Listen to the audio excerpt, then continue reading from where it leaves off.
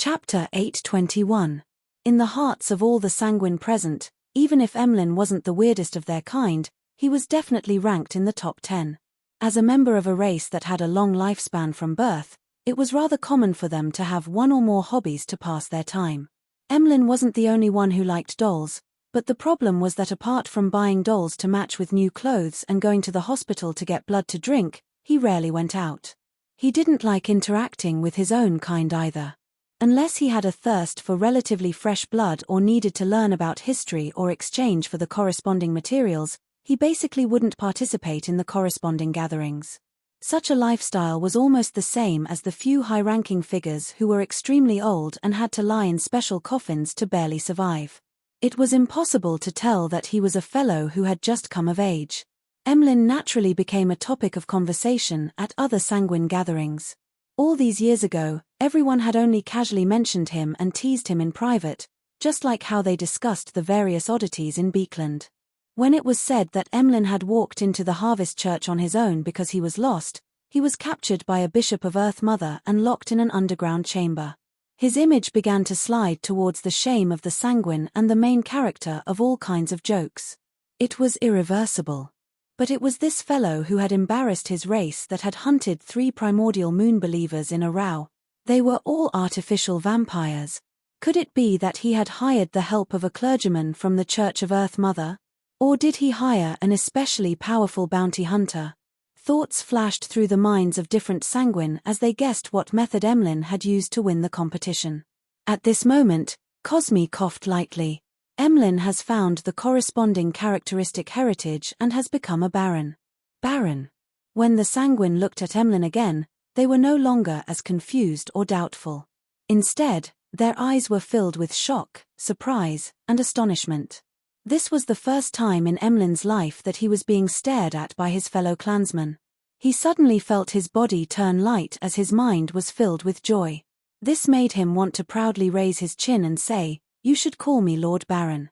This sense of satisfaction is the same as when I finally bought the doll I yearned for after saving up for a long time. Emlyn silently marveled as he held back the words that were about to come out of his mouth. With a faint smile, he slowly surveyed the area before buttoning his coat and getting up to walk to Cosme-Odora's side. After the other sanguines snapped to their senses, they looked at the 2 barons with complicated gazes. The winner of this hunting competition will directly enter the Viscount's candidate list and receive free ritual help.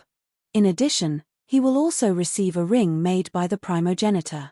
As he spoke, Cosme took out a silver jewelry box engraved with complicated patterns from his pocket. He opened it and showed it to all the sanguine present. It was a translucent ring that seemed to be made of light red amber.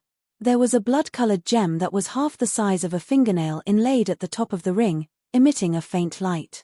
It's called Lilith's ring.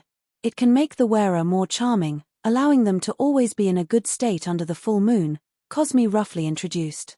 It can also make the surroundings appear like a full moon, greatly enhancing the corresponding Beyonder powers. At the same time, it can project a door that leads deep into the spirit world. Cosme paused and added, "This door is the door of summoning. It can allow creatures deep in the spirit world to use it to come to the real world. However, there's only one chance for a certain period of time.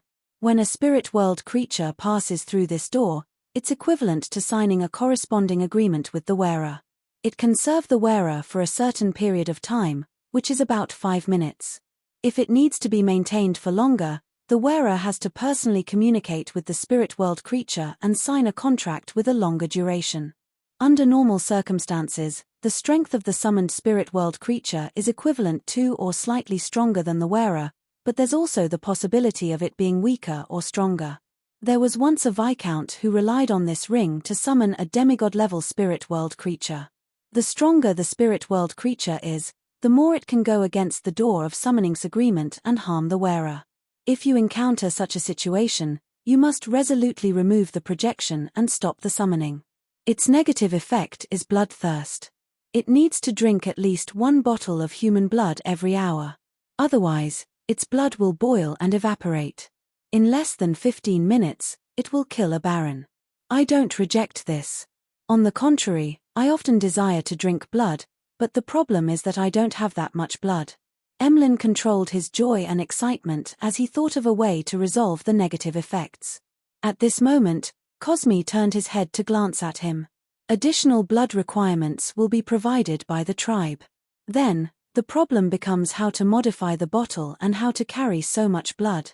Emlyn swept his gaze at the envious and jealous Sanguine and took the initiative to ask. If I don't wear it, will I suffer from thirst? No. Cosme shook his head firmly. Emlyn stared at Lilith's ring and asked again, if I wear it for 59 minutes and then take it off, will I get thirst? Cosme's facial muscles twitched as he said, when you wear the ring, you will suffer from thirst. When you put on the ring, you'll be suffering from the bloodthirst syndrome. You'll have to drink a bottle of human blood to calm it down for an hour. During this process, if you take the ring off and put it on again, the bloodthirst syndrome will be reactivated. No matter if it's been an hour or not, you'll have to drink blood again. Of course, this isn't a complicated problem. Emlyn scared. Cosme retracted his gaze and looked at the other Sanguine. I'll be awarding this ring to the winner of this hunting competition, Emlyn White. Congratulations, Emlyn. He turned and extended his right hand to Emlyn, gently shaking his hand. Then, he handed the blood-colored Lilith's ring to Emlyn. Thank you, Emlyn said with a reserved smile. Cosme didn't look at him again as he said to the other Sanguine, there are still 2 targets left. There are 2 more targets left. These are the prey that belongs to you. You will also be rewarded. 10 at night, above the grey fog. Klein received Leymano's travels, which Emlyn had sacrificed, and he learned of the so-called Lilith's ring. There aren't any other problems. What's most worth paying attention to is the door of summoning that leads deep into the spirit world. Perhaps one day, the ancient goddess, Lilith, will come out through that door. Of course, there are many prerequisites. As Klein made a bold guess, he flipped open Leymano's travels to see what Beyonder powers Emlyn had used and which ones he had supplemented. I've used all of Lightning Strike, and there's no more traveling. This fellow really doesn't feel the pinch from using the powers of others. I've added a Wings of Darkness. This can increase the user's speed and give them the ability to fly for a short period of time. It can also transform into a bunch of illusory vampire bats to attack enemies. The first is Full Moon. It can make an area within a certain range appear in a full moon state. Spirituality will flourish, and death will become stronger. This is recorded from Lilith's ring. The second is Claw of Corrosion. It can make one's fingernails grow an additional segment with mysterious symbols and patterns. It's sharp enough to slice through steel, and it comes with powerful corrosive powers. It's the nemesis of defensive methods such as scales and skin. The first is Animal Senses. It can communicate with animals, drive animals, and share their senses. If this is used well, it'll have miraculous effects. I've never seen Emlyn use it before. What a waste. The second is Abyss Shackles. It's a spell-like power in the darkness domain. It can condense darkness or shadows into chains to restrict or control enemies. There's no door of summoning. That's right. This should be very difficult to record. With Emlyn's character, he probably gave up after a few unsuccessful attempts. As Klein flipped through Leymano's travels, he used divination and mysticism knowledge to interpret the effects of the new Beyonder power. Retracting his gaze, he beckoned for the sea god Scepter to fly over and added a few lightning strikes to the notebook. This was due to his phobia of lacking firepower. Then, with the help of the Sunbrooch, Klein recorded holy light summoning and creation of divine water, allowing Leymano's travels Beyonder powers to become more varied. After doing all of this, he closed the notebook and picked up the mental terror candle. After finishing off his alternate persona in the afternoon, he didn't immediately return the mystical item. Instead, he believed that since it belonged to the spectator domain, it might be able to help him explore the sea of collective subconscious in Roselle's travels. Therefore, he planned on giving it to Emlyn after the deadline of half a day. To his surprise, he discovered through his research that the mental terror candle didn't have the effects of calming one's mind or eliminating negative emotions. It could only allow one to enter deep into the target's mind and plant cues or resolve problems. Phew! Klein exhaled. Through the bestowment ritual, he returned the mental terror candle and Leymano's travels to Emlyn and Force respectively. After returning to the real world, he took a comfortable bath and read the newspapers and magazines before going to bed. In a daze, Klein suddenly woke up, knowing that someone had entered his dream. He saw the scene in front of him change. The sky was dark and deep, dotted with resplendent diamonds. It made him feel reverence and peace from the bottom of his heart. From afar, he could hear the chanting of poems. It was ethereal and orderly, reaching straight into his heart. At the same time, the clouds moved as the crimson moon appeared, scattering its gentle light. All of this made Klein feel as though he had arrived in the divine kingdom of the Evernite goddess. He felt relaxed and extremely comfortable in his dream.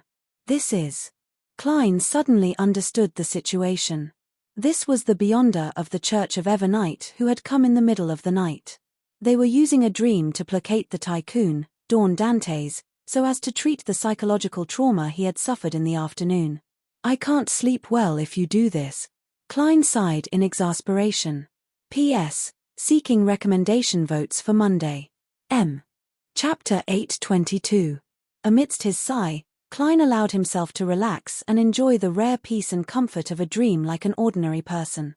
About 15 minutes later, he finally waited for the church's Beyonder to leave the dream. Finally, I can sleep peacefully. Klein had planned on opening his eyes out of habit and falling asleep again, but he realized that once he didn't need to be on high alert, he could directly fall asleep with the remaining sense of tranquility in his dream. That night, he slept very well. He slept all the way until dawn. The sun had just risen, and the crimson moon was still present. The sky was bright, and the wind was blowing gently. Klein lazily spaced out for nearly 10 minutes before picking up the golden pocket watch on the bedside table. He snapped it open to take a look. It's not even 6:30. Should I turn around and continue sleeping, or should I wake up now? Klein checked his condition. Seeing that he was awake and full of energy without any signs of fatigue, he got out of bed to wash up. He walked to the balcony and looked at the orange-red horizon.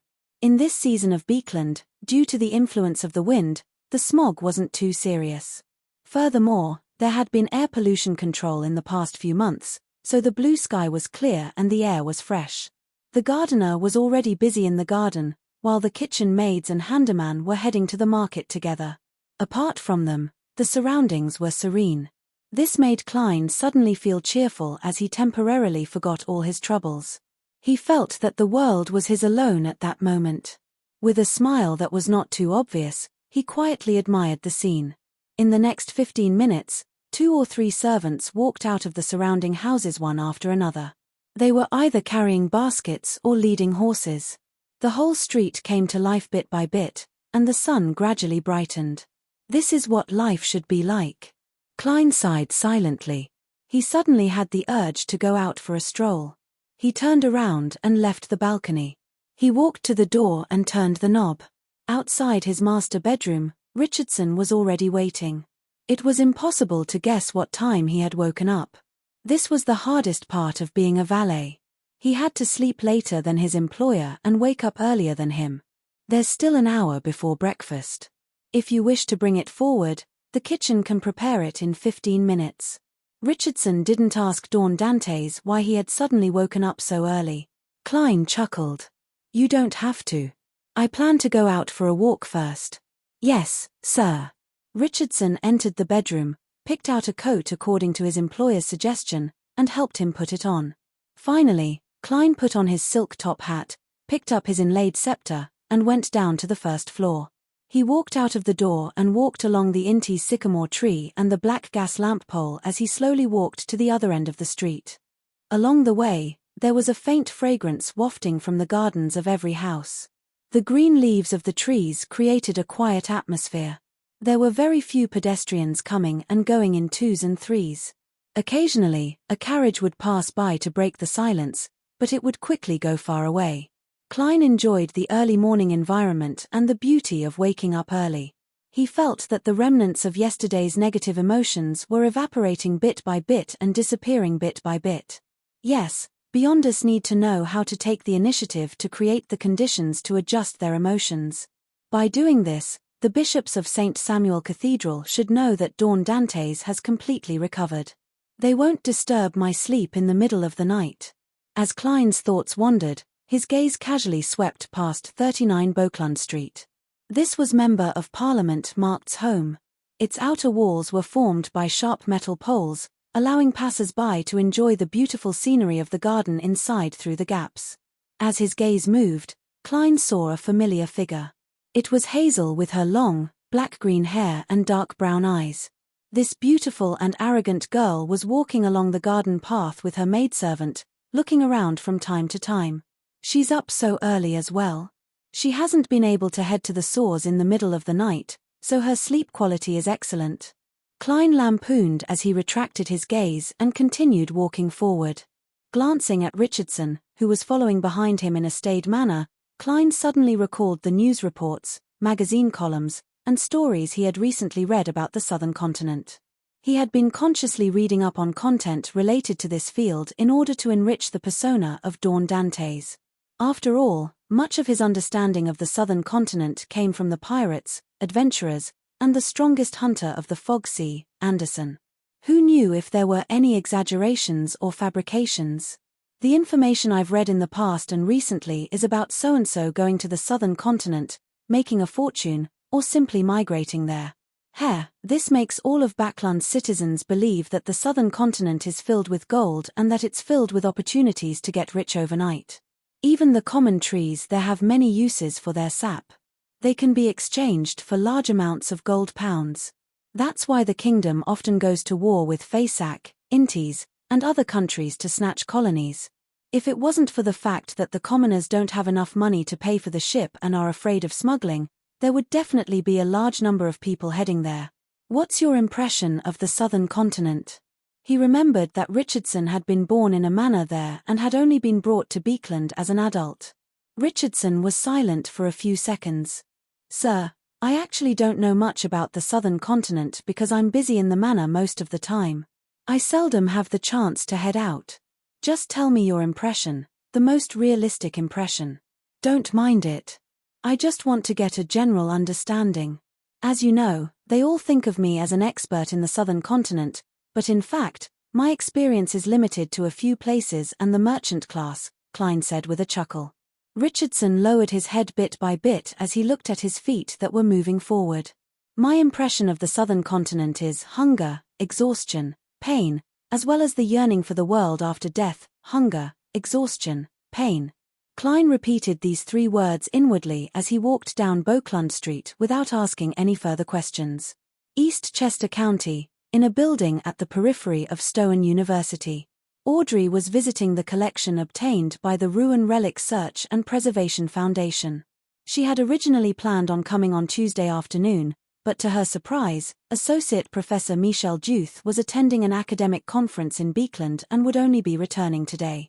Therefore, she had no choice but to change her arrangements. This pair of boots was discovered by a farmer near Stowen in a mountain ruin. Its shape and characteristics are very similar to the social trends of the Fourth Epoch. Michel introduced the items in the glass cabinet to the noble and beautiful girl. Audrey looked over with interest and discovered that the tips of the boots were clearly raised, as though they belonged to a clown. The height of the two ends wasn't uniform. One was 3 centimeters, while the other was 5 centimeters. It didn't look like a pair. The asymmetrical style of the Fourth Epoch. I wonder which class the 3 on the left and 5 on the right represent. Audrey retracted her gaze and followed Associate Professor Michel to the next collection. Towards the end of the tour, Michel pointed at the glass cabinet diagonally in front of her. This coat of arms was sent over a few days ago. It involves ancient dragon worship. Dragon. Audrey took a step forward in a reserved manner and approached it. She saw a greyish-white dragon with its wings spread out on the surface of the coat of arms. Where does it come from? Audrey asked in the same manner as before. Michel replied, a village named Heartlark. A village named Heartlark. This Lonese word doesn't have a prototype in ancient Faysac. It seems to be spelled out based on the pronunciation. Heartlark. This is the village with the tradition of dragon worship that I previously went to. The people there believe that there's a mind dragon living in the sea of collective subconscious. The 20-Year War notebook I obtained from Associate Professor Michel belonged to a knight named Lindelila who left this village. He's suspected to be related to that mind dragon. Audrey nodded in thought as she deliberated over her words, wanting to ask who had found the coat of arms. At this moment, Associate Professor Michel's expression turned abnormally heavy. The discovery of this coat of arms was accompanied by a tragedy. Tragedy? Audrey didn't hide her astonishment. Associate Professor Michel exhaled and said, an archaeological team entered the village to study the customs of dragon worship. In the end, one of the team members went crazy at night, and this mental illness seems to be contagious. The entire archaeological team later became lunatics. They killed each other or mutilated themselves. None of them survived. This coat of arms was found among their belongings. It was first taken away by the police, and after confirming that there were no problems, it was donated to us. An archaeological team entered the village, and one member after another went crazy. Audrey's eyes widened slightly as she repeated Associate Professor Michel's words inwardly. Suddenly, an idea flashed in her mind. Psychological alchemy. This archaeological team was made up of members of the Psychological Alchemy Society. P.S. Update first, then change. Chapter 823. Inside the building where the Lun Relic Search and Preservation Foundation was located, Audrey, whose mind was racing, blinked her eyes and paid attention to her minute expressions and body movements. She drew a crimson moon on her chest in a half-serious manner and sighed. This is truly a tragedy. May their souls rest in peace. The reason why she had guessed that the archaeological team was a member of the Psychological Alchemy was because she had once accepted a mission to help the organization obtain a notebook from Associate Professor Michel during the 20-Year War. And this notebook belonged to Heartlark Village's former knight, Lindelila. Back then, Audrey had sought Mr. Fool's help and relied on magic mirror divination to confirm the origins of the notebook. She discovered that it was closely related to the village that worshipped dragons. As she knew that there was a mind dragon that could hide in the sea of collective subconscious, she ultimately chose to hand the notebook over to the Psychological Alchemy due to her lack of sequence and strength. This also meant that the secret organization of the Psychological Alchemy had a high chance of locking onto Heartlark Village through the notebook and heading there to search for their target. There was another reason that led Audrey to make this judgment. It was the strange mental illness that the members of the archaeological team had suffered from. It was contagious like a plague, causing the surrounding people to go crazy one after another. In the real world, mental illnesses had a chance of being hereditary, but it was almost impossible to infect others. But in the field of mysticism, in the world of spirit and consciousness, chaotic and crazy minds could indeed infect targets through mediumship, dreams, and subconscious influence. And in Heartlark Village, there was a mind dragon that had lived for an unknown number of years. The Psychological Alchemy found Heartlark Village through the notebook, and the threatened mind dragon used an ingenious method to corrupt their minds. He might have done this through the sea of collective subconscious. The Beyonder world is really dangerous. Such a small team, with a few Beyonders selected, ended their lives in such an absurd and simple manner.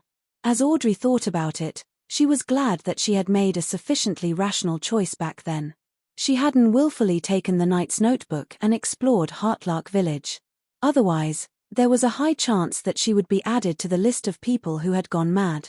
Thank you to Mr. Fool, thank you to the members of the Tarot, thank you to the Zillings who infiltrated in disguise. Although I don't have any actual experience in mysticism, I still know that there are too many dangers lurking in here. I have to be sufficiently cautious and careful. Audrey silently thanked them. At this moment, recalling her performance when she first joined the Tarot, she wished she could bury her face in the pillow and shout to herself in her heart, "Audrey, how could you be so naive and childish back then? It's only because you met Mr. Fool. If it were any other secret existence, you would have long become a lunatic or a monster. Mr. Fool is really a good person. No, he's a very good orthodox god." Seeing Miss Audrey remain silent for a long time, Associate Professor Michel nodded solemnly. Yes, this is a tragedy that scares people. I only hope that the government has dealt with this matter and not let the contagious mental illness turn into a plague. Don't worry, unless that mind dragon loses control and plans to challenge the three churches, there won't be any more people infected by the mental illness. Audrey silently replied. From her point of view, the official beyond us had already taken over the matter. After all, contagious mental illnesses would naturally be handed over. Therefore, the dragon emblem in the glass display cabinet must have been donated to the foundation after they had confirmed that there were no problems. The police department didn't have the authority to do so. On the one hand, Audrey felt a strong sense of sympathy for the archaeological team that was suspected to be members of psychological alchemy, as though she had personally experienced the tragedy. On the other hand, she was curious if the mind dragon was still in Heartlark or the nearby villages. Hiding in the sea of collective subconscious with a corporeal body should be difficult to discover and find. However, the three churches have a long history. In the Fourth Epoch or even earlier, they must have interacted with the mind dragon. Perhaps there are corresponding records that have been passed down. Furthermore, psychological alchemy is in control of the spectator pathway and has high sequence beyond us. Their understanding of the sea of collective subconscious isn't much weaker than the mind dragon. After their initial exploration failed tragically due to a lack of information, the team they sent must be very powerful. Although that mind dragon is stronger than psychological alchemy's expectations, it wouldn't stay in place and wait for others to find it. It should have already left. Audrey speculated based on what she knew. She didn't have any intention of heading to Heartlark Village to investigate the truth, because she knew that her present strength wasn't enough to deal with the mind dragon. Her only plan at the moment was to mention this matter at the Tarot next week and see if the other members could provide sufficient valuable information. For example, was it because of the tradition of dragon worship that the mind dragon could directly enter the sea of collective subconscious to live, or was it because the mind dragon lived in the sea of collective subconscious, causing the surrounding people to dream of it and subconsciously be influenced, resulting in the tradition of dragon worship? On Friday afternoon, Klein held the guest list for tomorrow night's ball as he seriously memorized the topics he needed to talk about with the different guests. When meeting Member of Parliament marked, "I have to praise the recent air in Beekland. I have to exchange pleasantries with Professor Portland moment, and I can crack a few jokes related to the Royal Academy of Sciences." As Klein memorized them one by one, he suddenly heard a stacked illusory prayer. A man. Based on the time, it's most likely Mr. the Hanging Man. Klein put down the piece of paper in his hand in thought and gulped down a mouthful of black tea. He got up and left the half-open room with the balcony, returning to the master bedroom's bathroom. He took 4 steps counterclockwise and went above the grey fog. He discovered that the prayer was none other than the Hanging Man. This gentleman had requested the Great Fool to inform the world that he had already arrived at the capital of the Rorsted Archipelago, the city of Generosity, Byam. In another 2 days, he would have replenished his supplies before heading for the primitive island. He got the world to make preparations ahead of time to prevent him from making it in time. He also indicated that if the Hanging Man didn't have a good way to head to the primitive island, he could arrange for the world to secretly board the Blue Avenger. To board the Blue Avenger and bring a group of sailors from the Church of the Storm to the vicinity of the primitive island? How long can the sanguine anesthetic gas he bought from Emlyn last? Is there enough time to explore? Klein thought for a moment and conjured the world German sparrow, making him pray piously. There's no need to go through so much trouble. You should be able to move about freely in Byam. Tonight at midnight, at the cemetery outside the city. Before that, replenish your supplies. In a hotel in Byam. Alger frowned slightly as he listened to the world German sparrow's words. In the city of Generosity, he could indeed move about freely. This was because the sailors were in a rush to head to the Red Theatre and other places. They definitely wouldn't return tonight, and after they woke up in the day, they would definitely gamble a few rounds and indulge themselves to vent the depression and misery of being at sea for an extended period of time. This also meant that even if Alger disappeared for a day or night, he wouldn't be discovered. Does the world mean to make use of this gap? This is indeed better than using the sanguine anesthetic gas. This method has already been used twice. Perhaps someone has already suspected something and is waiting to verify it.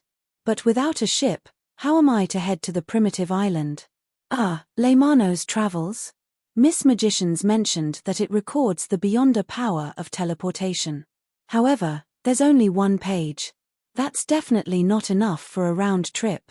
With his powerful imagination, Alger vaguely guessed what the world German Sparrow was planning on doing, but he believed that it lacked the necessary conditions. With this question in mind, he found his contact with the resistance and replenished a batch of storm charms made from white tin. At 11 at night, Alger silently left the hotel and followed the shadows of the streets as he headed out of the city. He wasn't worried that the sailors would discover that he wasn't around when they returned. This was because he also had physical needs. It was possible that he had slept in the bed of a lady in the Red Theatre and couldn't bear to return. And there were many similar brothels in Bayam. Furthermore, there were quite a number of street ladies. It wasn't as though confirming that there was no one in the Red Theatre meant that something was wrong with him. After leaving Bayam, Alger walked on a narrow path that couldn't be used by carriages as he headed for the mountainous region by the sea. Suddenly, his gaze froze as he discovered a problem. Under the illumination of the crimson moonlight, a mountain that should have been there had vanished. And correspondingly, beneath it, there were piles of rocks and no vegetation. The terrain had nearly completely changed. Alger had previously come from the Resistance's private harbour, so he didn't have the chance to pay attention to the mountain here. Therefore, he only noticed the anomaly now. The mountain collapsed. It actually collapsed. Right, there was indeed a newspaper report that Bayam had suffered a shallow earthquake. The power was concentrated in the mountains outside the city. Also, the deacon of the church mentioned that German Sparrow had nearly destroyed Bayam, and that matter involved a demigod. The timing of the two events is very close. Could it be caused by German Sparrow?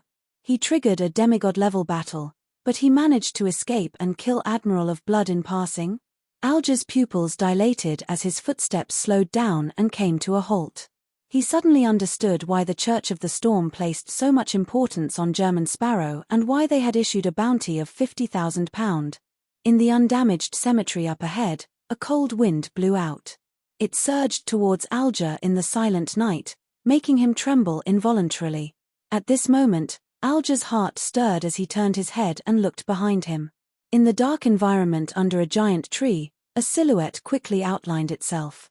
The figure pressed down on his top hat and slowly raised his head, revealing a thin face with deep contours and dark brown eyes that didn't contain any emotion. It was none other than German Sparrow. Chapter 824. Indeed, he teleported over. How extravagant. Alger tensed up before he relaxed. However, his wariness didn't lessen at all. Upon seeing German Sparrow again, he discovered that although his traits hadn't changed much from before, his every action exuded an indescribable aura of a powerhouse. It made his heart palpitate even more. As expected of a crazy adventurer who can instigate a demigod-level battle and successfully escape. Alger's smugness from becoming a sequence 5 melted away at that moment. With a lantern in hand, he slowly walked over and looked at German Sparrow. He deliberately said, "The traces you left here might not disappear for centuries or millennia." He was confirming if the collapse of the mountain had anything to do with him.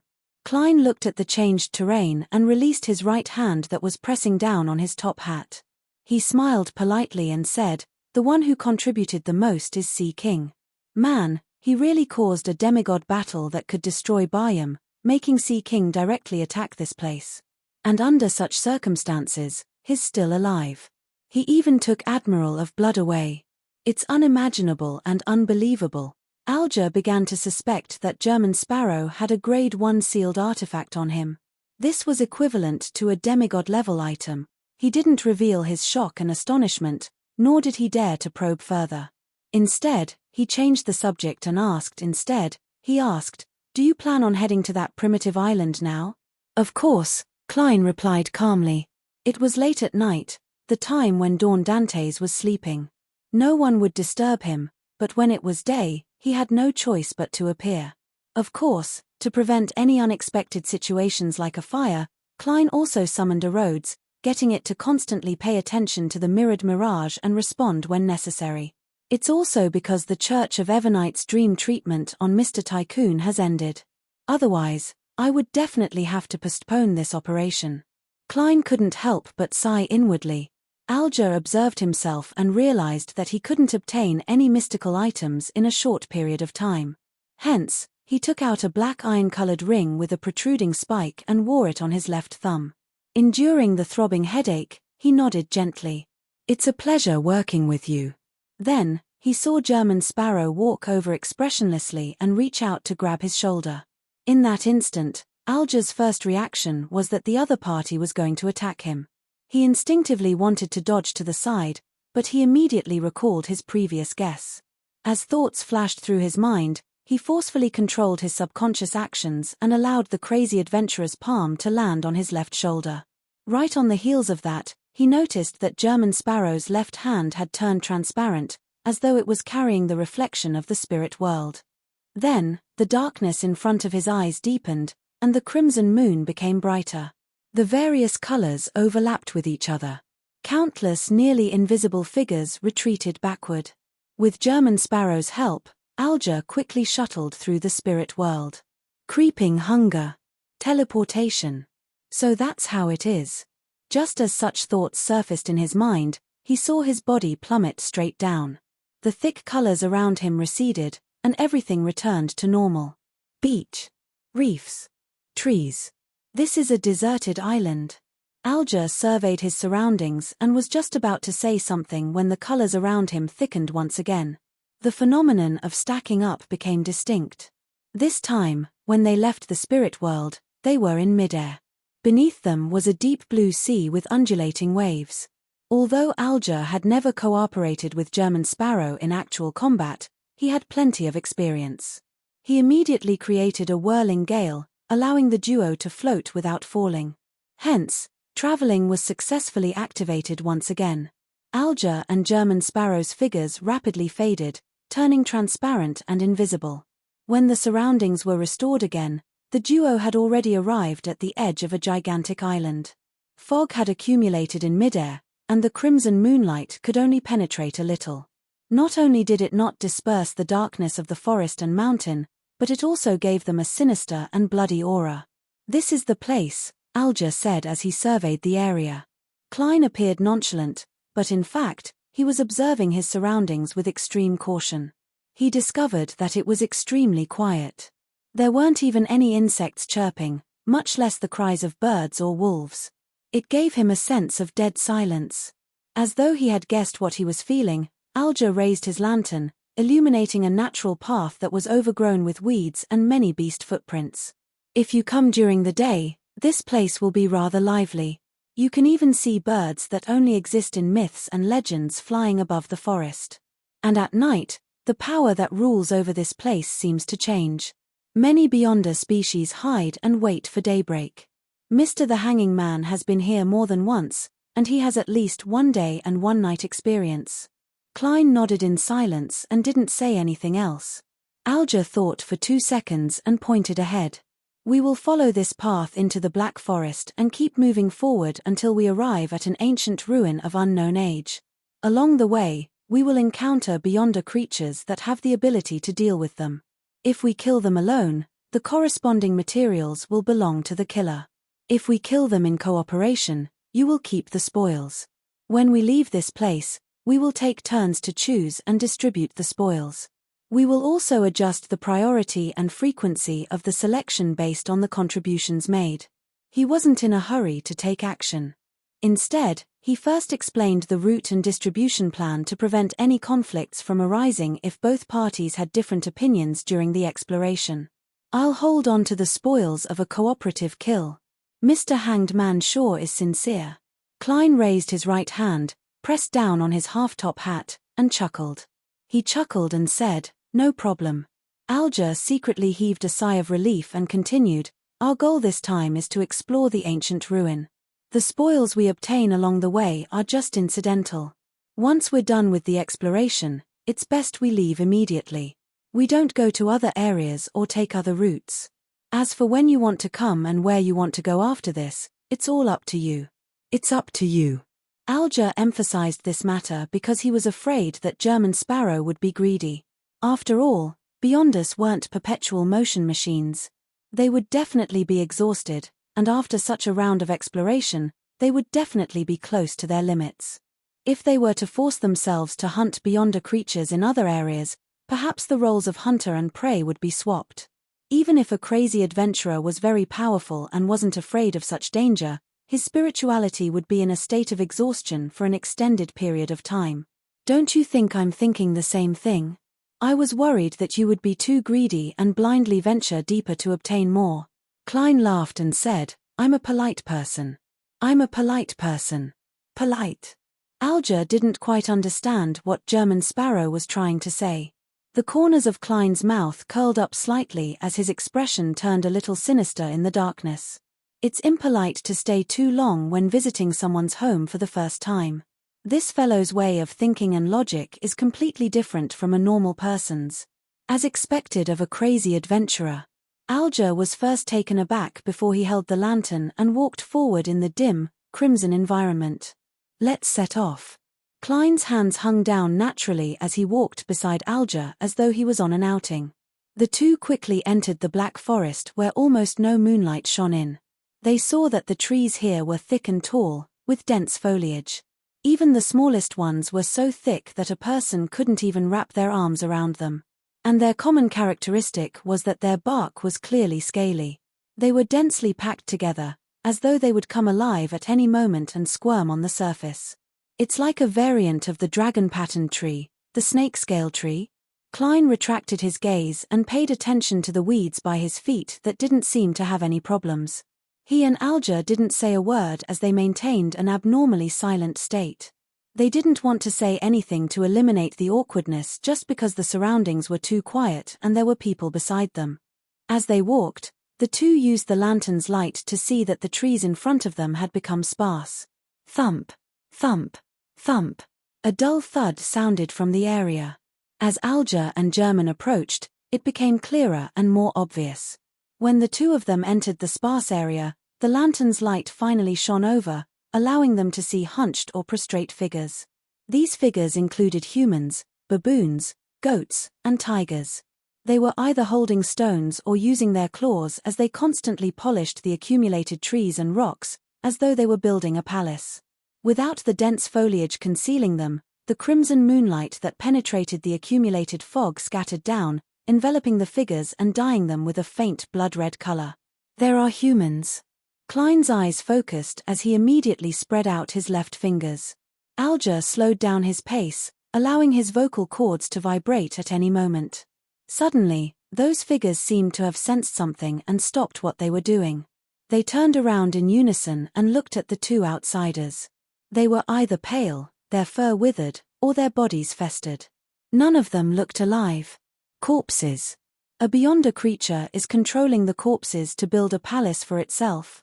Klein looked past them and cast his gaze into the distance. He saw a dark cave that went diagonally deep into the ground. The weeds around it had fallen, and there were a few white feathers that were stained with butter. Feathers. Corpses. Klein instantly thought of the byproduct of the Charismatic Order's artificial death project, as well as the aura infection that made him grow feathers. The feudal lord of this area can't be weak. He calmly made a judgment. At this moment, Alger, who had been observing carefully, hesitated for 2 seconds before suggesting, I've never seen such a situation before. I'm not sure of the level of this Beyonder creature. Why don't we circle around it and choose a target that we're more confident in? His intuition told him that the dark cave hid something extremely dangerous.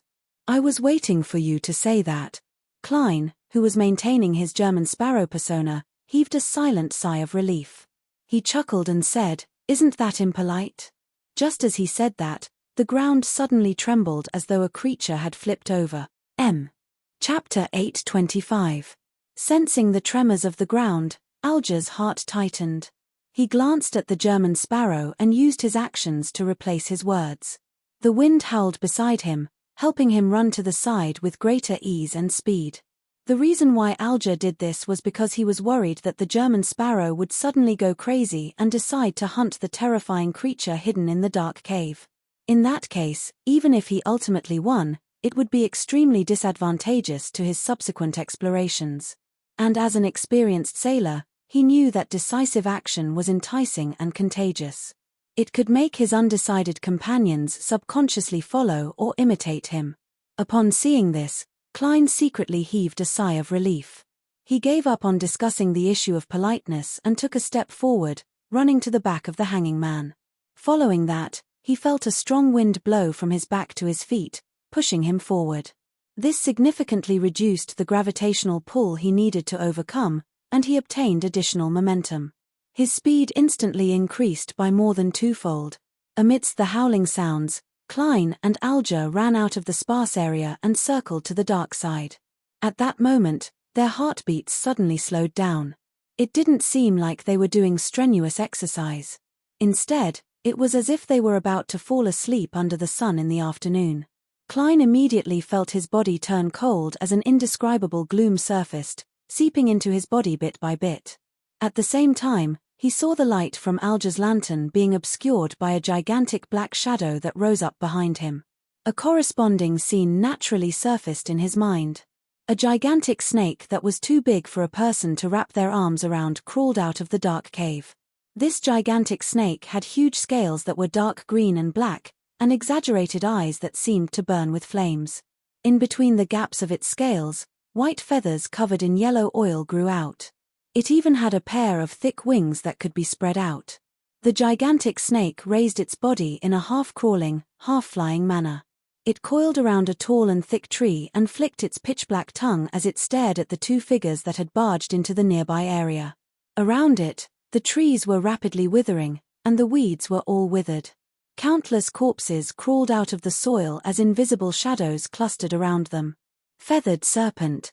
It was a feathered serpent. In the southern continent, it was the symbol of holiness, the emblem of the Aegis family, the descendants of the Grim Reaper. Klein and Alger did not stop. Resisting the coldness of their bodies and the slowing of their heartbeats, they rushed into the depths of the black forest with the help of the even more intense wind, away from the area with sparse trees. Thump, thump, thump. Their heartbeats gradually returned to normal, and the coldness on the surface of their bodies was gradually dispelled by the heat emitted by the intense exercise. Klein's spiritual intuition told him that the danger from before had passed. Hence, he slowed down, turned his head back, and took a glance. He calmly said to the towering trees in the dark, deep distance, "Don't worry. A demigod feathered serpent. Demigod level." Alger slowed down as well. The vein on his forehead twitched slightly. He paused for 2 seconds and exhaled softly. "Don't worry about it too much. The transcendent creatures here are very territorial. Unless they want to hunt, they won't enter other areas, especially near the mountain. That feathered serpent probably won't chase after us." Klein nodded slightly and said, "That's right. The transcendent creatures here are very strong." Alger retracted his gaze and shook his head in response. "No, there are also many weak ones. I've been here at night before, but I've only found traces of demigod-level transcendent creatures. I've never really encountered one. This is the first time I've encountered one head-on. This kind of thing mainly depends on luck. The probability of it happening again is not too high. As a seafarer, calculation was an essential ability. Are you looking down on me, the king of yellow and black who wields good luck?" Klein mocked himself in his heart and said expressionlessly, "Absolute judgment often leads to the opposite result."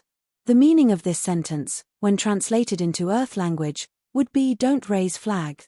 In fact, if it wasn't a demigod-level feathered serpent, but a Sequence 5 Beyonder, Klein would have been more than happy to bully it.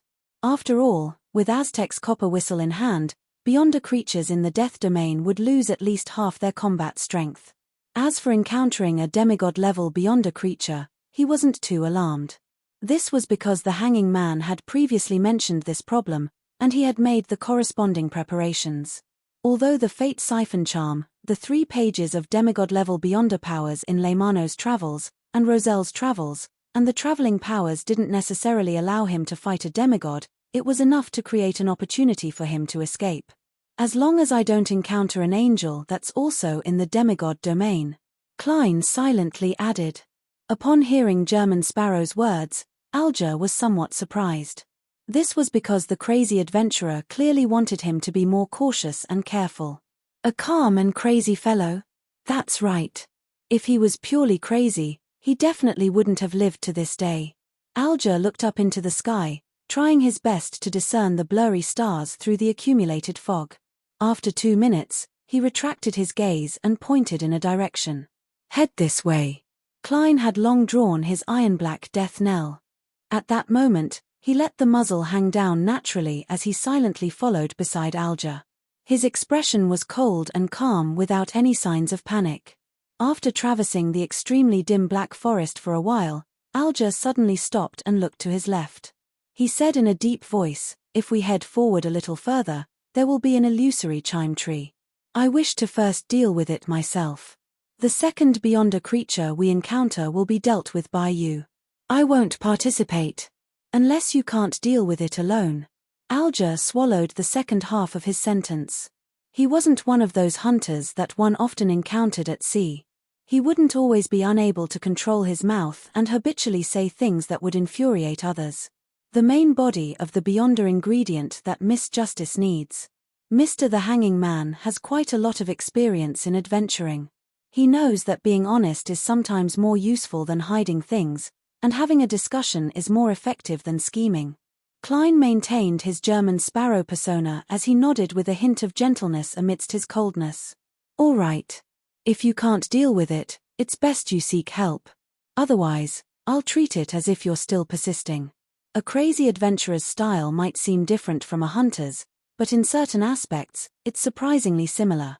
Alger took a deep breath and continued forward with the lantern in hand. As they walked, they heard the faint tinkling of a wind chime. Immediately, they felt relaxed as though they had returned home. Klein acutely sensed that his wariness and wariness were irreversibly melting away. No matter how much he emphasized or repeated it in his mind, he couldn't remain tense any longer. At that moment, he even wanted to lean towards the source of the wind chime, believing that there was something extremely precious and close to him there. As they were still quite a distance away, the wind chime sounded intermittently. Klein barely managed to control himself and turned his head to look at Mr. the Hanging Man. Alger no longer had the composure he should have. On his rugged face, his eyes were slightly red. It was unknown what he had recalled or what sort of emotional state he had entered. "I wonder what Mr. the Hanging Man will look like when he really cries. It must be terrifying." Klein couldn't help but think. At this moment, Alger spoke in a deep and hoarse voice. "Leave the rest to me." Just as he said that, he put down the lantern and slightly rotated the sinister ring on his left thumb, making the blood-stained spikes even more distinct. This was his mystical item, Whip of Mind. Its side effect was that he would constantly have a headache when wearing it, wishing that he could slam his head against the wall. However, at that moment, this intense headache allowed Alger to maintain a basic level of lucidity amidst the chime, preventing him from being truly hypnotized. At times, the side effects might not necessarily be of no help to the wielder. As Alger sighed, he took out a wooden box from a secret pocket in his clothes and opened it with a snap. There was a grey rat inside. Mr. the Hanging Man wants to use a rat as bait to attract the attention of the illusory chime tree before taking the opportunity to attack it. Not bad. Well prepared. There's a detailed plan in advance. As an experienced adventurer, Klein instantly grasped the train of thought of the Hanging Man. Alger lifted the rat and shook it, his expression suddenly turning odd. The grey rat was no longer moving. It had already lost its breathing and body temperature. It could no longer bear the responsibility of being bait. During his encounter with the demigod-level feathered serpent, although Alger had been at the periphery of its vision and had quickly escaped, allowing him to recover relatively easily without being affected too much, the grey rat he carried with him was only an ordinary species. It didn't have a strong vitality or physique, so it was unable to survive just a tiny bit of damage. It couldn't take it any longer and turned into a corpse. Dead. Dead. Mr. the Hanging Man should now understand a principle. Plans often don't keep up with changes. His luck really isn't that good. Upon seeing this scene, the corners of Klein's mouth twitched indiscernibly. He wanted to laugh, but he didn't dare to laugh out loud, afraid that he would ruin his persona. Such a situation was rare for the experienced and meticulous the Hanging Man. Alger quickly restrained his expression and walked forward with the dead grey rat in hand. Klein bent down and reached out his hand to pick up the lantern, following behind him at an unhurried pace. The chime became clearer and clearer as it became quieter and quieter. It gave one the urge to run over. After taking a few more steps forward, Klein finally saw the strange tree. On its brownish-green torso, there were slender cracks one after another. Each crack was dark and deep, as if it had different eyes. On the branches that stretched out, there were iron-grey objects that looked like wind chimes. They would shake on their own and make a pleasant sound. And in the middle of the branch closest to the trunk and at the top, there was a fist-sized, colorless, translucent fruit that had borne. Alger looked over and pressed down on his Adam's apple.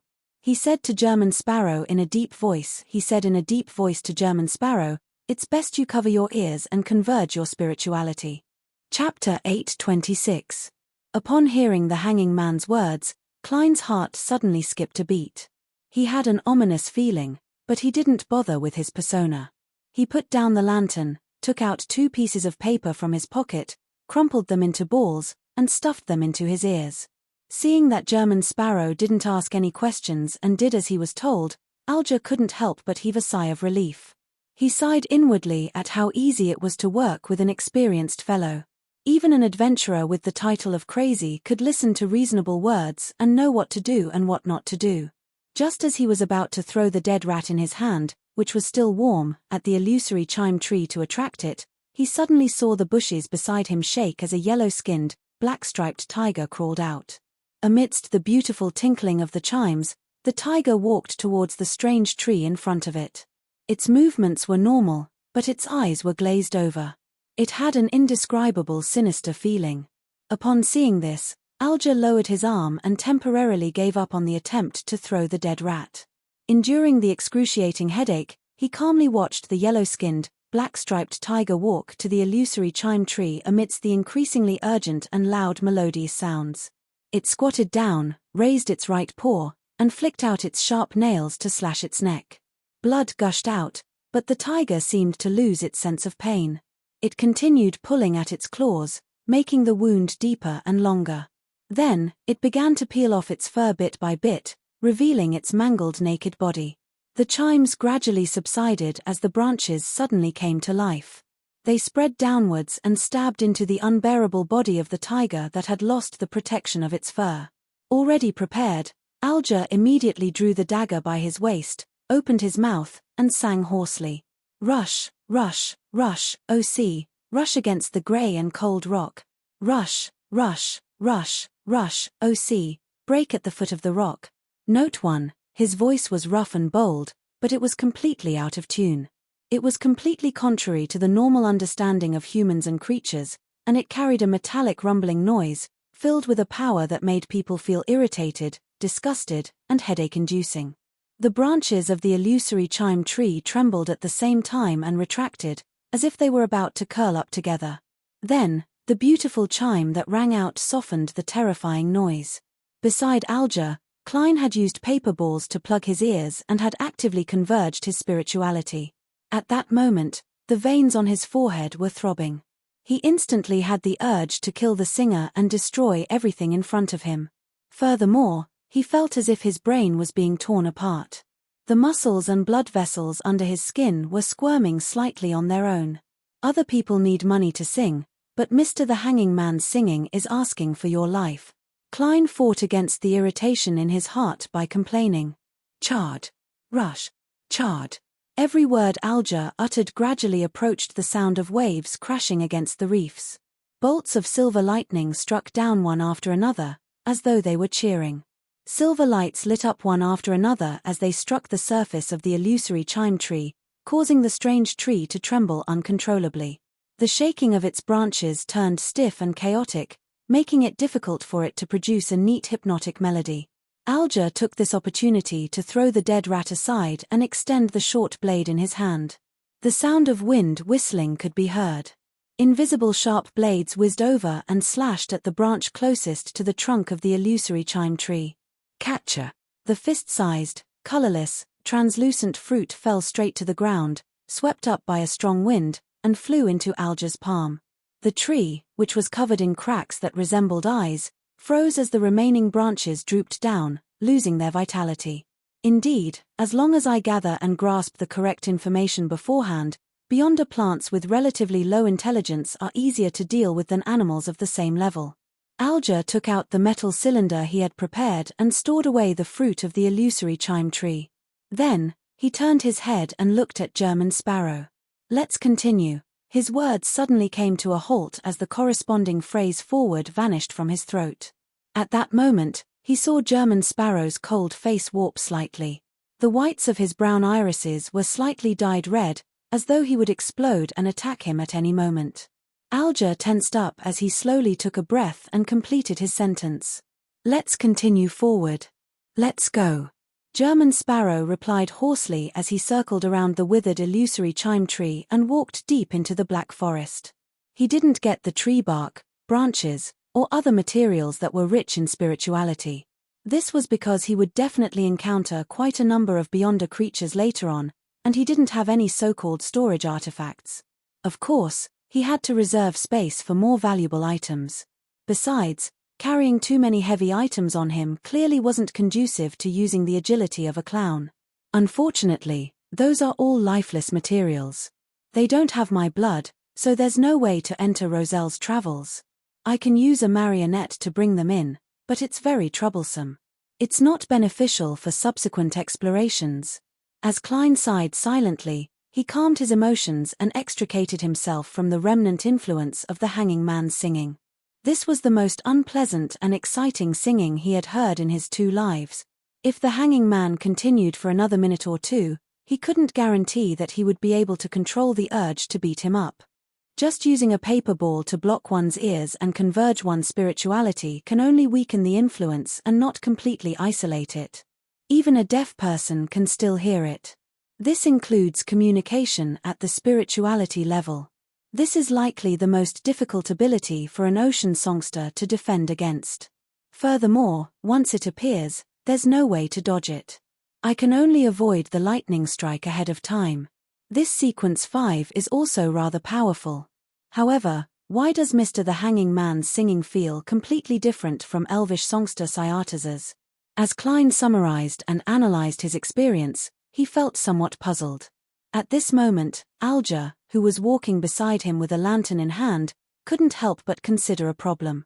Even German Sparrow can't tolerate my singing for long. How am I to act as an ocean songster? In the silent atmosphere, the two of them quickly advanced through the thick trees that were covered in snake scales, approaching the ancient ruins. With the seafarer by his side, Klein saved himself the effort of using a dowsing rod to find the path. He focused on guarding against any sudden attacks that might appear around him. In the dark and silent environment that felt like a horror story, the two of them traveled for an unknown period of time before they discovered that the trees in the Black Forest were gradually thinning in a regular pattern. This was different from the situation when they encountered the demigod-level feathered serpent. Back then, the trees had suddenly thinned out, appearing abrupt. Here, it was a gradual process, giving them the illusion that they were about to leave the Black Forest. After passing through this area, we'll reach the periphery of the ancient ruins. Alger broke the silence and said. He paused and casually added, according to my experience, the closer we get, the more dangerous it is. Based on my experience, the closer you get to that place, the more dangerous it is. The traces of demigod-level transcendent life forms that I discovered before were all found nearby. However, the strange thing is that there are no traces of transcendent life forms at the edge of the ancient ruins. As for the depths, I don't know. There's a high chance that there's an even more terrifying existence in the ancient ruins.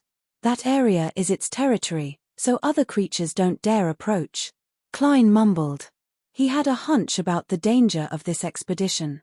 He had done the corresponding divination above the grey fog, and the revelation he received was that there would be setbacks and problems, but there was a high chance of leaving safely. After the hanging man finished speaking, Klein chuckled. You should know what my guess is. He didn't say anything else as he entered the area with sparse trees and weeds. Alger silently walked beside him, increasingly convinced that his judgment of German Sparrow was correct. Calm and crazy. After walking dozens of meters, they suddenly saw a pair of ghostly blue eyes appear at the end of the lantern's light. It was a black baboon squatting on a tree branch. Its fur was naturally curled, and black crystals grew out of its head. These crystals grew upwards, clustered into a strange crown without any pattern. Upon seeing the black baboon, Klein and Alger simultaneously had the urge to lower their heads, as though they didn't dare look at it directly. They felt that it was the ruler of this forest, its lord. Alger relied on the intense headache brought about by the whip of mind ring to extricate himself from the influence. He hurriedly took a step to the left, attempting to avoid the front and leave the unknown beyonder creature to German Sparrow. This was their previous agreement. However, despite clearly taking a step to the left, he ended up walking forward. Furthermore, his legs were limping, as though he suddenly needed a crutch. Subconsciously, Alger drew his dagger, sending sharp wind blades whizzing towards the black curly-haired baboon. At this moment, the baboon grinned.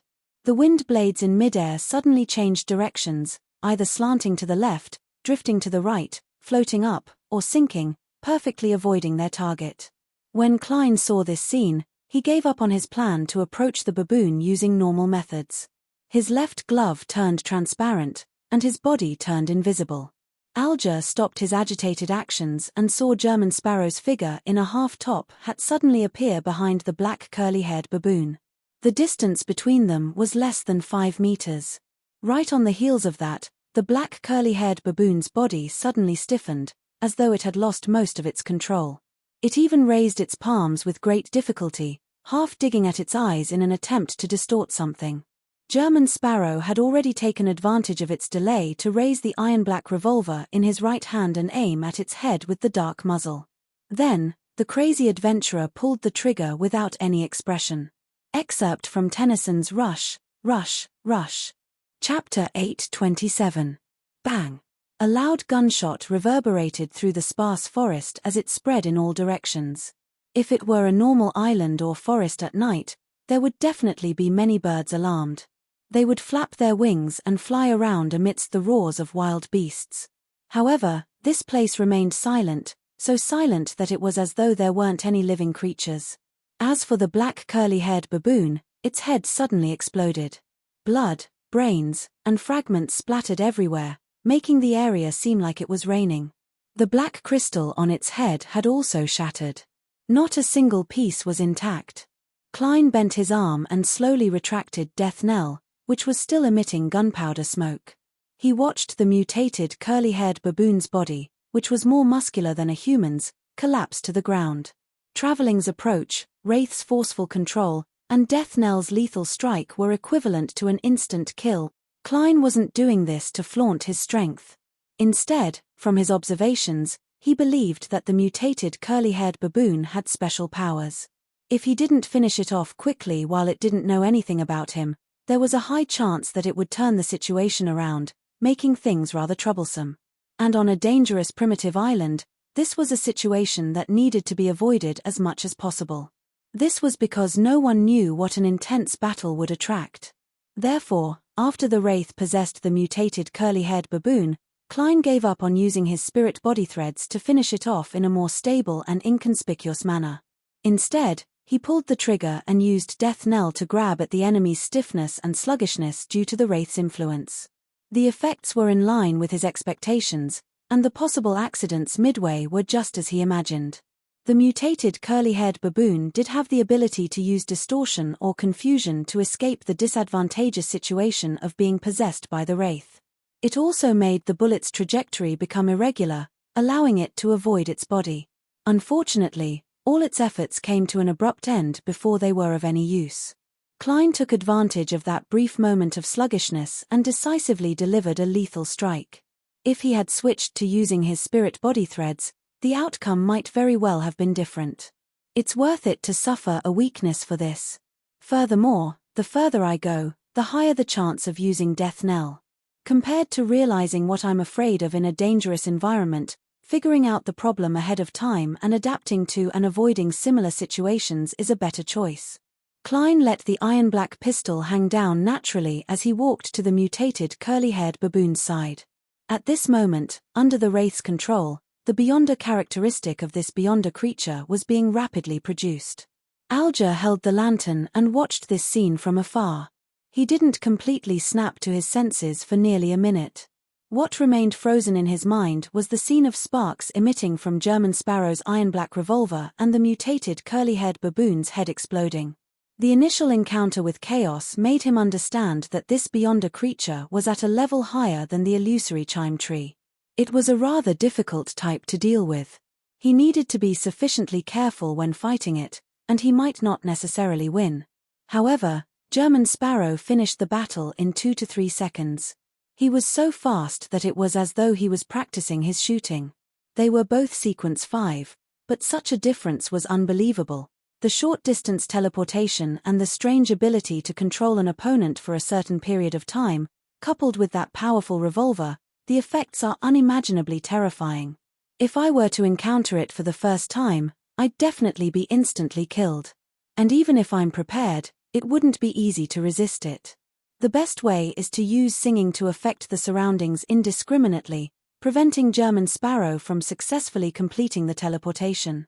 As expected of a crazy adventurer with a bounty of £50,000. Even without Mr. Fool's help, he's in no way inferior to Admiral Hell just by relying on himself. He might even be stronger. Alger reigned in his thoughts as he imagined himself in the position of the mutated curly-haired baboon. He considered how he should deal with it as he silently sighed.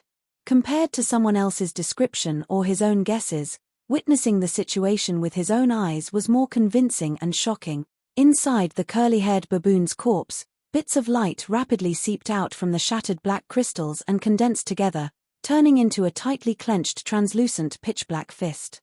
This fist gave off a sense of power and evil.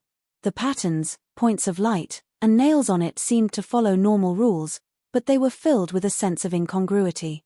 It was as though there was a large amount of madness and chaos hidden within. Sequence 5 Mentor of Confusion of the Black Emperor Pathway? I wonder what weakness I obtained this time. I hope it's not too weird. I can use Death Knell as I please for the next 6 hours. As Klein mumbled, he bent down to pick up the Beyonder characteristic and stored it into the metal box he had prepared ahead of time. He could actually attempt to graze the mutated curly-haired baboon to see if he could obtain the corresponding Beyonder powers of Mentor of Confusion to replace the Baron of Corruption in his glove. However, he ultimately gave up on this idea because he didn't know what this Beyonder creature had done in the past. He didn't know if it deserved to be tortured. The encounter just now was a clash on the battlefield. It was normal for it to be a life-and-death struggle, but grazing was something that made a spirit yearn to be freed from pain. Klein had his own principles, so he wouldn't do it easily. He always chose his targets carefully.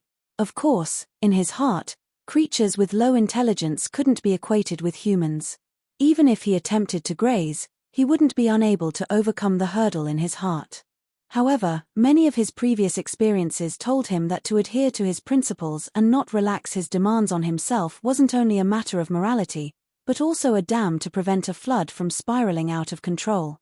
He couldn't just brush the line just because he thought it was nothing. The accumulation of trivial matters would eventually lead to a huge mistake. In this crazy and chaotic mysterious world, one didn't do things for others to see, but for oneself. A person could deceive others and deities, but they couldn't deceive themselves.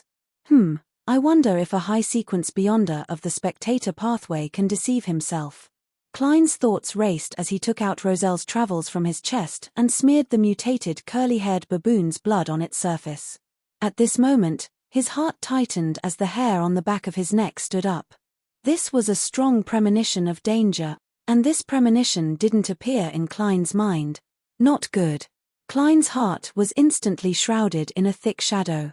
Everything in front of him seemed to be separated by a layer of dark glass. Without the time to consider what was happening, the glove on his left palm that hung by his side turned transparent once again. His figure instantly turned invisible as he appeared beside the hanging man, Alger, and he reached out to grab his shoulder. At that moment, Alger also sensed an anomaly. His heart contracted and swelled like the source of a storm as blood surged through his arteries and veins like a tidal wave. At the same time, he saw German Sparrow's right hand, which was grabbing his shoulder, turn grey and lose its luster bit by bit, starting from his fingernails. It was like a stone that could be found anywhere in the Black Forest. As for his legs, his knees stiffened, and his muscles froze, as though they no longer belonged to him. The duo's figures rapidly turned transparent as they vanished from the spot. They entered the brightly colored and superimposed spirit world as they rapidly traveled in the direction of the ancient ruin. Suddenly, the red, green, and black stacked scenes in front of Klein strangely unified into a deep black. Then, they produced fine patterns that resembled distinct raven-black hair. Long, raven-black hair. A chill ran up from the soles of his feet as Klein didn't hesitate to bring the hanging man out of the spirit world and return to reality. They landed in an area filled with rubble and weeds. Not far from them was a half-collapsed building. From the corner of his eye, he saw that everything below the hanging man's waist had turned grayish-white like a stone statue. Pa! Klein snapped his fingers, igniting a patch of weeds dozens of meters away as he prepared to jump over. At that moment, his heart suddenly palpitated as his body involuntarily trembled. The rising flames were terrifying to the current him. The weakness of Death Knell this time was that he was afraid of fire. The dark glass in front of him grew thicker. Before Klein could extricate himself from his horror, he felt a howling wind sweep up beneath him, allowing him and Alger to fly up at the same time. They crossed the invisible boundary and entered the vicinity of the ancient ruin. Bang! The two of them landed on the ground at the same time, producing the sound of rocks hitting rocks. The dark shadows in their hearts vanished as the dangers lurking in the darkness receded like a receding tide. Phew! Klein heaved a sigh of relief as he saw the grayish-white that had spread to his elbows fade bit by bit. He felt that his body's condition was rapidly recovering after leaving the corresponding environment. His back was drenched in sweat, and his shirt had already been soaked. And what horrified him the most was that he didn't even know what monster had attacked him or what powers it had used. Was it Death Knell's gunshot that alarmed some monster in the surroundings, or was it the one that ruled the forest at night? Fortunately, it didn't dare to enter the area where the ancient ruins were located. This wasn't good either. This meant that there really was something in the depths of the ancient ruins that even that person was afraid of. Be prepared to retreat at any time. Klein moved his hands and slowly stood up. At this moment, Alger had also shaken off the layer of grayish-white. That area is petrifying us. That area. Petrification. Klein nodded in thought as he walked towards the half-collapsed building that was covered in weeds and vines. He then replied in a deep voice, "There's no need for that. The problem now lies ahead." Alger didn't say much. He quickened his pace and walked steadily to his side. As he approached, Klein looked at the buildings. His gaze swept over the spires, the stone pillars, and the walls that were still standing. He paused and asked in a seemingly casual manner, "What kind of buildings do you think these ruins were originally?" Alger was silent for a few seconds. "Church. A church. P.S. Update before making changes. Chapter 828. A cathedral. It's just as I thought." Klein looked at the ruins in front of him and silently muttered to himself. At that moment, the crimson moonlight that penetrated the accumulated fog scattered across the half-collapsed buildings. It was much thicker than before, and it was getting closer to the color of blood. Klein maintained his German sparrow's trademark coldness as he spoke without any emotional fluctuations. "Where were you exploring previously?" As he spoke, Klein glanced at the lantern in the hanging man's hand that hadn't shattered despite all the suffering. He subconsciously tightened his muscles and skin when he was illuminated by the flames. Although the flames were ultimately isolated by thick glass and metal fences, they still left him a little fearful. Alger didn't notice the minute changes in German Sparrow. He raised his dagger-wielding right hand and pointed at the most intact and grandest building in the ruins. There. Only the main body of the building was left, making it impossible to know what its original layout looked like. They could only judge from the current remnants that it had characteristics such as thick walls, huge expanse, and narrow windows. Moreover, it once had a tower and a bell tower. Its appearance was simple and ancient. This is an architectural style from the early Fourth Epoch. It's recorded in the books of the Church of the Storm. It's said that during that period, the various churches widely used a similar style to build their cathedrals. Alger had a deep impression of the ruins. Over the years, he had flipped through many books and grasped a certain level of information. Its greatest characteristic is that it has a temple above and a tomb below. Life and death are united together. However, I can't confirm that the interior of this ancient cathedral is the same as what I described because I've never ventured deep into it. This might be an architectural style left behind by the Third Epoch. Klein made a certain guess as he walked towards the ancient cathedral ruins with an abnormally tall doorway. He left the lantern behind him and only enjoyed the light without bearing the burden of the flames. The two quickly walked up the exaggerated grayish-white stone steps and arrived in front of the doorway. They saw the remnant classical stone pillars and concentric multi-layered arches inside. Klein wasn't in a hurry to enter. He reached his left hand into his pocket and took out a gold coin. He flipped it between his fingers as though he was chanting something. Suddenly, he flicked the gold coin with a clang. As he spread out his palm and waited for the coin to land, he turned his head to the hanging man. "How did you determine that there's an item in the cathedral that's worth no less than a card of blasphemy?" After saying that, he looked at the gold coin that had fallen into his palm and casually put it away. Alger pointed inside. "I've said it before. Back then, my strength was inferior to Zillings's, so I naturally couldn't go in as deep as him. I had no way of knowing what he saw, and I could only deduce from his words that there was something very precious and important inside. Furthermore, I had to be at least at the level of a true sequence 5 to obtain it. However, the mural near the entrance and the marks on the ground might explain something." Klein nodded and walked into the dark doorway that the crimson moonlight couldn't directly illuminate. The black trench coat he was wearing fluttered slightly behind him. Alger held the lantern and clenched his dagger tightly as he followed behind. After passing through the doorway, Klein used the crimson moonlight that shone through the hole in the dome to see a rather deep hall in front of him. The classical stone pillars that supported it had already collapsed in half. At the end of it wasn't the altar, nor was there a staircase that led upwards. It was pitch black, and it was difficult to see any details. It was as though it went deep underground. "It's not a temple, but a tomb. The temple and tomb are both underground. I can't tell. I have to go down to know." Klein subconsciously looked to his left and right and discovered that there was a side door on each side. However, the area they led to had completely collapsed. There was no way out. The mural near the entrance and the marks on the ground. He recalled what the hanging man had just said. He took 2 steps diagonally and released the invisible Wraith Senor.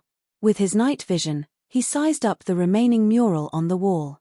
The background of the mural was a majestic mountain. At the top of it was a huge cross that was covered in layers of light. In front of the cross stood an exceptionally majestic figure, surrounded by 2 winged, 4-winged, and 6-winged angels. This. Klein only took a cursory glance and felt a strong sense of familiarity. He had seen similar murals before in Blasphemer Amon's mausoleum. Focusing his attention, Klein quickly found something different. There weren't 2 infants that represented Amon and Adam, nor were there any 12-winged angels. In front of the cross, the majestic figure that was covered in holy light held its hands in front of its chest, holding a simple and unadorned stone slab. The stone slab was drawn in an extremely blurry manner, but it gave off an ancient and young, sacred and sinister feeling. It was extremely contradictory. Stone slab. Klein's pupils dilated slightly as a term flashed across his mind: blasphemy slate. This should be the ancient god of the sun, the lord that created everything that the city of Silver worships. Indeed, the blasphemy slate is closely related to him. I wonder if this is the first blasphemy slate or the second. Klein roughly understood who this cathedral belonged to, and he began to believe that there was something very precious and important hidden deep in the ruins. He retracted Senor's gaze and made the marionette look at the ground. Apart from being covered in cracks, there were also some strange marks left on the stone slabs. They were dark red in color and the size of a human's forehead. They overlapped from time to time, extending all the way to the end of the hall. At this moment, a scene naturally appeared in Klein's mind. Devout believers prostrated themselves on the ground and crawled forward. Every time they walked a certain distance, they would slam their foreheads heavily on the ground, causing blood to spurt out. Seeing German Sparrow turn his gaze away and stop sizing him up, Alger probed. The ancient god of the sun? At the same time, he inexplicably felt a cold wind blow from German Sparrow's side.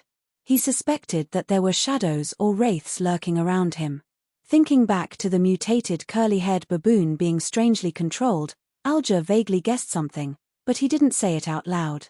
Upon hearing the hanging man's question, Klein originally wanted to chuckle and reply, "You can also call him the Lord that created everything, the omnipotent and omniscient God," but he immediately realized that his tone and words were closer to the fool's and not German Sparrow's. Hence, he restrained himself and nodded slightly. "It's not hard to tell." Alger silently heaved a sigh of relief as he looked forward to the item buried deep in the cathedral. The two of them made a decision at the same time and walked to the end of the hall. When they approached, Klein finally saw that there were steps leading downwards. "Underground?" he asked simply. Alger shook his head and said, "I can't be sure. I can't be sure. I've never been down there." Although Zillings tried to go deeper, he returned in less than 10 minutes. "His aura has become quite weak." Klein nodded thoughtfully and casually said, "That's right. You seem to be very familiar with him." If it were anyone else, Alger would have pretended as though he hadn't heard it and didn't respond directly. However, in his heart, the world German Sparrow was Mr. Fool's blessed. His question might represent the meaning of that existence, so he had to treat it carefully. After deliberating for a few seconds, Alger said in a low voice, "He and I were from the same town, and we worked as servants in the same chapel. The priest there was a short-tempered person who liked to punish his servants. Zillings couldn't stand it, so he secretly ran away and became a pirate. So there's such a past. Mr. the Hanging Man is also a person with a story." Klein didn't probe further as he walked down the stairs in the extremely quiet ruined cathedral. Although his footsteps were already very light, they were still obvious in such an environment as they echoed far away. Soon, the two of them finished walking down the stairs and saw an arched doorway.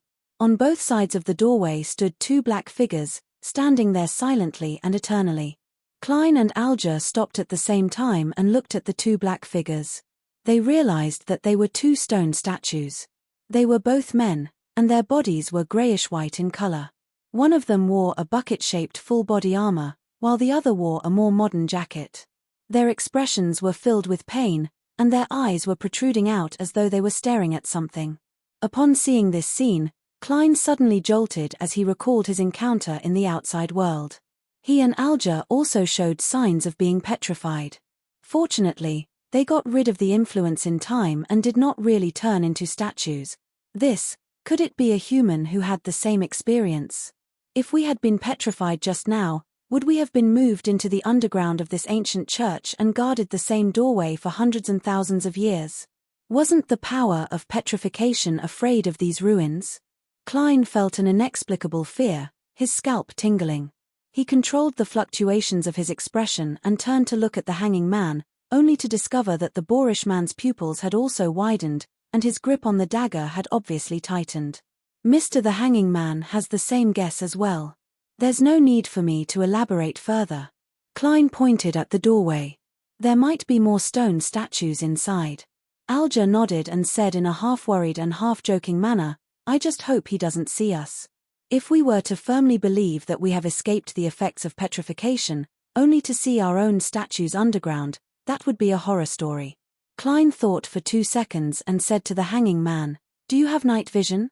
What he really meant was that the lantern's light was very eye-catching in the pure darkness underground. It could easily cause unnecessary changes, so if he had night vision, it was best to extinguish the light. And he believed that Mr. the Hanging Man would be able to figure out the hidden meaning. Alger frankly replied, "Yes.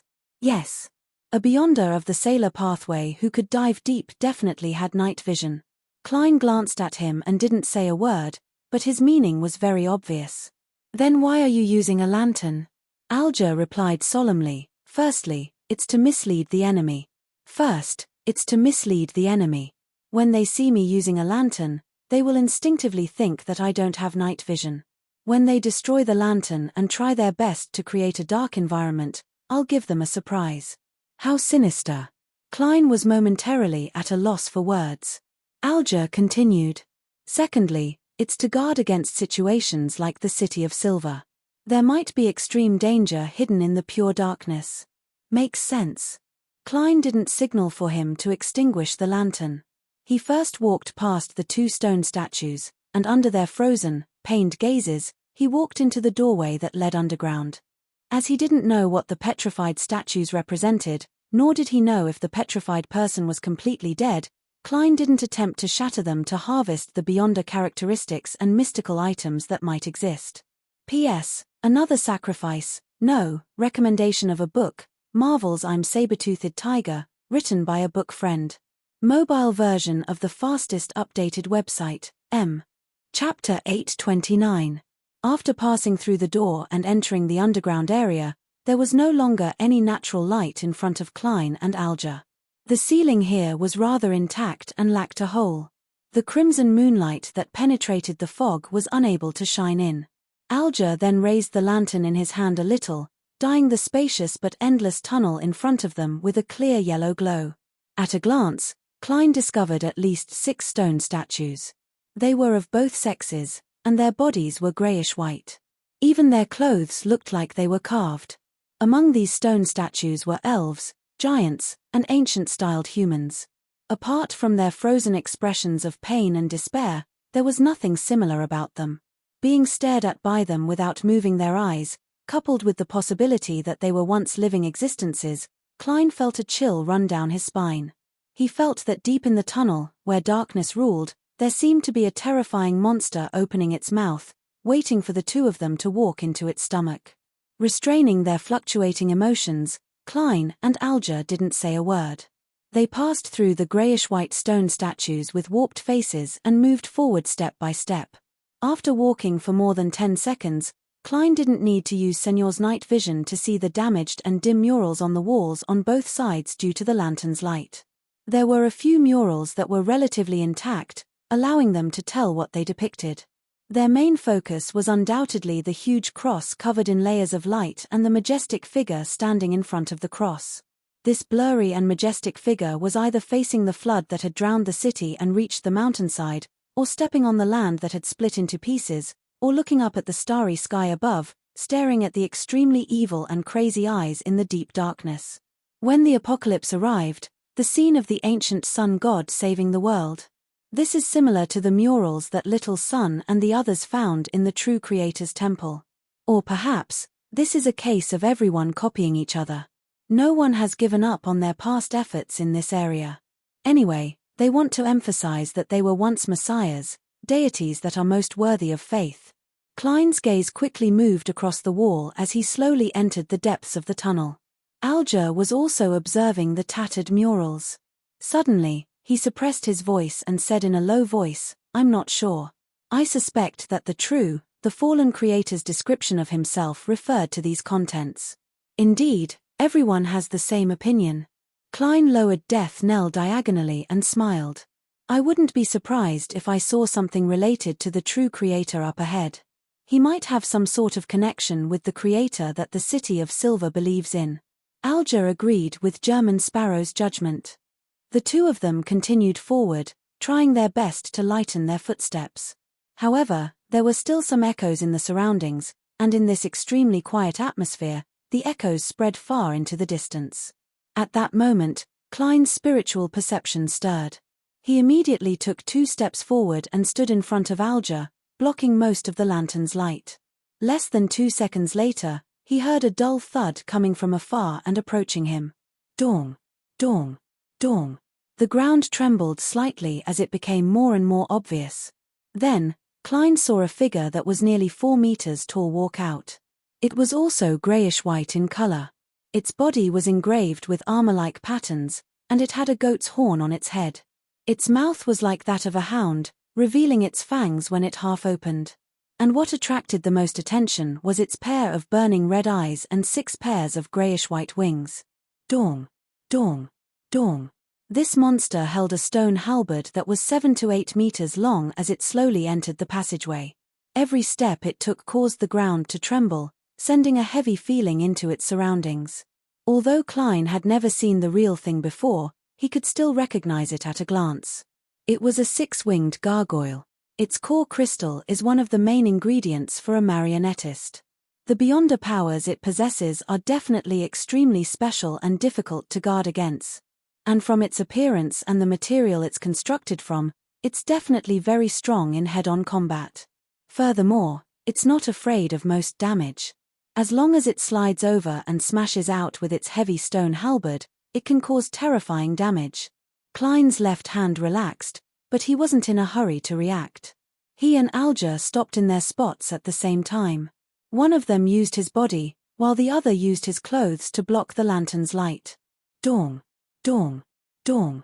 The six-winged gargoyle didn't look in their direction as it crossed the passageway, its footsteps gradually fading away. Indeed, its senses aren't that strong. It's no wonder Zillings was able to successfully return after venturing deep underground. Klein waited until the footsteps could no longer be heard before he proceeded forward again and crossed the crossroads. In fact, with his present strength and equipment, as well as his understanding of his target, killing a six-winged gargoyle wasn't too dangerous. Furthermore, he had the help of the hanging man. The reason why he had given up on attacking was that he didn't know how many six-winged gargoyles there were underground. Once he started fighting, he might end up being surrounded if he caused a huge commotion. In that case, he could only rely on traveling to forcefully escape. Furthermore, if he were to alarm an existence that prevented nearby beyonder creatures from approaching the ruins, the trouble would increase exponentially. Controlling one's greed was one of the prerequisites for adventuring. Alger was rather pleased with the crazy adventurer's calm and rational performance. He began to suspect that he was under Mr. Fool's orders, which was why he restrained his urge to attack the six-winged gargoyle. The calmer he appears, the crazier he will be when he encounters his real target. A thought flashed through Alger's mind as he followed the German sparrow through the crossroads and proceeded straight ahead. The murals on both sides remained dilapidated as they occasionally described the greatness and holiness of the ancient sun god. Finally, Klein and Alger arrived at the end of the passageway. There was a stone door that was about 7 to 8 meters tall. On it were various symbols related to death, rest, end, new life, and beginning. A tomb. Klein turned his head to Alger. Alger nodded. It might also be a temple. Clearly, he also suspected that the temple and tomb here were the same. The grayish-white stone door in front of them wasn't completely shut. There was a gap that could allow a child to pass through. Alger glanced at his body and walked over. He put down the lantern in his hand, inserted the dagger, and pressed his hands to the side of the door. He slowly took a deep breath, bent his knees, and his arm muscles suddenly swelled. Without a sound, the gap became much wider. When Klein saw this scene, he pricked up his brows slightly, feeling a little surprised. This was because the hanging man didn't make any sound when he pushed open the door. He didn't doubt the strength of an ocean songster, but he didn't believe that the stone door didn't have any contact with the ground. Moving his gaze down, Klein saw a pool of viscous liquid in the gap at the bottom of the door. It's secretly producing a lubricating effect. Mr. the Hanging Man sure is meticulous. Is this a seafarer's power or an ocean songster's? He should also be using the Windblast's powers to create an air cushion. That's why he opened the door without making a sound. Klein roughly understood the reason. He approached the stone door and wasn't in a hurry to enter. Through the wide gap, he sized up the scene inside. Reflected in the wraith's eyes was a region to the side. There was a row of grayish-white stone coffins. It's indeed an underground mausoleum. I still don't know if it's fused with a temple. As Klein thought, he used his left hand to pull out Leymano's travels. There were beyonder powers suitable for dealing with matters related to the death domain. At the same time, he used his silver dagger to quickly create a wall of spirituality, sealing the iron cigar case. He didn't want the Aztec copper whistle inside to make the slumbering corpses crawl out one after another. Alger also pulled out his dagger again, covered his left palm to the side, and slid it forward. With a light crackling sound, the dagger coiled around a silver electric snake that bared its fangs. The two quickly finished their preparations. Acting as the crazy adventurer, German Sparrow, Klein passed through the gap and entered the mausoleum. Of course, before he entered, Wraith Senor had already circled the mausoleum as a sentinel. To a marionettist, having a marionette meant that he didn't need to take many risks. High up in the mausoleum, there was water seeping through, making it appear very humid. The interior was split into 2 sections. Each section had 12 grayish-white stone coffins. In the middle was an empty circular region, and the corresponding ground seemed to have an exquisite and complicated picture. Klein didn't approach. Instead, he raised his hand to stop Alger. Then, he controlled Senor to reveal himself and quickly float to the circular region. Admiral of Blood. Alger's facial muscles twitched. Although he had long guessed it, he still couldn't control his subconscious reaction when he saw it with his own eyes. At this moment, Senor lowered his height and clearly saw what was depicted on the ground in the middle. The picture was dark in color, and in the background were blurry figures. The main body was a long table. Lying on the long table was a figure with a radiant cross on its back. Surrounding it were 3 people shrouded in shadows. One of them was handsome and spirited, the other was dignified and heroic, and the last had a white beard that made him appear very intelligent. However, the 3 pairs of eyes suffused an indescribable sense of evil. Their actions were the same. One of them had ripped off the figure's arm and stuffed it into his mouth, filling his mouth with blood. Another held up the head and sucked on the brain juice. The last dug out the still beating heart and gnawed at it hungrily. Opposite them, in the figure's chest and abdomen, there was a long and wide crack. Sitting cross-legged was a sinister and swarthy baby. The baby was chewing on a piece of intestine as blood dripped down. The 4 seemed to sense that someone was spying on them as they looked up at the same time, as though they were watching every living being that saw the picture. Mobile version of the fastest updated website, M. Chapter 830. When he saw the picture through Wraith Senor's vision, Klein's heart suddenly sped up. The thumping sound was so intense that even he could hear it. As a seer who was good at deciphering revelations and symbols, he felt the blood in his body surge towards his head, making his head swell and feel dizzy, as though it was preventing him from thinking further. But even so, there was an illusory voice that belonged to him echoing in his mind. It was filled with horror. That figure that had been dismembered and devoured should represent the ancient God of the sun, the Lord that created everything, the omnipotent and omniscient God that the City of Silver believed in, and the 3 evil figures surrounding him. I've seen them before. In the underground ruins of Beekland, in the place where terrifying evil spirits were sealed. They existed in the form of statues, and they weren't as evil as the picture. They respectively represented the eternal blazing sun, the Lord of Storms, and the God of Knowledge and Wisdom. Suddenly, Klein recalled a term he had once obtained. It was a term he had obtained from facing the eternal blazing sun directly. Pure white angel. It can't be. Could it be that the eternal blazing sun was once an angel beside the ancient God of the sun? Little Sun had previously mentioned that he had heard a creator's ecclesiastic muttering in a confessional and prophetic tone in Afternoon Town. One of the lines was, "The kings frequently came to the palace belonging to the twilight to plot." The eternal blazing sun was originally called Pure White Angel, and he was also a king of angels. He had also betrayed the Creator. And he and the Lord of Storms, the God of Knowledge and Wisdom, as well as the swarthy infant who represents an unknown existence, had reaped the greatest benefits and shared the corpse of the City of Silver's creator. In the books of the various churches, it is recorded that these 3 most ancient deities were formed from the original creator's spirit. From a certain point of view, this seems to be a hint to the dark history. If my guess is correct, then the Lord of Storms and the God of Knowledge and Wisdom should also be the creator that the City of Silver believes in, the kings of angels beside the ancient sun god.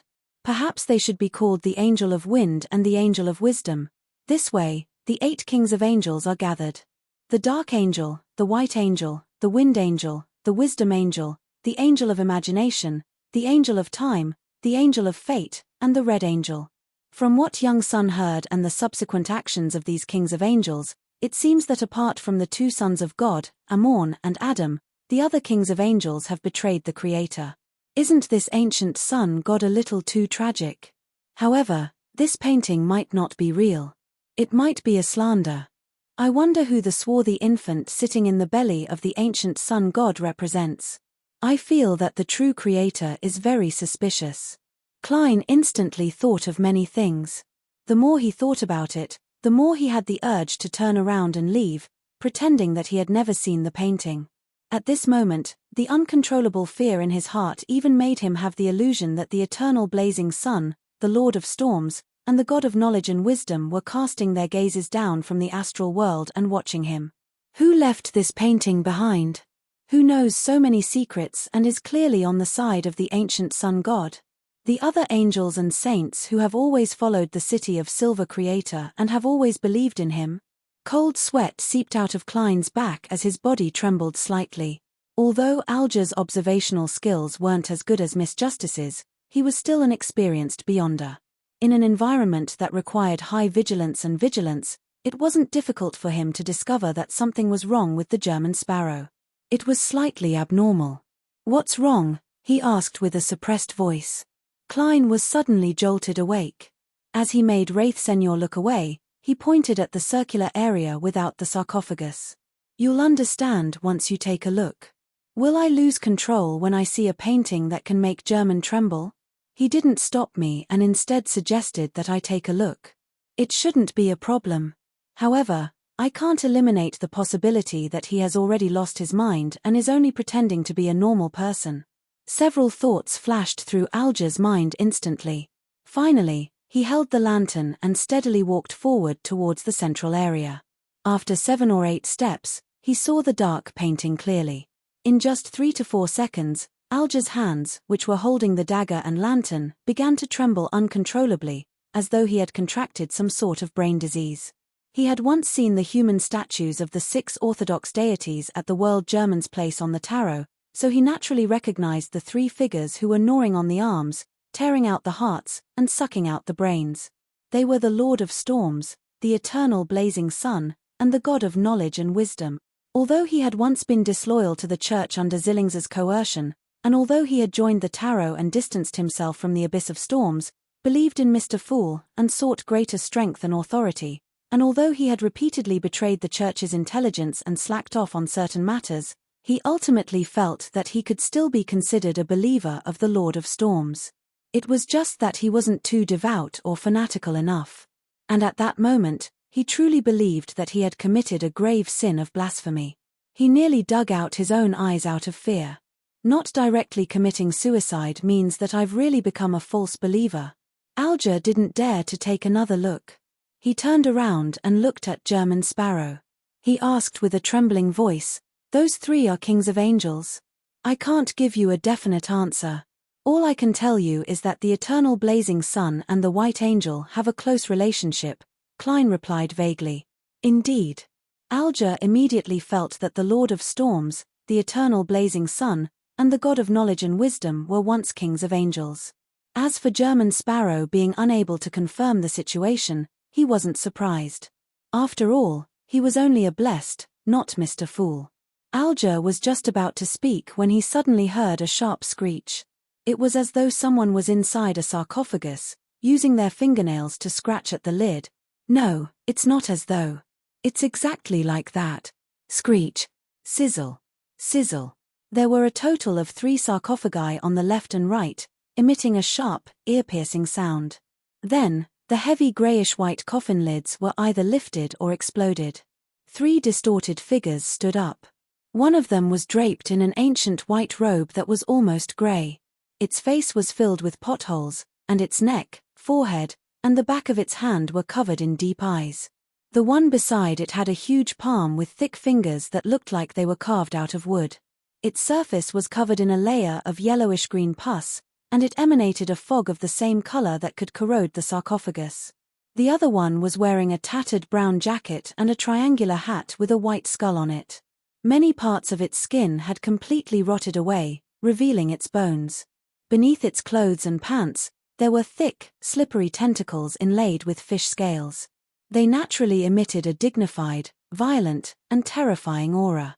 This even made Klein feel like he was facing a high-sequence beyonder of the storm pathway. However, its condition didn't seem to have reached such a level. The 3 deceased who crawled out of the sarcophagus cast their gazes in the direction of German Sparrow and Alger.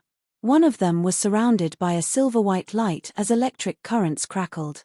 The other reflected their figures in countless eyes. The last one let the yellowish-green fog spread out, creating brown vines. At the same time, heavy and hurried footsteps could be heard.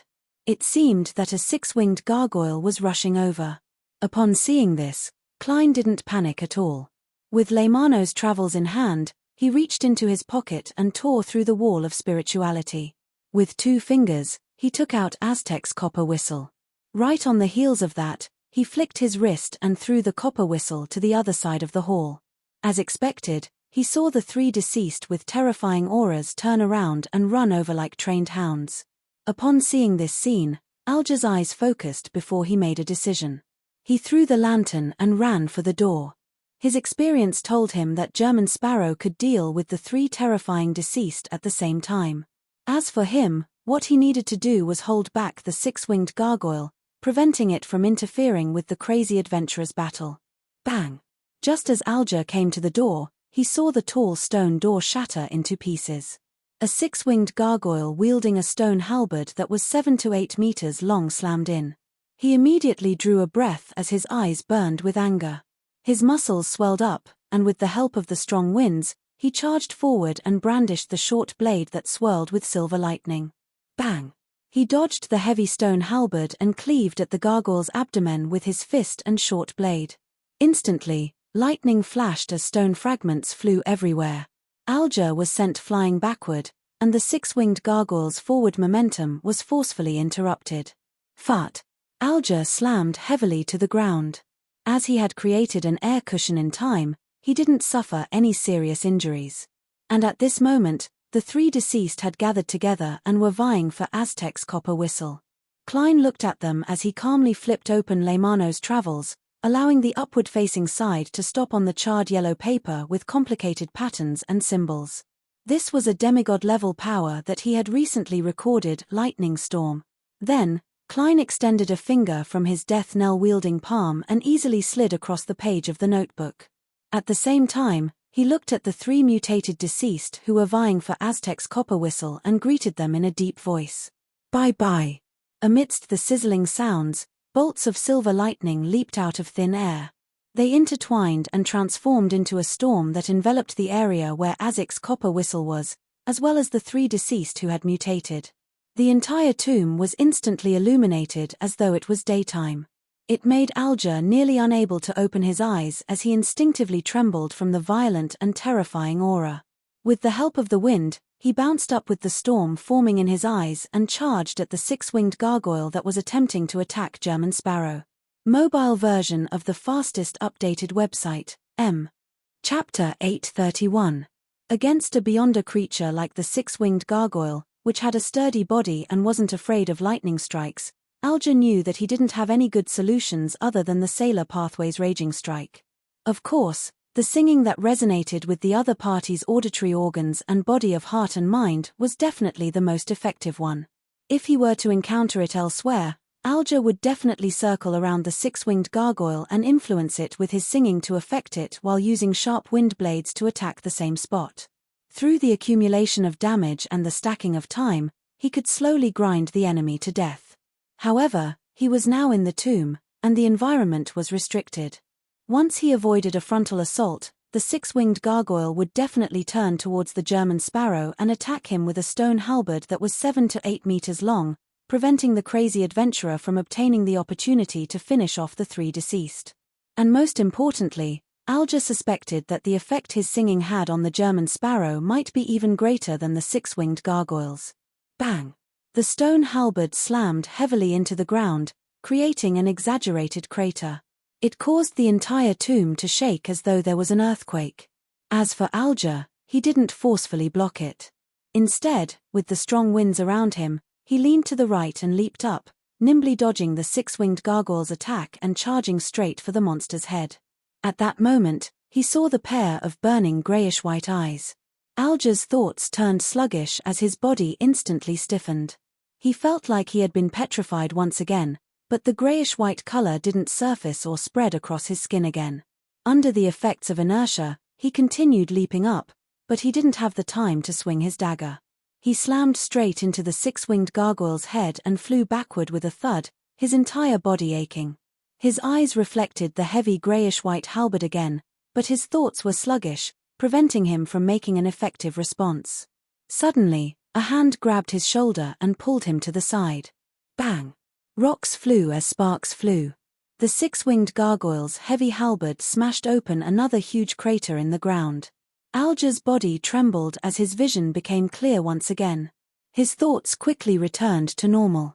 It was as if he had finally woken up from a nightmare that he could not resist and regained control of his body. Only then did he realize that German Sparrow had somehow appeared beside him. In the corner where the three dead were, there were remnants of electricity, sizzling. "Don't look it in the eye. Attack its chest," Klein reminded his companions while pulling Alger to move quickly to avoid the stone halberd. Alger had personally experienced and witnessed many battles, so he didn't need German Sparrow to explain anything to understand what he was trying to express. He immediately got rid of the help and nimbly circled to the side of the six-winged gargoyle. Thud, thud, thud. He ran towards the six-winged gargoyle with large strides. Only when the stone halberd swung at him did he suddenly soar high into the air to avoid the attack. Woo! Another hurricane pushed Alger toward the six-winged gargoyle's chest. During this process, he closed his eyes and pulled back his right arm, causing the corresponding muscles to swell up one by one. Then, based on his judgment of distance as a seafarer, he swung his right fist that was clenched tightly with a short blade. Whistling wind blades and sizzling lightning appeared at the same time as his fist shot forward. Bang! Alger's right fist struck the six-winged gargoyle's chest heavily, producing an explosive effect. It first caused the grayish-white stone to be covered in fine cracks. Silver-white lightning bolts leaped before it cracked open and turned into a pit. Catcher, his dagger immediately exploded, turning into pieces that flew in all directions. The powerful rebound sent Alger flying backward. In midair, he saw from the corner of his eye that the silk-top hat-wearing German Sparrow had circled to the front of him at some point in time and pulled the trigger. Right on the heels of that, the cold adventurer suddenly raised his hand and aimed the dark muzzle at the six-winged gargoyle. Bang! Amidst the loud echo, a bullet pierced through the pit in the gargoyle's chest. A rumbling sound erupted as the grayish-white stone monster's body shook violently a few times. The burning flames in its eyes quickly extinguished. After a brief pause, it fell forward like a collapsing mountain, creating an exaggerated sound and earthquake-like shaking. Death knell sounded. It was a fatal blow. At this moment, Alger had just maintained his balance and stabilized his body with the help of the wind. Klein didn't speak to him, nor did he search for his spoils of war. He turned around and faced the charred ground where Aztec's copper whistle lay silently. Slippery tentacles covered in fish scales moved, and a dead person that had lost half its body stood up. There were bolts of lightning snaking across its body. It was the dignified, rash, and tyrannical dead person. It was originally wearing a tattered brown jacket and a pirate captain's hat. Now, it had lost its left arm, right leg, and half its head. The surface of its body was covered in charred and melted marks. But even so, it didn't sleep in peace. It was still attempting to fuse with the surrounding flesh and blood to enter a more powerful state.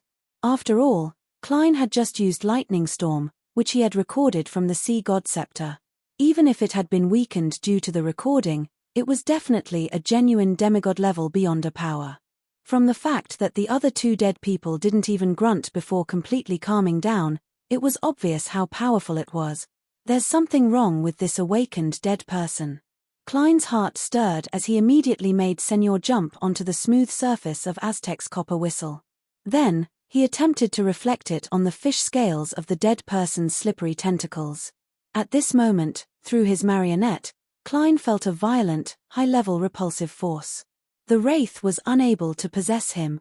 Senor even bounced back, revealing his body uncontrollably. Upon seeing this, Alger didn't ask why.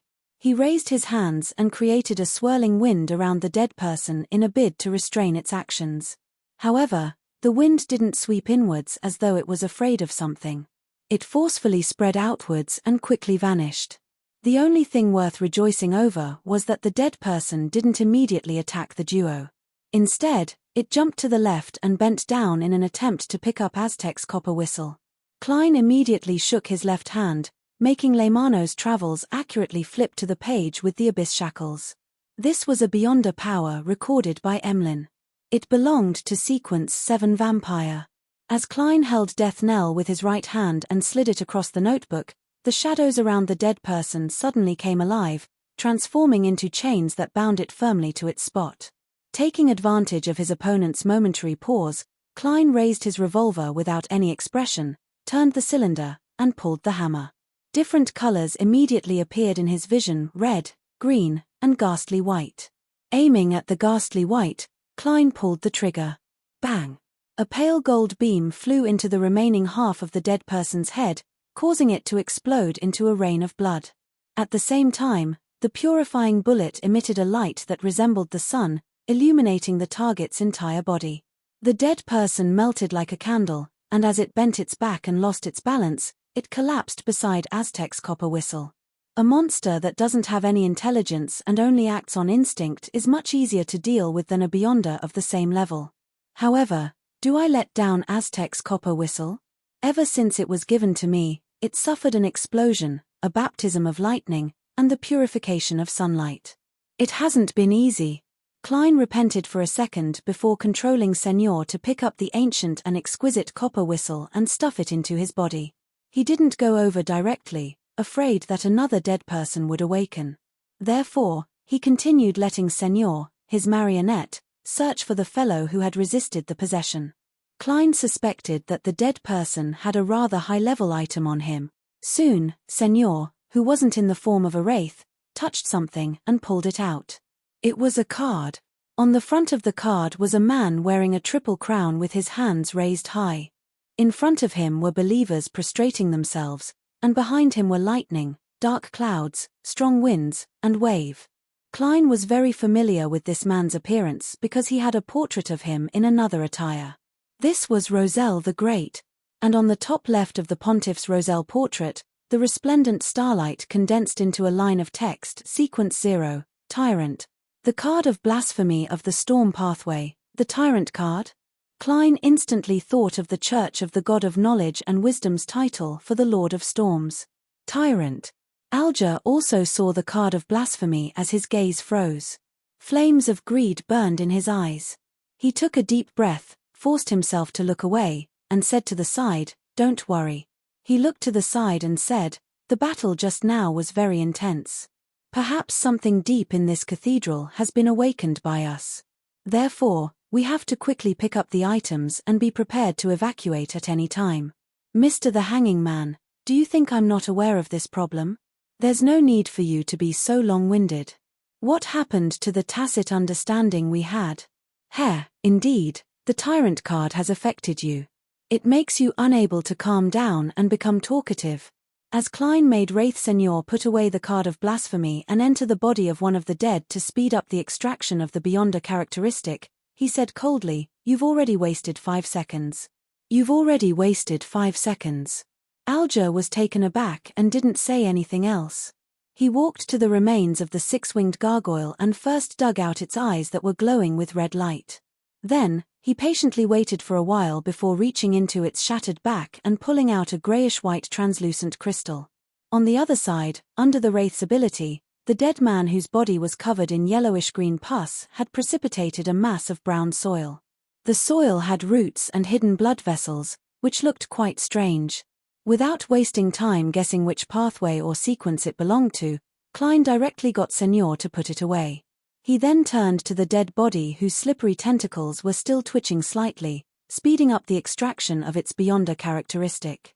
Seeing that a blob of jellyfish-like blue seawater was about to take form, Klein and Alger suddenly heard a drawn-out voice sigh.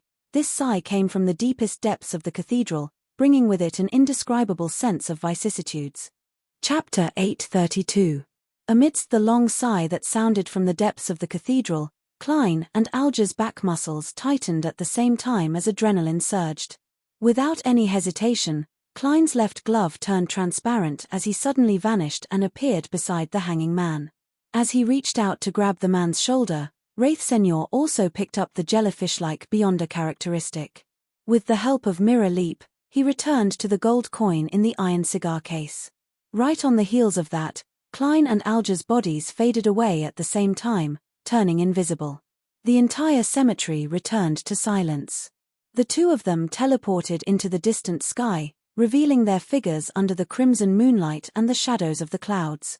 Subconsciously, Klein and Alger turned their heads at the same time and looked at the primitive island, wondering what changes would happen. They had only heard the sigh, but they hadn't sensed any actual danger. Based on their instincts and experience, they had made the decision to immediately flee. At this moment, they couldn't help but feel curious and puzzled. In their line of sight, the thick fog that enveloped the primitive island was quickly dissipating, allowing the moonlight in the sky to shine straight in without any obstruction. Amidst the howling winds, Klein and Alger floated in midair. Through the thin fog, they clearly saw the primitive island's present appearance. It was gone. The primitive island that had demigod-level feathered serpents and all sorts of beyonder creatures had disappeared. The dark blue seawater that was nearly black was gently swaying in the area it was originally in. There was nothing abnormal about it. Alger couldn't help but reach out to touch the item in his pocket. He touched the six-winged gargoyle's core crystal that had left him in a daze. If it wasn't for the fact that the spoils of war were still there, he would have definitely suspected that it was just a dream. He would have suspected that he and German Sparrow had somehow gotten lost and hadn't found the real primitive island. They had completed an exploration in their dreams. Klein also had similar thoughts. He even felt that he might have been hallucinating. After all, it was impossible for a large island with many powerful creatures that hid the secrets of the mythical era to vanish without a trace. Even the seawater didn't show any corresponding traces. Thankfully, I didn't hesitate and chose to retreat. Otherwise, Mr. the Hanging Man and I might have disappeared just like that, never to be found again. Klein suddenly felt extremely glad. He didn't dare stay any longer and activated traveling again, disappearing in midair with Alger as they traveled through the spirit world. And the last scene that froze in their eyes was of the fog spreading again, becoming thicker and thicker. After another teleportation, Klein and Alger returned to the deserted island from before. Standing on the reef, they watched as the waves flooded the beach with crashing sounds. Alger looked around and let out a sigh of relief. He took out the six-winged gargoyle's core crystal and eyeball. These are our shared spoils of war. You get first pick. After weighing the pros and cons, he only treated the six-winged gargoyle as a monster that the two of them had killed together, while the three deceased belonged to German Sparrow alone. Klein didn't directly respond. He made Wraith Senior appear beside him and took out the Tyrant card, the brown earth-like Beyonder characteristic, and the jellyfish-like Beyonder characteristic. The latter was suspected to correspond to Ocean Songster. After doing all of this, he said, "I'll pick first in this battle." One battle. I'll pick first. 3 times. What he meant was that this was a battle between the two of them and 3 deceased and a 6-winged gargoyle. The other party had contributed quite a bit to the overall battle situation. Therefore, all the spoils of war obtained in the tomb belonged to the public. Of course, according to the contributions made, German Sparrow had the right to pick first, and 3 times in a row. Alger was taken aback as he gained a new understanding of the crazy adventurer. Then, he nodded. All right. Klein then reached out to his marionette and calmly took the Tyrant card with Roselle's face. It counts as 2 times. With this card of blasphemy and the Sea God Scepter, he could barely be considered a pseudo-demigod when he moved around in his spirit body state. This was also very useful when acting as the Sea God. Of course, the most valuable thing about the Tyrant card was that it came with the Storm Pathway's full sequence potion formula, as well as the ability to subtly sense the ingredients he needed after reaching sequence 4. It was precisely because of this that Klein stopped midway to distribute the spoils of war before returning to the City of Generosity, Bayam. He was afraid that the Tyrant card would attract Sea King Jan Kotman. "I'll count as many times as you say." Alger didn't retort, nor did he wish to retort German Sparrow's words. He watched him reach out his hand towards the blob of jellyfish-like Beyonder characteristic that likely corresponded to an ocean songster. To Klein, this could be used to create a mystical item in the storm domain to replace the Murloc cufflinks that Admiral Hell had abducted. It could also be bestowed to the Rorsted Archipelago's resistance in the future, increasing their survivability at sea. Of course, the prerequisite was that they greatly pleased sea god. After putting away the tyrant card and the jellyfish-like Beyonder characteristic, Klein glanced at the hanging man, indicating that it was time for him to choose. Alger deliberated for a moment. Can I choose the sequence 4 potion formula in the card of blasphemy? No problem. Klein nodded expressionlessly. I'll give it to you later. Although the tyrant card had already been activated, activating it would definitely cause a commotion. Therefore, Klein was cautious and decided to study it above the grey fog after returning to Beekland. All right. Even with Alger's stoicism, he couldn't help but reveal a smile. After this adventure, when the ocean songster was more or less digested, he would showcase his abilities and take the path of advancement within the church. When the time came, drinking more potions wouldn't be a problem. Even if he didn't have children, it could be completely resolved with the accumulation of time. The most critical obstacle was that going from sequence 5 to sequence 4 was a qualitative change. It was an increase in life's natural order. Countless ocean songsters within the Church of the Storm had worked hard for decades, but to no avail. Alger didn't believe that as a mixed blood, he would receive any preferential treatment after slowly rising up from being a servant. He would feel fortunate and thankful that he was good at behaving. Furthermore, within the church, advancing to sequence 4 was directly given the potion formula. There was no such thing as knowing the formula ahead of time and making his own preparations. If Alger wanted to gain the upper hand in the terrifying competition, he had to think of other methods other than making contributions that could get him into the top 3. His current idea was to kill a famous pirate and obtain the cataclysmic Intoa potion formula from him. He would then use the clues to point to the deceased who had mutated on the primitive island. This was likely a pirate who had once been active at sea but had suddenly disappeared. This way, the upper echelons of the Church of the Storm would definitely suspect that the missing pirate had obtained a card of blasphemy. And this was an undeniable fact that could be verified through various means. Alger could use the advantage of knowing the cataclysmic Intoa potion formula to obtain a chance to advance to sequence 4. Of course, the premise is that the Church doesn't have a sealed artifact that can directly wipe the relevant memories. If this method doesn't work, and there's really no chance of advancing, I'll secretly gather the corresponding ingredients and prepare the ritual needed for advancement. Once I reach sequence 4, I'll immediately leave the church and become a pirate king. Alger reined in his thoughts and saw German Sparrow take away the brown, mud-like Beyonder characteristic. Glancing at the remaining items, he put away the greyish-white translucent crystal and handed the 6-winged gargoyle's eyeball to German Sparrow. For him, who didn't lack powerful offensive means and was well versed in the sea, land, and air, a mystical item made from a Beyonder material should be rather useful. Back in the tomb, if it wasn't for the fact that he wasn't sure if psychic piercing could affect the 6-winged gargoyle and that he couldn't afford any mistakes in battle, his first choice would have been to use Whip of the Mind. After distributing the spoils of war, he placed them into different boxes and sealed them with a wall of spirituality.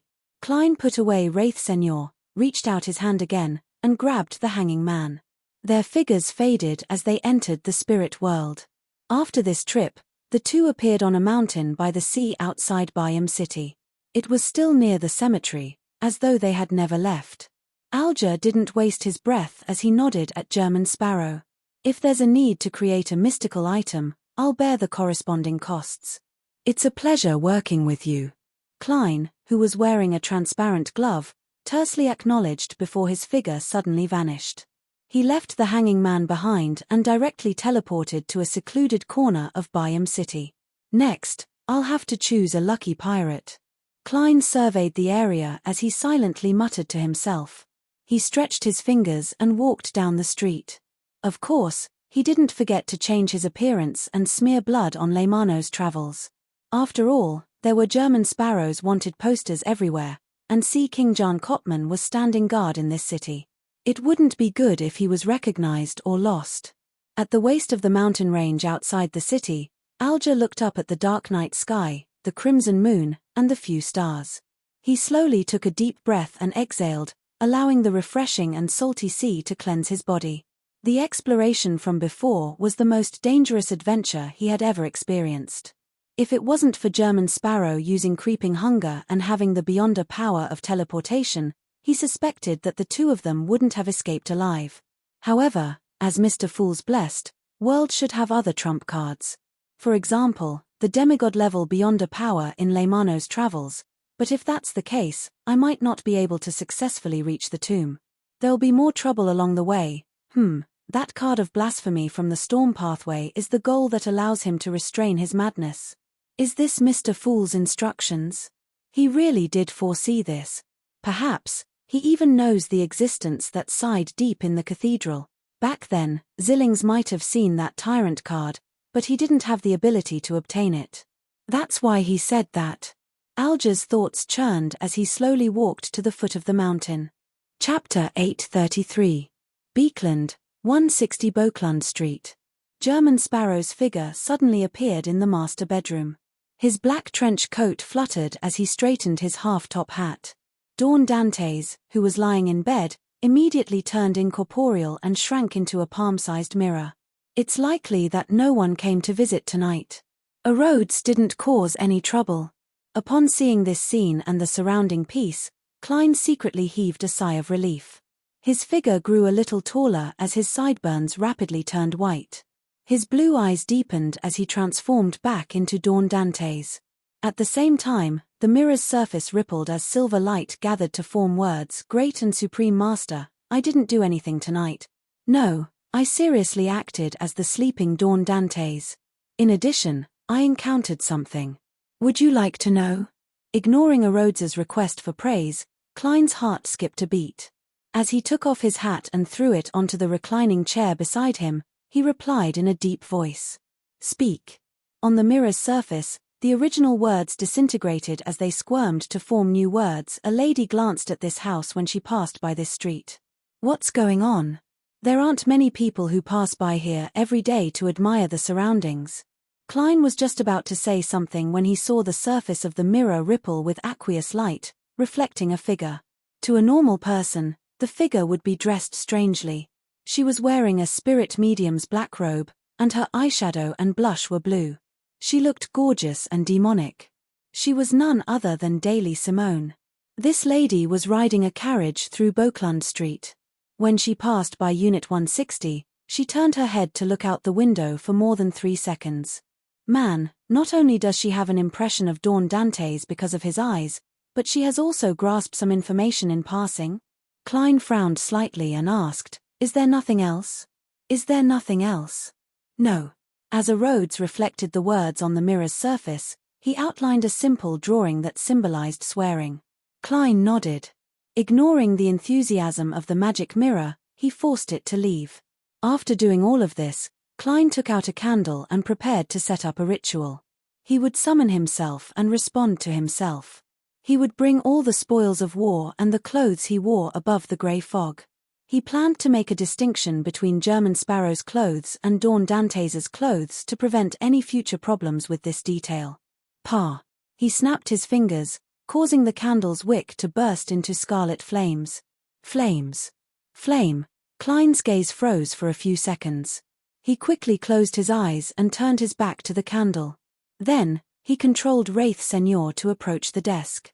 During this process, Senor's body trembled more and more violently, but he finally reached out his right hand and extinguished the candle flame. "I'll sleep first and think about it tomorrow.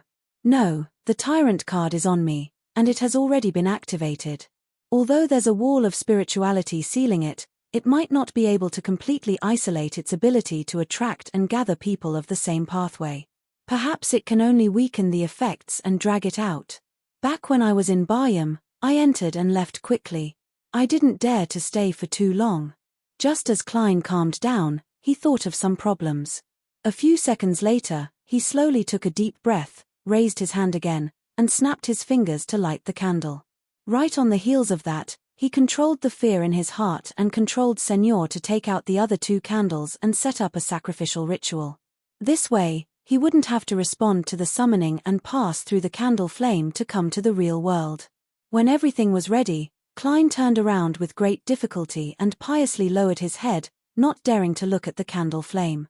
Then, he seriously chanted the honorific name of the fool.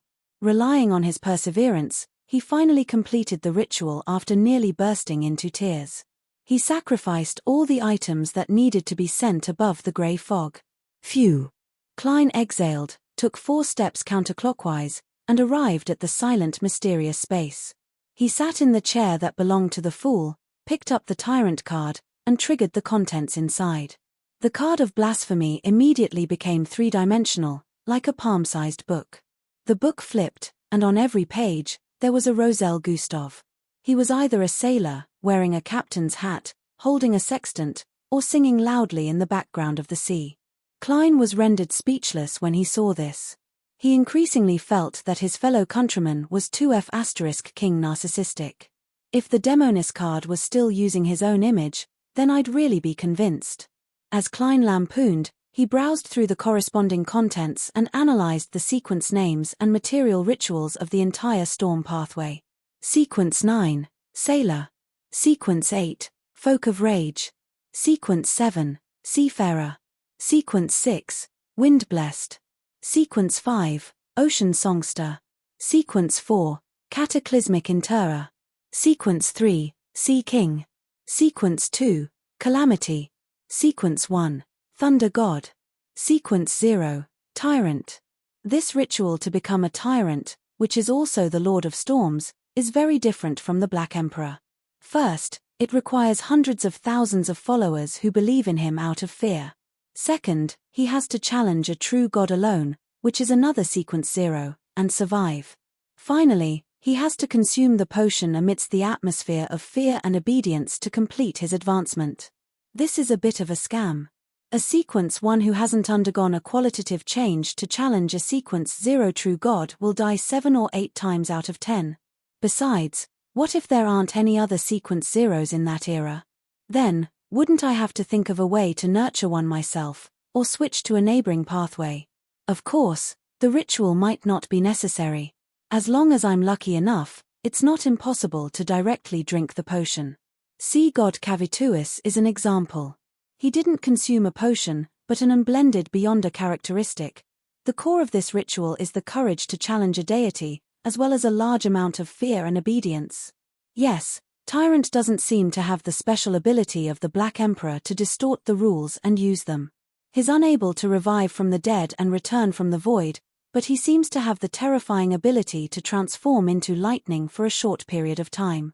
He might even have the ability to create a planet-level disaster. Roselle the Great's records focus on the formula and ritual. There's too little description of the corresponding Beyonder powers and deity authorities, and it's very vague. Klein casually summoned a piece of paper that wasn't conjured and used a fountain pen to copy the Cataclysmic Interrer potion formula. He then wrote a sentence in the tone of the world's German sparrow. Try not to recall the contents of that painting. This was a reminder to the hanging man.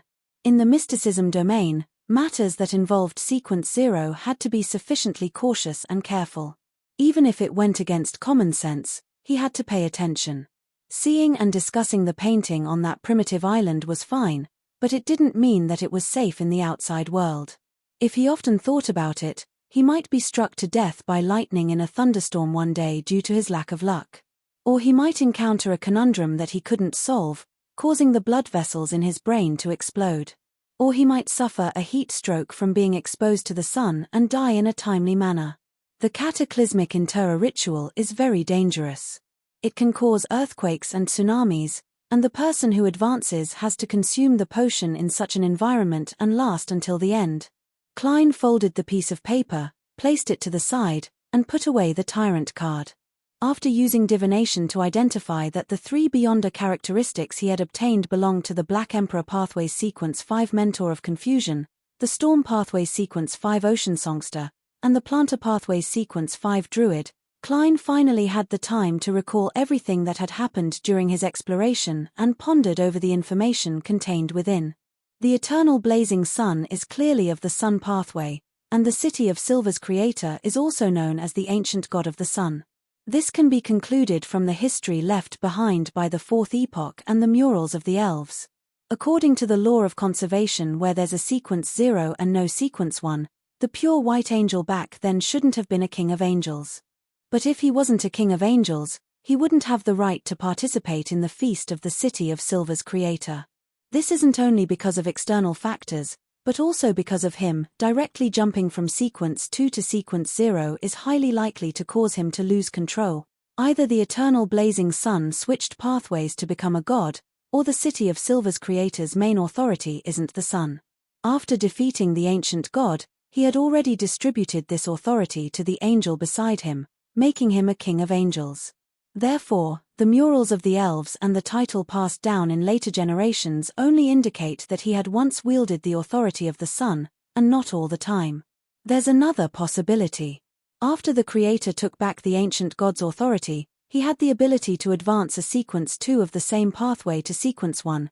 Klein's train of thought quickly turned to who built the cathedral and who left behind the murals. As there were all sorts of complicated situations, it was difficult to sort them out. He decided to conjure a piece of goatskin and summarize the main points by writing to find a connection. That primitive island was discovered by Zillings and Mr. the Hanging Man together. Zillings accepted a mission from the Twilight Hermit Order, and for a valuable item, he headed to Beekland to assassinate the Duke of Negan. He died at the hands of Mr. Aztec. Zillings told Mr. the Hanging Man that deep in the cathedral ruins was a precious item that wasn't inferior to Roselle's tarot cards. However, one had to be at sequence 5 to obtain it. He later obtained creeping hunger and became a pirate admiral. His strength was already equivalent to a powerful sequence 5.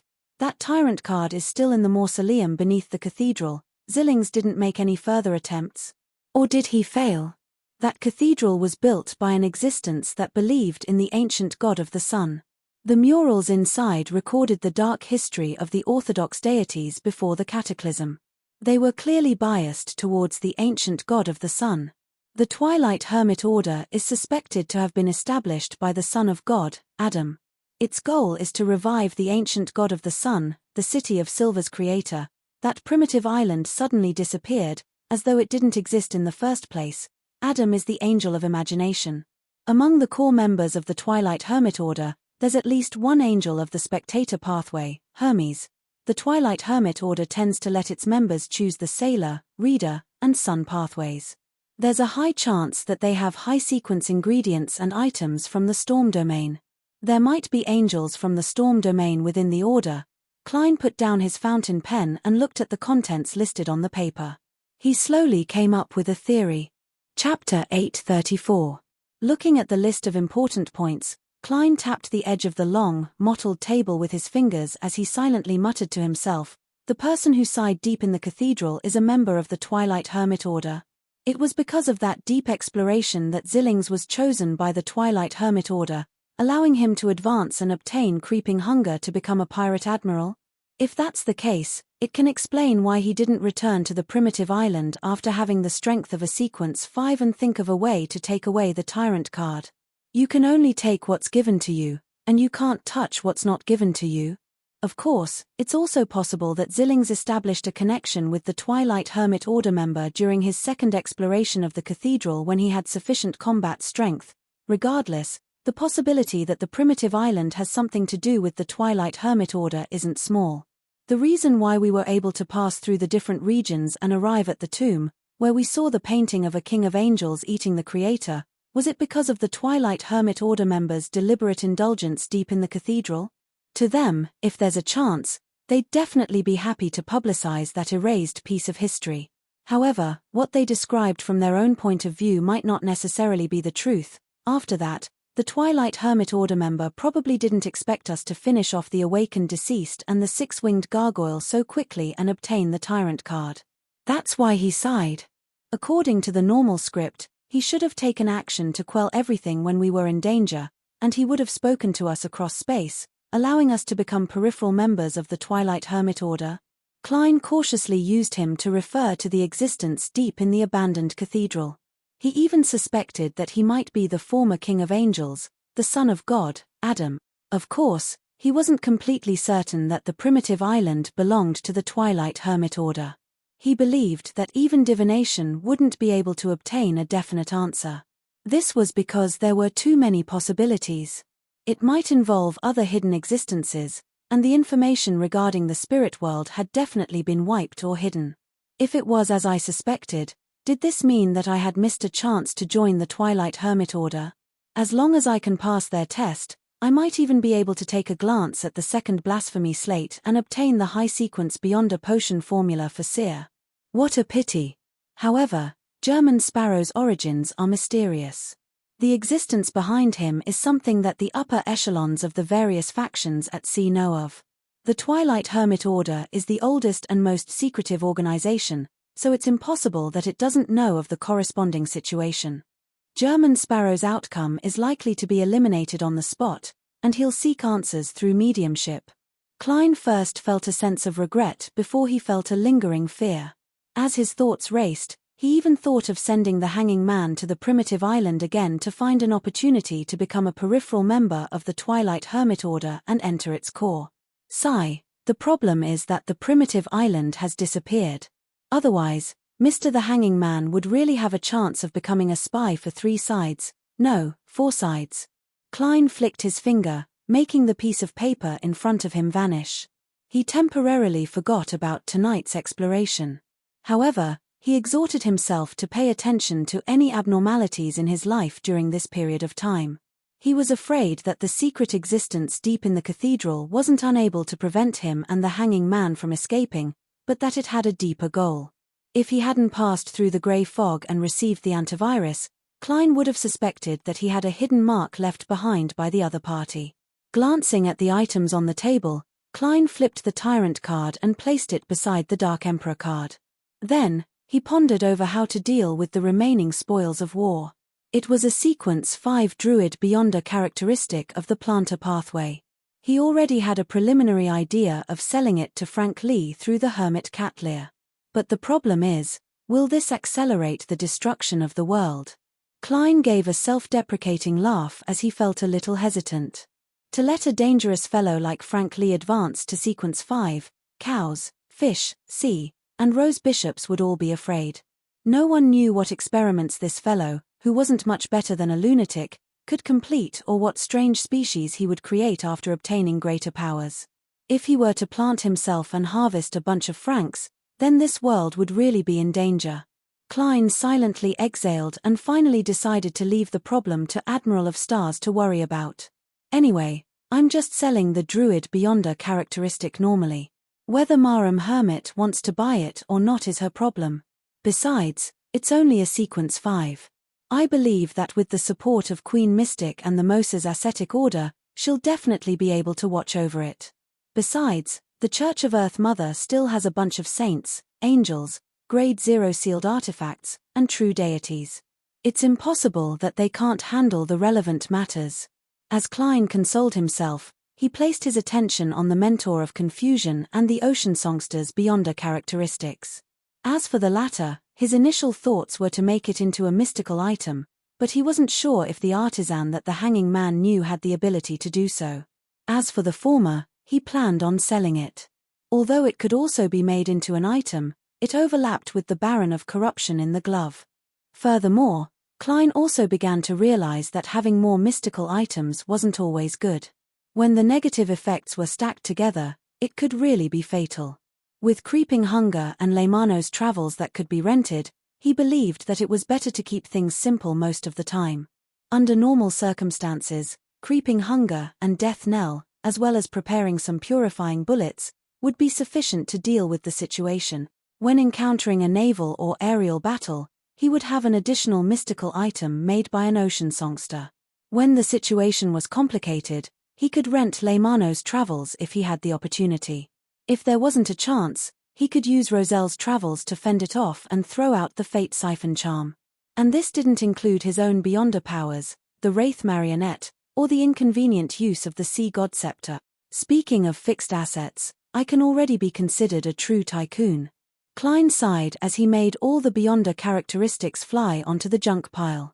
As for the 6-winged gargoyle's eyeball, it was a material that was extremely rich in spirituality. Furthermore, it had some mystical properties to it. It could be used in rituals or made into charms. Klein hadn't thought of a solution for the time being, nor did he have any need for it. He had long thrown it into the junk pile. After doing all of this, he vanished above the grey fog and returned to the real world. On Saturday morning, Force had planned on waking up naturally, but she was woken up by the world's message through Mr. Fool. He was returning her Leymano's travels. Force rubbed her eyes. She originally wanted to prepare for the ritual, but when she saw her messy hair and puffy eye bags in the mirror, she decided to head to the bathroom to clean up her image. She had finally sold the 2 properties yesterday, and the price was higher than she had expected. Even after deducting the corresponding taxes, it was still £6,550. What left her feeling regretful was that the gold coins circulating on the market were usually very common, but when she really wanted to collect them in large quantities, there weren't many of them. After a long period of work, she had only managed to exchange for 600. Phew, I can finally make up for my debt and complete the transaction. Force combed her hair and began setting up the ritual. Last night, in order to celebrate receiving so much cash for the first time in her life, she had secretly drunk half a bottle of rum proof and a barrel of Southville beer. This was why her image was so bad this morning. During the ritual, after a series of exchanges, Force paid £5,200 in cash and 600 gold coins, completing the assassination mission from before. She also received an interrogator beyond a characteristic. This way, she still had £2,530 left in cash, and the royalties from the 2 books were being transferred into her account. It wasn't much, but it was more sustainable. After a short wait, Force saw the door of sacrifice and bestowment glow as 2 items flew out. One was Leymano's Travels, and the other was a light blue, translucent hexagonal prism. Inside, there were bolts of lightning streaking across. Mr. World sure has a lot of Beyonder characteristics. Force sighed inwardly as she first thanked Mr. Fool before ending the ritual. Following that, she put away the interrogator Beyonder characteristic. Finally, she picked up Leymano's Travels and flipped through the additional Beyonder powers. Amidst the rustling sounds, her gaze suddenly froze. This was because 2 yellowed pages were no longer blank. They were filled with mysterious patterns and symbols. This represented a demigod-level Beyonder power. There were 2 pages. How extravagant. Force couldn't help but mutter softly. This was the first time she had seen a demigod-level Beyonder power that she could use. As a best-selling author who focused on romance, her first reaction was to wonder if the world German sparrow was wooing her. But thinking that they had never met before, and that the gentleman was a cold and powerful assassin, she quickly rejected this guess. She believed that the world German sparrow probably had the help of a demigod at any time, so he didn't care about such matters. Phew, I'll try my best not to use it. I'll wait for Mr. World to rent it again before using it myself. Force exhaled timidly, not daring to take advantage of the terrifying assassin. After composing herself, she used the crystal ball to identify the new Beyonder powers. She felt that they were all rather useful, apart from full moon. If it's used for suicide, this would be a godly technique, she muttered as she closed Leymano's Travels. She waited for Zio to return at night before giving her the interrogator Beyonder characteristic. Past 7 in the evening, Klein was dressed neatly as he waited at the entrance with Walter and Richardson to welcome the guests who were attending the ball. Soon, he saw a familiar face walk in. Alan Series. This famous surgeon was holding on to his pregnant wife as he walked through the door. Pregnant woman. Klein's heart stirred as he went forward with a beaming smile. P.S. Seeking recommendations and monthly votes on Monday. PS2. Recommending a book, Fairy. Please conduct yourself by the old author, GCHA. It's obvious from the name that it's a harem novel. Smile.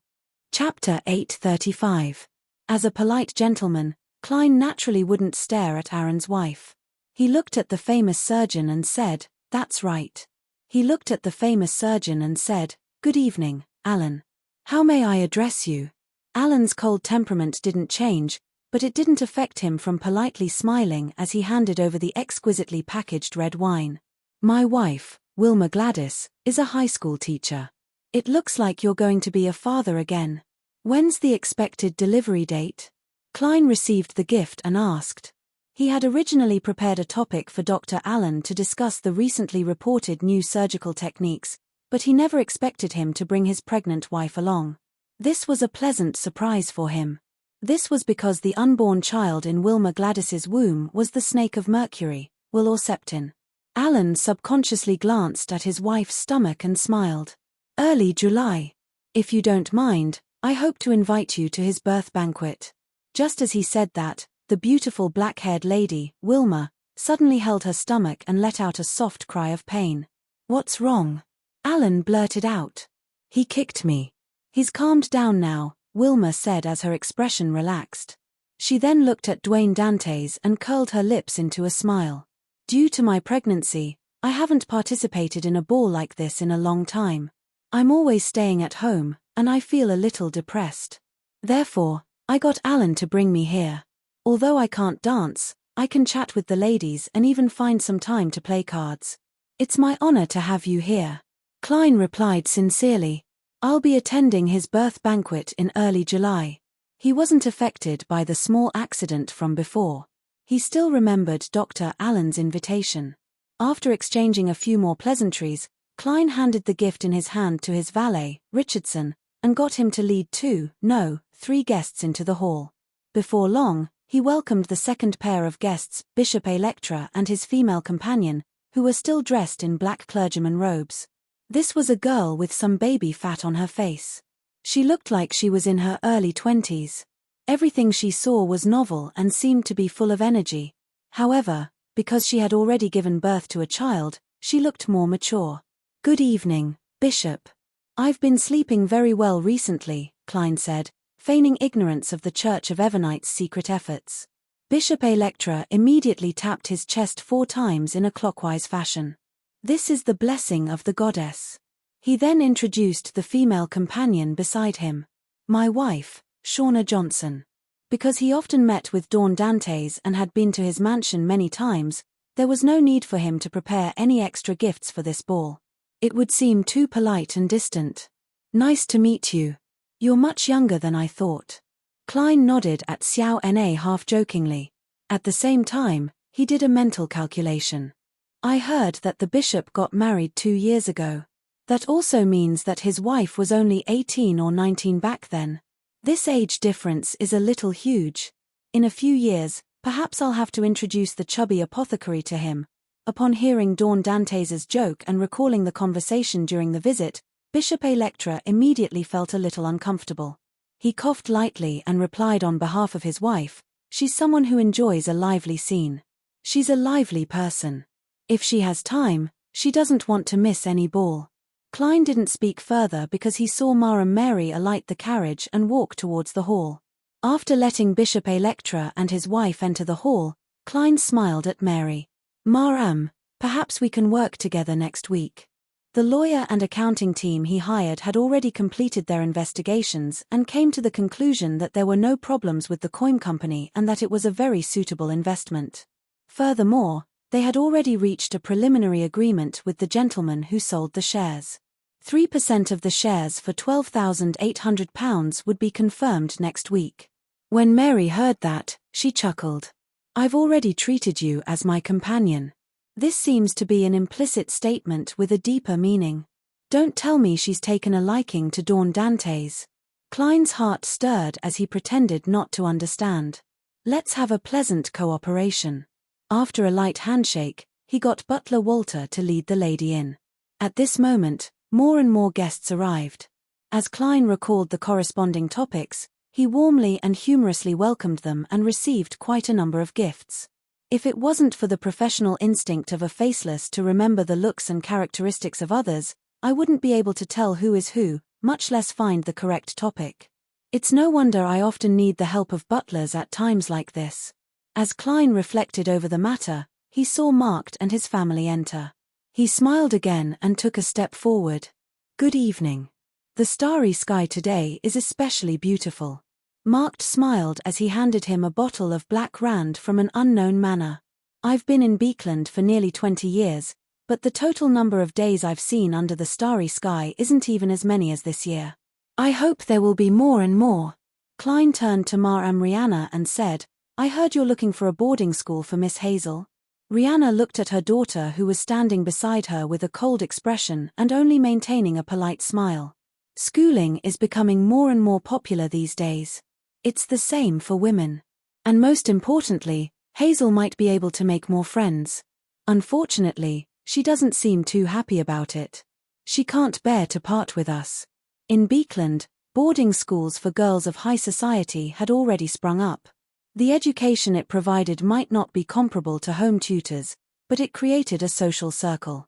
The annual tuition fee for such a boarding school was about £500. What she can't bear to part with is the sores here. Klein lampooned. After some idle chit-chat, he let Mark and his family enter the hall. When it was almost time, he no longer stood in the foyer. He walked to the second floor and stood behind the railing facing the door, gesturing for the band to stop their performance. With a glass of champagne in hand, Klein surveyed the area. After all the guests looked over, he said loudly, "I'm very happy that everyone can attend this ball. First, I would like to thank the goddess, and secondly, I would like to thank all of you. I've prepared some Desi specialty music and food for everyone. I hope all of you will like it." After a simple speech, Klein went down the stairs to the first floor's dance floor. He planned on inviting a lady for the opening dance. Typically speaking, a married host would definitely look for their spouse during the opening dance. Unmarried men and women would either dance with a relative of the opposite sex or invite someone they liked. It was considered an alternative blind date. However, Dawn Dantes didn't have any relatives present, nor did he have a suitable target for the time being. This made him feel a little awkward. However, he had an experienced butler. Walter had already invited a socialite from high society ahead of time. Dancing the opening dance with her would at most result in some scandals, but it wouldn't make others think of them dating. Therefore, Klein didn't feel any psychological burden as he looked at the lady named Ollery and walked towards her. This lady was a widow. She had rather good ties with a few members of Beekland's high society. She was doing quite well in this circle, but of course, she wasn't well liked by women. Anyone with a bit of status would look down on her. But regardless, Aloria's feminine charm and bearing were rather good, especially her figure. She had a voluptuous figure and alluring curves. If it wasn't for the fact that her looks could only be considered above average, making her a good-looking type, Klein would have suspected if she was a demoness. "Ma'am, may I have the honor of dancing with you?" Klein followed the teachings of his etiquette teacher, Warana, and presented himself flawlessly. Ollery, who had her blonde hair coiled up, smiled sweetly and extended her hand. "You're a gentleman that no one can refuse." That's a little ambiguous. Her status and the role she plays in social situations determine that she can't be as reserved as most ladies and gentlemen. Klein pulled her onto the dance floor and began dancing to the music that had a country vibe. Nobles had land, manors, and castles in the countryside. They would live there for several months every year, so country music was one of the mainstays of high society. "You dance well. If Warana hadn't mentioned it, I wouldn't believe that you didn't know how to dance in the past." Ollery deliberately made the two of them stick close to each other. As they danced, they could hear each other's breathing. As she was a stranger, Klein felt a little uncomfortable with such close contact. However, he couldn't push the lady away under everyone's gaze. All he could do was smile. "I just don't know how to dance. Actually, I'm very good at the more casual dances in Desi Bay and the southern continent. I also like those dances. It's powerful and filled with passion. I dance it for myself and not others." Ollery found a topic of conversation as she twisted her body, appearing very intimate with Dawn Dantes. As the opening dance came to an end, she suddenly suppressed her voice and chuckled. "If I hadn't heard some rumors, I might even think that you don't like women and feel a little stiff. However, I don't doubt it anymore." As she spoke, she glanced down. Klein was actually feeling rather awkward. She was really good at using her body and words to create an ambiguous atmosphere, but Dawn Dantes was an experienced person. He definitely couldn't admit defeat on the surface. He smiled with a natural expression. "I'm stiff because I'm not used to Beekland's social scene." "I can teach you," Ollery said with a chuckle. At that moment, the music came to an end. She took a step back and blinked with a smile. "You're really passionate." Her words had a double meaning, making Klein blush in embarrassment. He began to suspect if she was related to a demoness. He remained unperturbed as he bowed and sent Ollery back to her original spot. From the corner of his eye, he caught sight of Wilma Gladys, who was pregnant with the Snake of Mercury, walking to a long table by the side. Her goal seemed to be the first batch of ice cream. P.S. Seeking recommendation votes for Monday. Mobile version of the fastest updated website, M. Chapter 836. Klein's gaze immediately moved away from Wilma Gladys and looked at the carrot cake, cream muffins, and other desserts, as well as the roasted chicken, lamb stew, pan-fried ribeye, Desi specialty grilled fish, and other food not far from them. He gulped a mouthful of saliva and forced himself to retract his gaze. He planned on inviting Ma and Mary for the second dance. As the host, he couldn't miss the first 3 dances. Therefore, he could only temporarily forget his hunger and the delicacies. And at this moment, Wilma Gladys, whose belly was very obvious, walked to the ice cream cups. She extended her hand and retracted it. "Do you want some?" Her husband, Dr. Allen, didn't dance the first dance as he continued standing beside his pregnant wife. Wilma Gladys shook her head solemnly. "No, I don't. I'm pregnant. It's not good for me to eat ice cream. However, the little guy in my belly seems to want to try a little. Just a little." Dr. Allen nodded indiscernibly. "Then try a little. Leave the rest to me." Wilma instantly revealed an uncontrollable smile. "You really dote on the child too much." She didn't object as she watched her husband pick up a cup of ice cream from the ice cubes. After enjoying 2 mouthfuls, Wilma closed her eyes and suddenly shifted her gaze away. She looked at the few ladies who didn't dance the first dance and realized that they were whispering to each other. They had smiles on their faces and wore ambiguous expressions. From time to time, they would cover their mouths with their palms as they snickered. What interesting things are they talking about? Wilma's curiosity was piqued.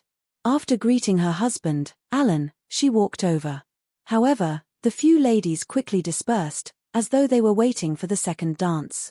Wilma felt disappointed as she said to the only beautiful lady who remained in her spot, "Do you know what they were talking about?" "I'm not interested in their topic of conversation." Hazel glanced at the pregnant lady beside her and said, "I'm not interested in their topic." She didn't accuse her of being rude because pregnant ladies always had some privileges. It was only then that Wilma noticed that Hazel, who had long, dark green hair, was holding a glass of champagne. She looked like she didn't want to be invited to dance. She had a kind of pride that came from the bottom of her heart. Even when she looked at the Baroness, she only maintained the most basic politeness. This was a likable character, but the problem was that she was like this to everyone, and she was too cold. Perhaps she was in the rebellious phase that Roselle the Great mentioned. As a middle school teacher, Wilma couldn't help but comment inwardly. Then, she tactfully distanced herself from Hazel and looked for familiar ladies to chat with. After the opening 3 dances, Klein finally had a short break to stuff himself with food and drink a cup of thirst-quenching sweet iced tea. This was a Desi specialty that he had specially asked the kitchen to prepare. Due to the effects of Death Knell, he had a little too much to drink. After exchanging a few words with Bishop Electra, he excused himself and headed for the washroom. In fact, he could still hold back for at least 3 dances, but he felt that Snake of Fate Will or Septin's sudden visit might be to communicate with him. Therefore, he took the initiative to search for a suitable uninhabited environment. "Although he is an unborn fetus and is forced to come here, if he doesn't want to see me, there are at least 100 ways to stop his mother from going out. In short, let's give it a try first." Klein muttered as he entered the bathroom and locked the door. He was hesitating whether to solve the problem of his lower abdomen first or to wait patiently for a minute or 2 when his spiritual perception was triggered. He immediately looked at the mirror. At some point, a black pram was reflected in the mirror. The shadow inside the pram was so deep that it was difficult to see the specific details. The only thing that could be seen was a child wrapped in silver silk. The child said in a clear voice, "Your destiny has shifted a little." What happened? Klein tensed up. Will or Septin, who was in his infant form, sneered. "You have to ask yourself. All I know is that you likely encountered an angel." Klein suddenly recalled what had happened on the primitive island and his guesses. After thinking for a few seconds, he frowned and asked, "What's the matter? Can an angel tell what's special about me? I've met Orange Light.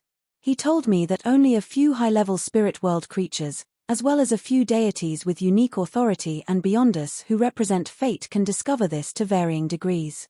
Furthermore, they have to come into close contact with it." Inside the pram, Will Septin sucked at his thumb and smiled. "Probably not, because you aren't dangerous. Besides, apart from you being special, some of the items on you and your companions might also be special. They might be able to garner that person's interest." "Some of the items on me, my companions." Klein's thoughts raced as he realized that he might have been hinted at previously. Furthermore, he really hadn't expected it, so he had missed out on something. When exploring the primitive island, he had brought Roselle's travels with him. This was a book created by the ancient god, dragon of imagination Ankwelt. If the primitive island was really related to the Twilight Hermit Order, regardless of whether it was an angel of the spectator pathway that brought high-sequence ingredients of the storm pathway deep inside the cathedral, or if it was the other way around, he would be interested in this book. After all, the leader of this organization was likely the angel of imagination, the son of God, Adam. It's because of this travelogue that he allowed me to take away the tyrant card and stopped me and Mr. the Hanging Man from exploring further. Klein said with a guess, "That's right. How should we solve this?" "There's no need to solve it. In the long run, this should be a good thing, but there will be a lot of trouble in the middle." Will Septin said in a clear voice, "Besides, you're already burdened with many things, so it doesn't matter if you have one more. I'm reminding you so that you can pay more attention to prevent trouble from knocking you down." "Makes sense. There's no need to worry when you're in too much debt. You might even be able to create an opportunity for your creditors to fight each other." After thinking about it carefully, Klein agreed in his heart. He asked, "My friend who wishes to obtain a drop of mythical creature blood wishes to know what you need." "What do I need?" Will Septin scoffed again. "I need a lot, such as a way to accommodate the die of probability, or to help me kill that fellow, Ouroboros. If it's really possible, you can draw as many vials of blood as you want. But, can it be done? If it's possible, why take the risk to kill Ouroboros? Wouldn't it be better to directly deal with a weak snake of fate like you?" As Klein lampooned, he shook his head without a doubt. "No. Then think of something else." "I'm in no hurry." Will Septin paused and said, "There's something wrong with that very arrogant girl at the ball tonight. If you have the chance to chat with her, you can direct the topic to the dream." "Hazel. Dream?" Klein nodded in thought. "All right." Seeing that Will Septin seemed to have the intention to leave, he hurriedly said, "That paper crane is about to break." "That paper crane is about to break. If there's an emergency in the future, how can I contact you?" Will Septin fell silent for a moment. "Do you expect me to fold a paper crane for you in Mommy's tummy? Even if I can fold it, you won't be able to get it. If I want to find you, as long as you're still living here, I can do so anytime in my dreams. If you have any urgent matters, visit my father directly. Wouldn't it take a long time to use a paper crane? All right, as an unborn fetus, it's time for me to catch up on sleep. We'll talk about it later." Klein had no choice but to nod. "If there's nothing else." Will Septin's dissipating figure suddenly paused. After 2 seconds, he said, "There's something else." "What is it?" Klein tensed up again. "What is it?" Klein tensed up again. Will Septin tersely said, "The ice cream made by your chef is too sweet." "Ah." Klein was momentarily unable to react to what he was saying. It wasn't until the black pram disappeared into the mirror that he came to a realization. The corners of his mouth couldn't help but twitch. After dealing with the problem of his bloated lower abdomen, he washed his hands and went out. He found his valet, Richardson, and instructed, "Go to the kitchen and get them to reduce the sweetness of the subsequent ice cream." Richardson didn't ask why and immediately did as he was told. Only when he was about to enter the kitchen did he think of a question. Mr. Dawn Dantes didn't seem to have touched the ice cream before. How did he know that it was on the sweet side? Richardson quickly had an answer to this question. He believed that one of the guests had informed his employer of the problem after tasting the ice cream. Although it was a little rude, it wasn't something rare, especially for close friends. They would take the initiative to remind the host in good faith, so as to prevent the host's reputation from dropping. At this moment, as the previous dance was still ongoing, Klein wasn't in a hurry to consider a dance partner. He walked to the long table at the edge, planning to seize the time to eat some delicacies. Just as he picked a piece of desi grilled fish without any bones, he suddenly saw Wilma Gladys come over with a cup of sweet iced tea. This lady nodded at the host and said with a smile, "This is a good drink. This drink is very good. I've never tried it before. Sweet iced tea from the south," Klein explained with a smile. He casually glanced at her belly and said, "He seems very obedient." "Ah, perhaps it's her." Wilma smiled and said, "Most of the time. It's just that there's an occasional ruckus in the middle of the night." "In the middle of the night?" "Occasionally. Don't tell me it's when she's replying to my question." Klein suddenly felt a little ashamed. He pretended not to have thought of it and focused his attention back on his plate. Wilma drank a mouthful of sweet iced tea and returned to their previous conversation. When a new dance was about to begin, Klein handed the tray and cup to the waiter beside him. He glanced at Hazel and slowly walked over, smiling as he bowed. He smiled and bowed. "Miss, may I have the honor of inviting you for a dance?" Hazel fell silent for a few seconds. She placed the champagne glass on the waiter's tray and politely replied, "Yes, sir." She politely replied, "It's my honor as well." Chapter 837. Amidst the soothing melody, Klein and Hazel were dancing. One of them was tall and straight, while the other was slender and tall. Apart from the obvious age difference, be it their movements, rhythm, or bearing, they were extremely compatible. It was an extremely beautiful sight that could be used as a model for teaching. Klein took the initiative to break the silent atmosphere and said in a seemingly casual manner, "That's right." Amidst the light twirls, he said in a seemingly casual manner, "I've been having nightmares for some time. Thankfully, I was blessed by the goddess. After praying a few times in the cathedral and drinking a few cups of holy water, I didn't wake up in the middle of the night." Hazel looked up in silence. After 2 seconds, she said, "Yes." After 2 seconds, she said, "What kind of nightmare? To think that he's interested in such a topic. Will Orceptin isn't wrong at all." Klein replied with a smile. "I was in an abandoned and dilapidated cathedral and was being chased by all kinds of monsters. But you should know what happened in the dream. I'm unable to remember the details, so it's difficult for me to describe what the monsters look like."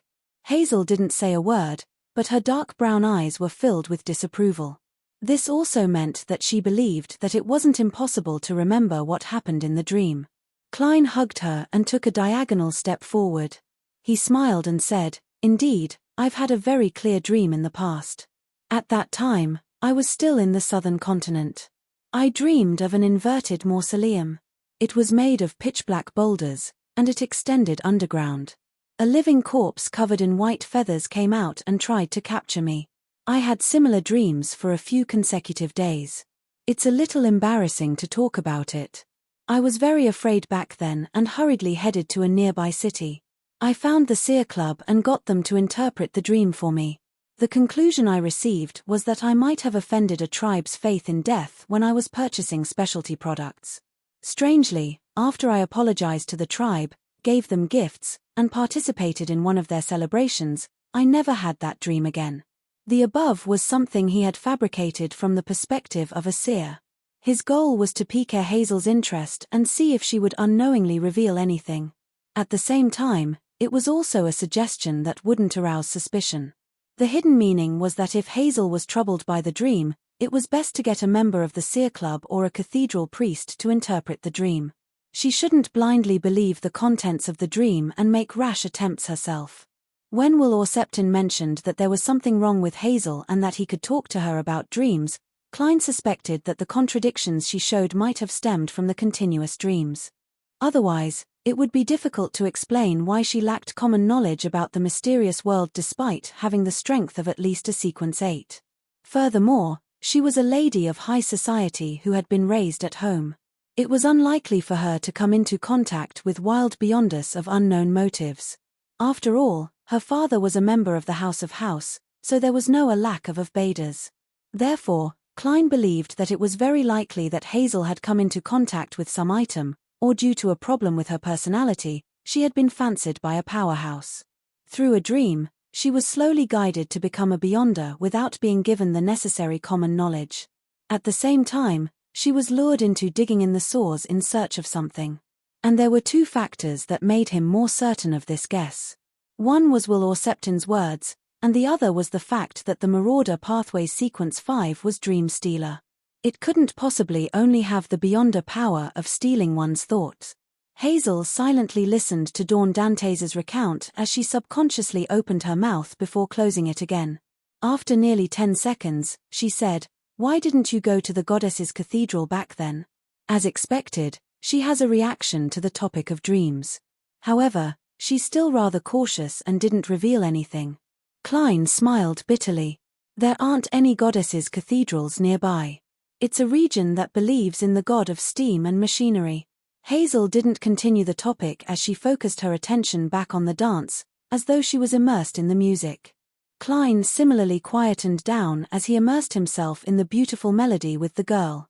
After the dance ended, he sent Hazel back to her original spot. Then, due to his thirst, he headed for the long table area, hoping to get a cup of sweet iced tea. At that moment, he saw Bishop Electra enjoying red wine. Unlike the Church of the Storm and the Church of the God of Combat, the clergymen of the Evernite goddess weren't allowed to drink alcohol. They had to reject distilled alcohol, and they could drink small amounts of champagne, beer, and red and white wine. "How is it? This should be the first time you've held such a grand ball, right?" Bishop Electra smiled as he raised his cup. Klein replied with a smile, "It's very troublesome, and also very, yes, interesting. It's very troublesome, but also, interesting. The biggest problem is that dancing so many times in one go always makes me tired. I keep sweating and want to drink water." Bishop Electra laughed out loud. "Now that you're in Beekland, there's no need to cut back on your physical training. Sometimes, social occasions are more tiring than you imagine." Having said that, he revealed a teasing expression. "Mara Molori spoke rather highly of you, believing that your inner qualities match your outer appearance." Thank you for her affirmation. Klein was momentarily at a loss for words, so he could only reply in a joking manner. All he could do was reply in a joking manner, a person's inner qualities can't be seen through a single dance. Without waiting for Bishop Electra to reveal a smile that all men understood, he said, "Bishop, I recently interfered in a business deal." "Bishop, I've recently interfered in a business deal. I might have offended a powerful man. I'm a little worried." He was referring to the Coim Company and Baron Syndras. Bishop Electra took a sip of his red wine and said, "Don't worry. Don't worry. Backlund is a place of law. Besides, the goddess will protect you." "That's a relief. Praise the goddess." Klein seriously drew a crimson moon on his chest. By the time Bishop Electra headed for the dance floor, his gaze gradually sank as he sighed silently. He wasn't feeling fear or hatred, but rather feeling a little guilty. At least up to now, the Church of Evernite had treated him pretty well. Although it was due to money, they had indeed provided him with plenty of help and were even willing to provide him with a certain level of protection. However, he was planning on dealing with the keepers and how he could steal the items from the core seal behind Channy's gate. Sigh, if this plan needs to be completed over a long period of time, then I really have to undergo regular psychotherapy. Otherwise, there will be more mental problems. Klein examined his emotions and shook his head indiscernibly. Sherwood Borough, in a house. Zio placed the huge Fainapotter pie and Desi Bay sweet iced tea on the dining table and said to Force, "Don't eat such food often.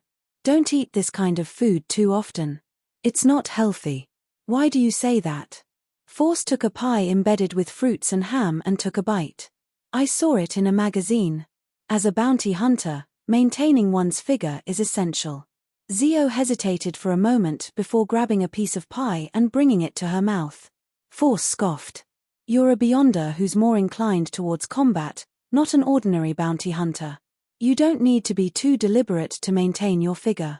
Perhaps, you missed the final chance to grow taller because of this. Alright, I heard that the warrior pathway can effectively make a person taller. Just look at those barbarians in Fasak. Zio was taken aback as she suddenly sighed. But I was born half an arbiter. There's no way for me to become a warrior. Clearly, she had given it serious consideration. Seeing that she had evoked her friend's memories, Force hurriedly pretended not to say a word as she focused on enjoying her late dinner. After having her fill and tidying up, she pulled Zio into her bedroom and cleared her throat. You've helped me a lot recently. I've decided to give you a gift. What troublesome matter needs my help again? Zio warily touched her short blonde hair. Force blinked as she suddenly reflected on her usual state. She chuckled dryly and said, "This is for the past, the past." Without waiting for Zio's response, she took out a square metal box under Zio's suspicious gaze. It was the kind used to store cigarettes. I don't smoke. Zio shook her head. Force tersely acknowledged and opened the metal box, revealing the light blue, translucent hexagonal prism inside. Zio's gaze immediately froze as she looked at the light that streaked across the crystal like lightning. She instinctively asked, "Interrogator?" "Yes, I met a participant at a Beyonder gathering who sold it cheaply. I was afraid that I'd miss the opportunity, so I quickly bought it." Force spoke the truth without any falsehood. "As you know, I recently received a reward from teacher for something. I'm not lacking in money." Zio knew that her friend had been out a lot recently, claiming that she was working for her teacher. However, she still couldn't believe that she could so easily buy an interrogator Beyonder characteristic as a gift. This was far beyond what they were used to. She's still gambling. After becoming an astrologer, she began winning large sums of money.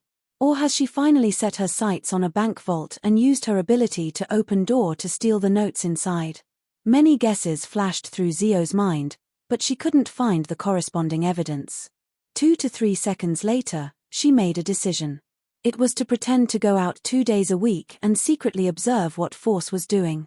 If she didn't believe in her friend's character and bottom line, she would have suspected that she had become the mistress of a powerful Beyonder or rich person. It's too valuable. Zio waved her hand in an attempt to reject the gift. Force had long thought of an excuse as she smiled. She smiled and said, "Anyway, I'll have many things to trouble you with in the future. Just treat it as payment in advance. We're good friends. There's no need to talk about payment." Zio hesitated for a second before shaking her head. "I was just waiting for you to say that." Force immediately smiled. "Then treat it as an early birthday present. You're not allowed to reject it. But my birthday is still more than half a year away." Zio mumbled as she finally reached out and received the interrogator Beyonder characteristic. On Sunday morning, Zio held back her excitement and anticipation and went out as usual. She planned on going to a specific place to leave a corresponding mark and meet the masked man from MI9 deep in a remote alley at night.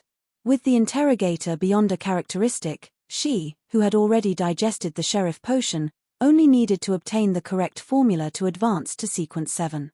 She would then take a solid step in investigating the truth of the past and restoring her family's glory. Therefore, she couldn't wait to take on a few more military missions to quickly accumulate enough contributions. After doing this, she planned on visiting a few places in East Borough to see if there was any important news. Then, she would return home and tail Force to figure out what her friend had been up to recently and if she was in any danger. However, just as she entered East Borough, she felt as though someone was watching her. Mobile version of the fastest updated website, M. Chapter 838. Who? As a sheriff, Zio had a sharp intuition when it came to monitoring and being monitored.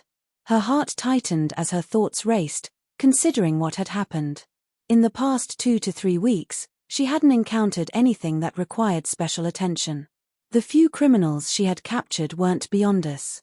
At most, they were related to a particular gang, so no one would offend a rather famous bounty hunter in East Borough for them. Therefore, she quickly narrowed down the scope of her targets and vaguely guessed which faction the person secretly watching her belonged to. A member of the Aurora Order? I didn't attend Mr. X's gathering the last time, and an accident happened. It was said to be a shocking scene. MI9 told me that Mr. X was killed on the spot and his corpse was taken away. Furthermore, the assassin used demigod-level strength. Is the Aurora Order investigating the culprit? Every person who received an invitation to the gathering is their target. Although Zio could be rash and careless at times, and her train of thought was rather direct, she had a strong intuition when it came to such matters. She could always think of the crux of the matter.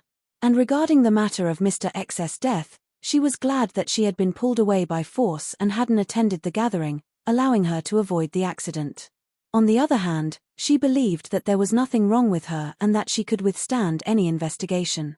Therefore, when she met the masked man from MI9 last week, she was calm and confident and accepted the mission of investigating the truth of the case. Unfortunately, she didn't know which other Beyonders had attended the gathering, so she had no idea where to start. Yes, that gentleman from MI9 told me that the members of the Aurora Order are either lunatics who have already acted up, or lunatics in hiding. I can't use normal logic to infer their actions. Even if they confirm that there's nothing wrong with me, they might kill me in passing to vent their anger and warn the real murderer. Zio walked forward with high tension as she replanned her activities in East Borough. On this route, she could receive help from her friends at any time.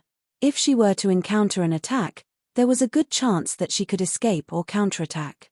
As she walked, Zio suddenly fell into a daze.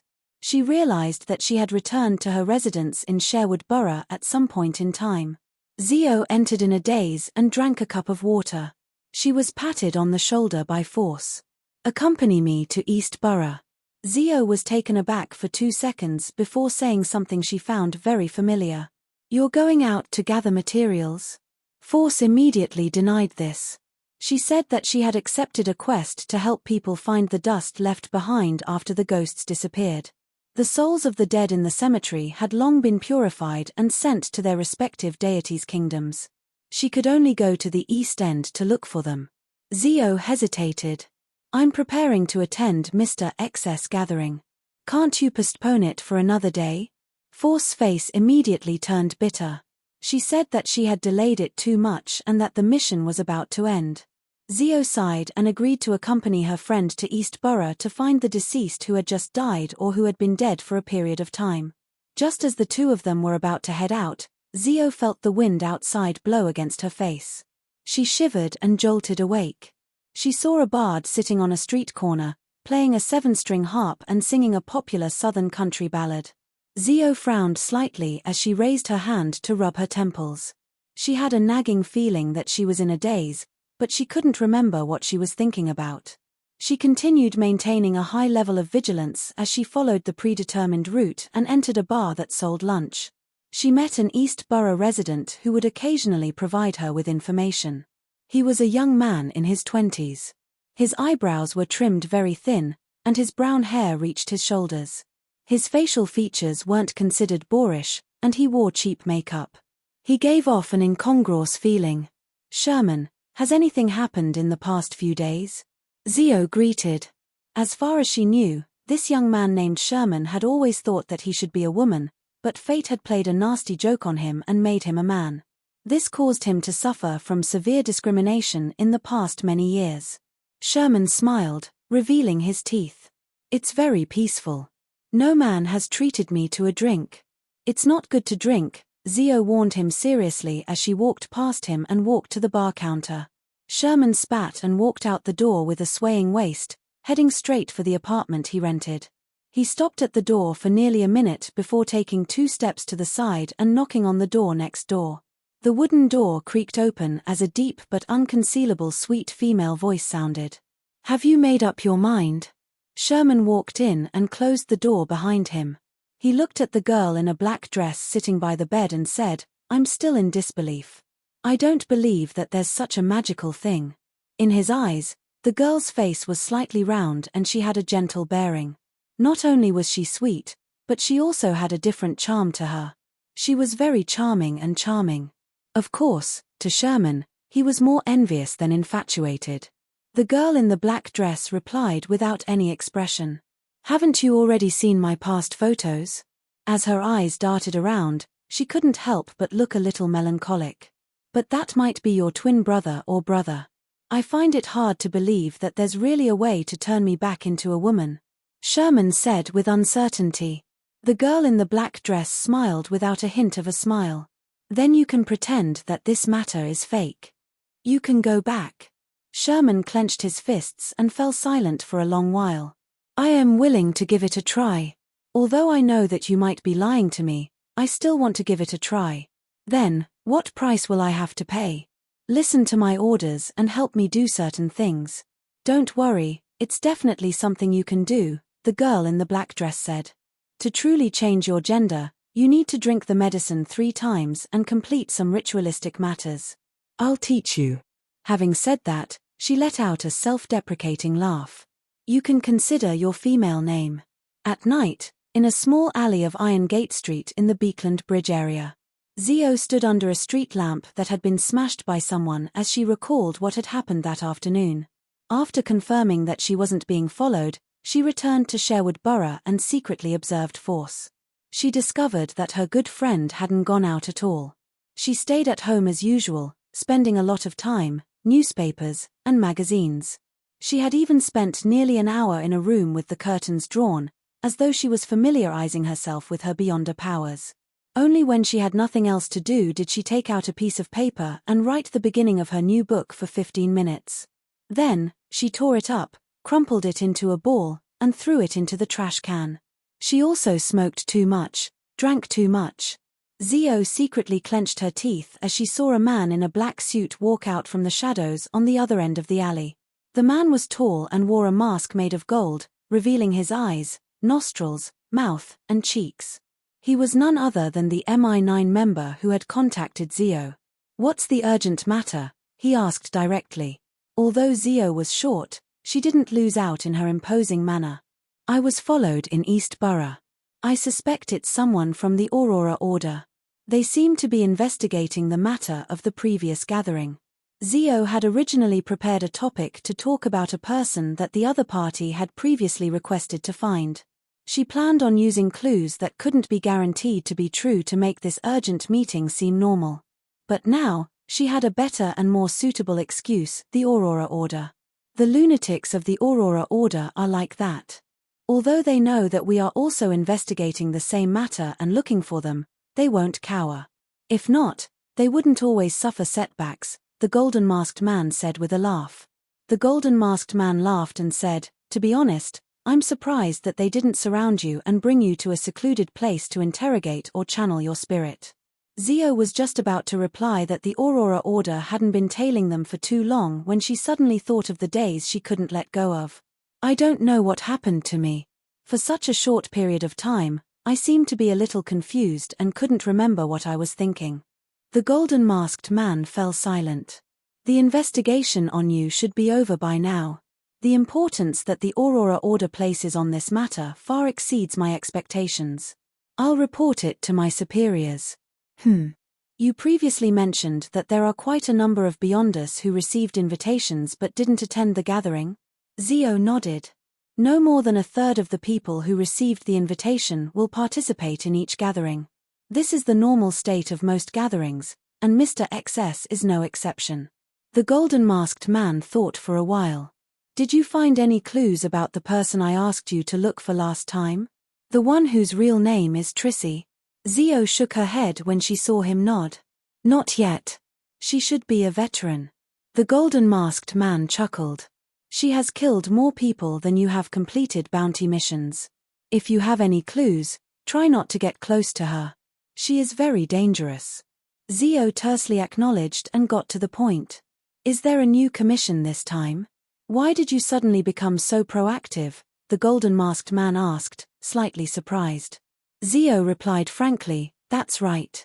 I've almost accumulated enough merit points to exchange for the interrogator potion formula. I hope to obtain it as soon as possible. Actually, there's no need for that. You can directly exchange for potions. That will save you quite a bit of merit, the Golden Masked Man said from Zio's point of view. I already have a Beyonder characteristic. Zio shook her head. That will take a long time. Perhaps I can buy the ingredients at other Beyonder gatherings. The golden masked man didn't try to persuade him anymore. Good luck then. This time, there's a rather complicated mission. If you can complete it, you should have enough merit points. Zio held back her joy and asked, "What mission?" The golden masked man's tone was a little strange. "Keep an eye on the people Viscount Stratford interacts with, and report each one to me. You don't have to monitor them often.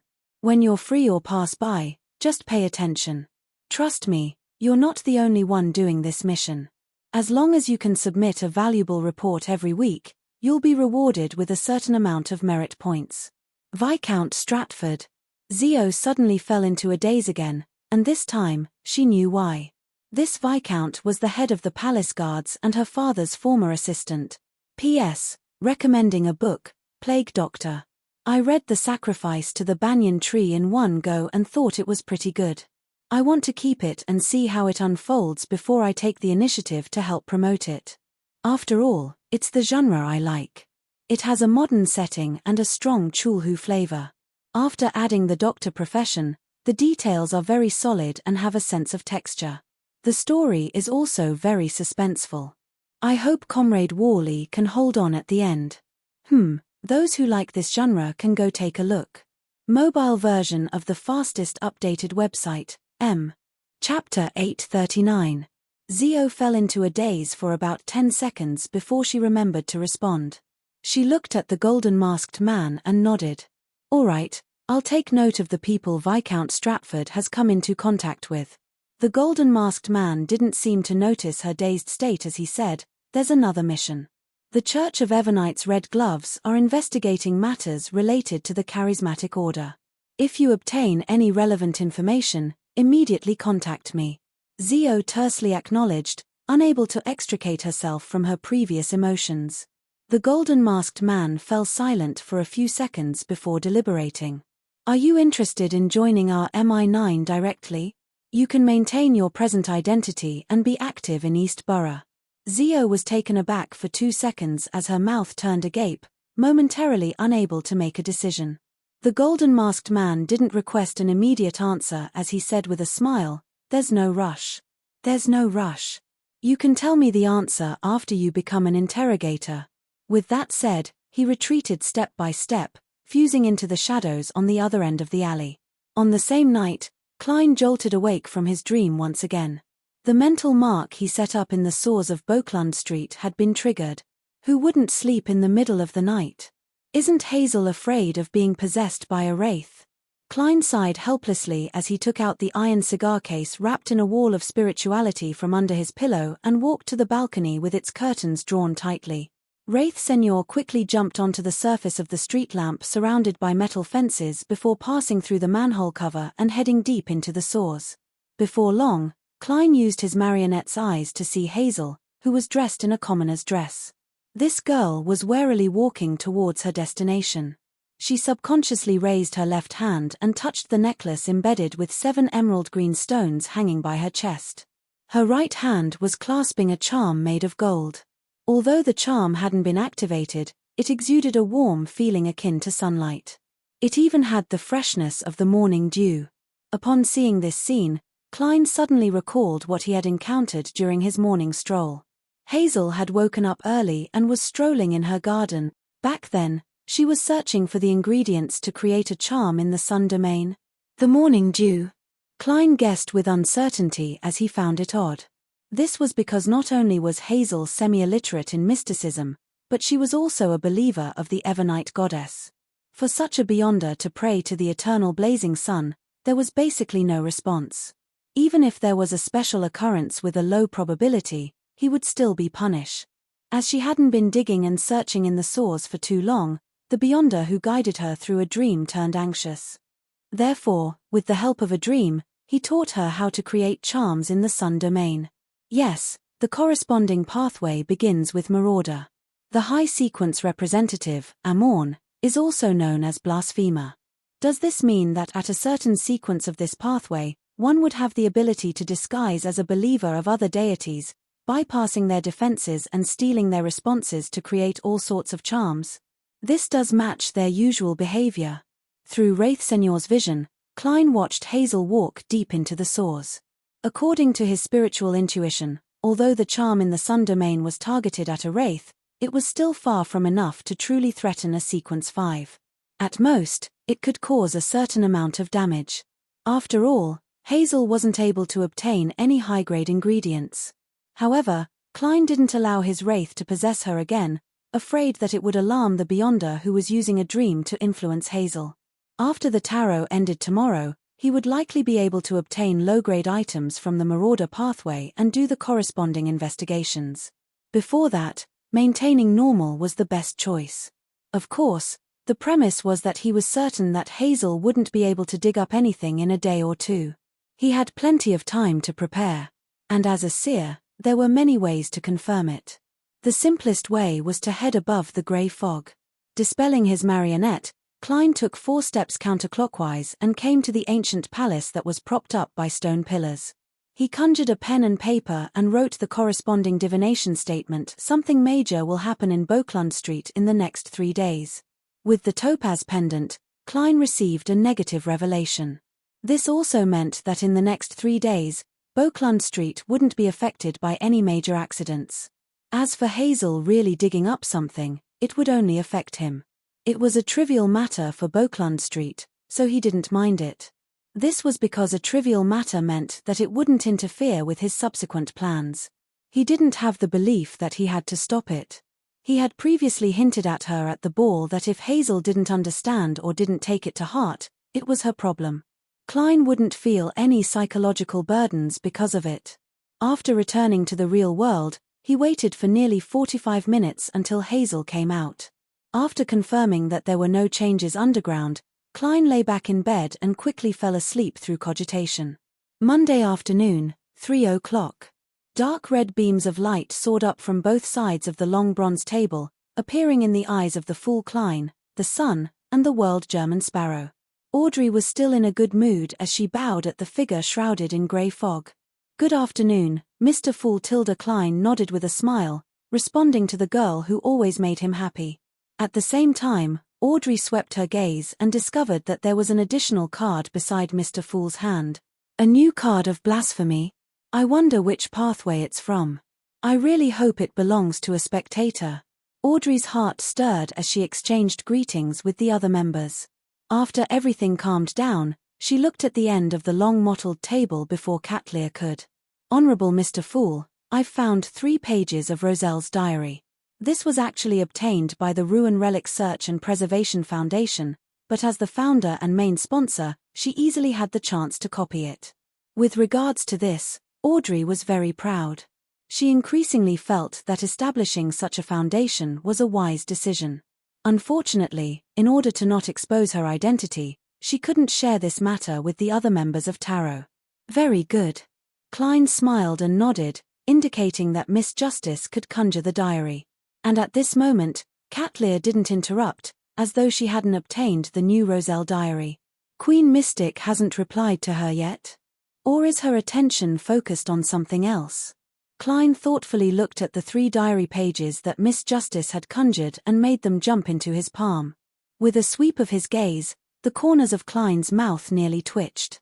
This was because he had encountered the familiar Roselle's erotic diary.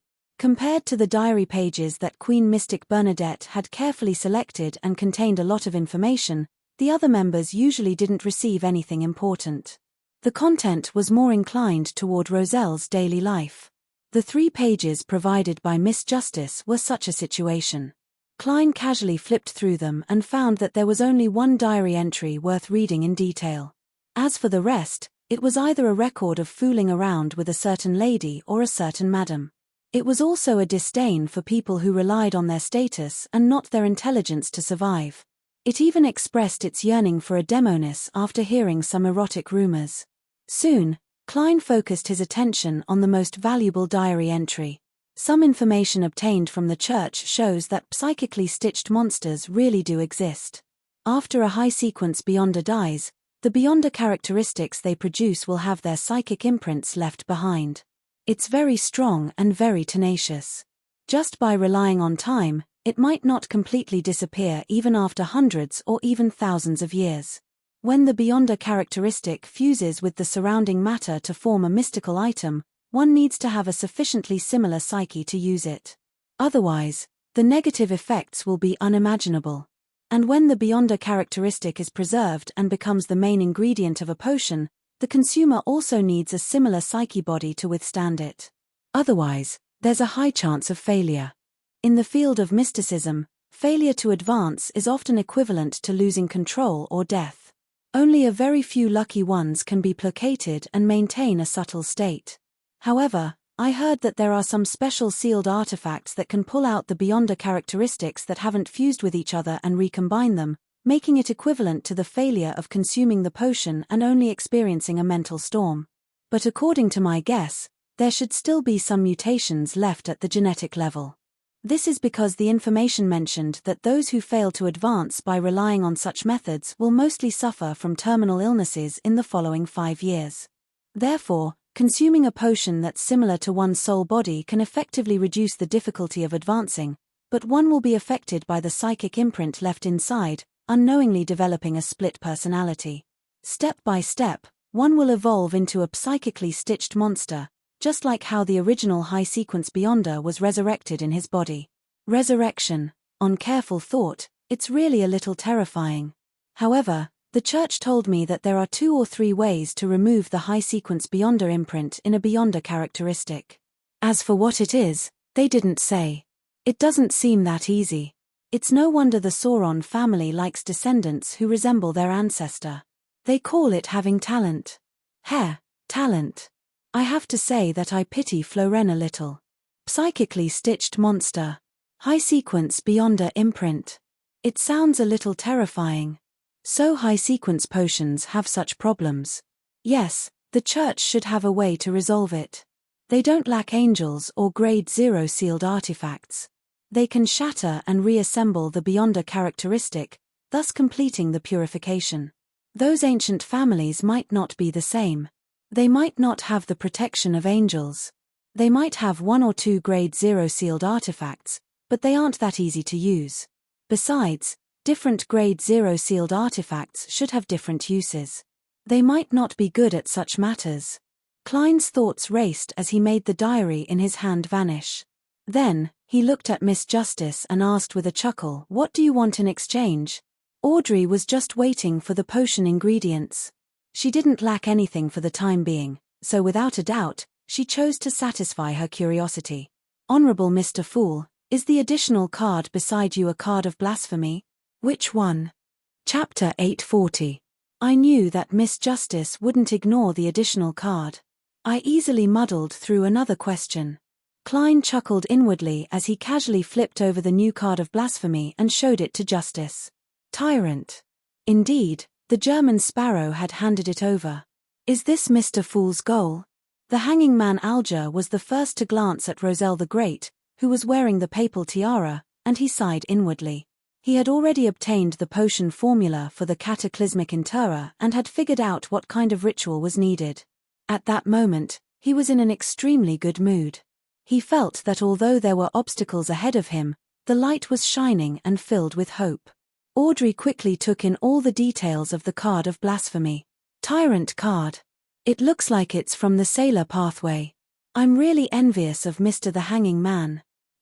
Mr. the Hanging Man doesn't show any signs of surprise or shock.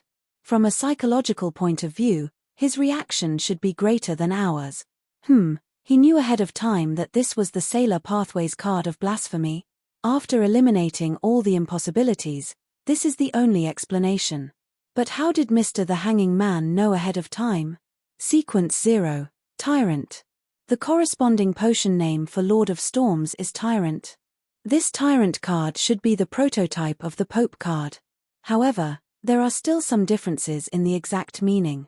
Some of them match, some of them are closer to a reversal, and some of them are an extension. In short, the interpretation of the card is that it represents a conservative concept, emphasizing obedience at the spiritual level. It relies on prestige and strength to create fear and bring about faith. Audrey, who had loved mysticism knowledge since she was young, felt a strong sense of satisfaction as she interpreted it. She felt that the 3 pages of Roselle's diary had been a great deal. Card of blasphemy. The hermit Catlear, who was also good at interpreting and had a lot of knowledge, quickly figured out which pathway the card represented. She then added the information of sequence 0, Tyrant, into the blank area of her knowledge. Apart from that, she also thought of something else. The German sparrow of the world plotted the death of sea god Cavituis. As such, Mr. Fool obtained the short scepter that symbolizes the authority of sea god and began responding to his believers in the name of sea god. He has obtained the Tyrant card from the storm pathway again. This is definitely not a coincidence. As she thought about it, Catlear was alarmed. She suspected that Mr. Fool was secretly eroding the authority of the Lord of Storms. A battle between gods. It was a meticulous and far-reaching plan. This is one of Mr. Fool's true goals. Thoughts flashed through Catlear's mind as she subconsciously retracted her gaze. She didn't dare to look at the Tyrant card again. Magicians Force and Emlyn didn't know much about Sequence 0. They had only heard Mr. Fool mention it once at the tarot gathering. At that moment, they were only surprised that it was a card of blasphemy, and they vaguely associated the title of Tyrant and the name of the Sequence 0 potion with the Lord of Storms. Hence, one of them trembled a little, feeling that she was being blasphemous. The other made the connection and guessed what the artificial vampire pathway Sequence 0 was called. It's definitely the moon, or the crimson moon. Emlyn's thoughts raced as he came up with an answer. As for whether it was correct or not, he didn't care. After all, he felt that it was definitely close to the truth. Sun had received a very solid mysticism education in the City of Silver, so he wasn't unfamiliar with the concept of Sequence 0. He had even set his goal at that level because only by doing so could he bring light and warmth to the City of Silver, as well as hope and a future. This should represent the Elf King, Saniathrim. So he's called Tyrant. However, his authority seems to be a little more than what this card shows. Derek thought with a rare sense of deep participation. After showing it for 2 seconds, the Fool Klein covered the Tyrant card again and casually glanced at Marham Hermit. Catlear hurriedly said, "Honorable Mr. Fool, there's no new Roselle diary this time." As expected. Klein nodded slightly and smiled. "It's your turn." Just as he said that, the World German Sparrow looked at the hanging man. "After this gathering is over, I'll give you the Ocean Songster Beyond a characteristic. Help me find an artisan to make it into a mystical item that's easy to carry around." Another Ocean Songster Beyond a characteristic. The same thought surfaced in the minds of Audrey, the Moon, and company. Sequence 5 beyond us weren't carrots that could be bought casually on the street. And Mr. World has already killed several of them in the past 2 months. Was it really a quasi-high-ranking member of the Church of the Storm who was killed? Catlear had a certain idea from the speculation that Mr. Fool was eroding the authority of the Lord of Storms. Magician's Force became increasingly fearful of German Sparrow. She constantly warned herself not to use the 2 pages that recorded demigod-level Beyonder powers. Sun couldn't help but think of the City of Silver organizing a team to clear a region of monsters.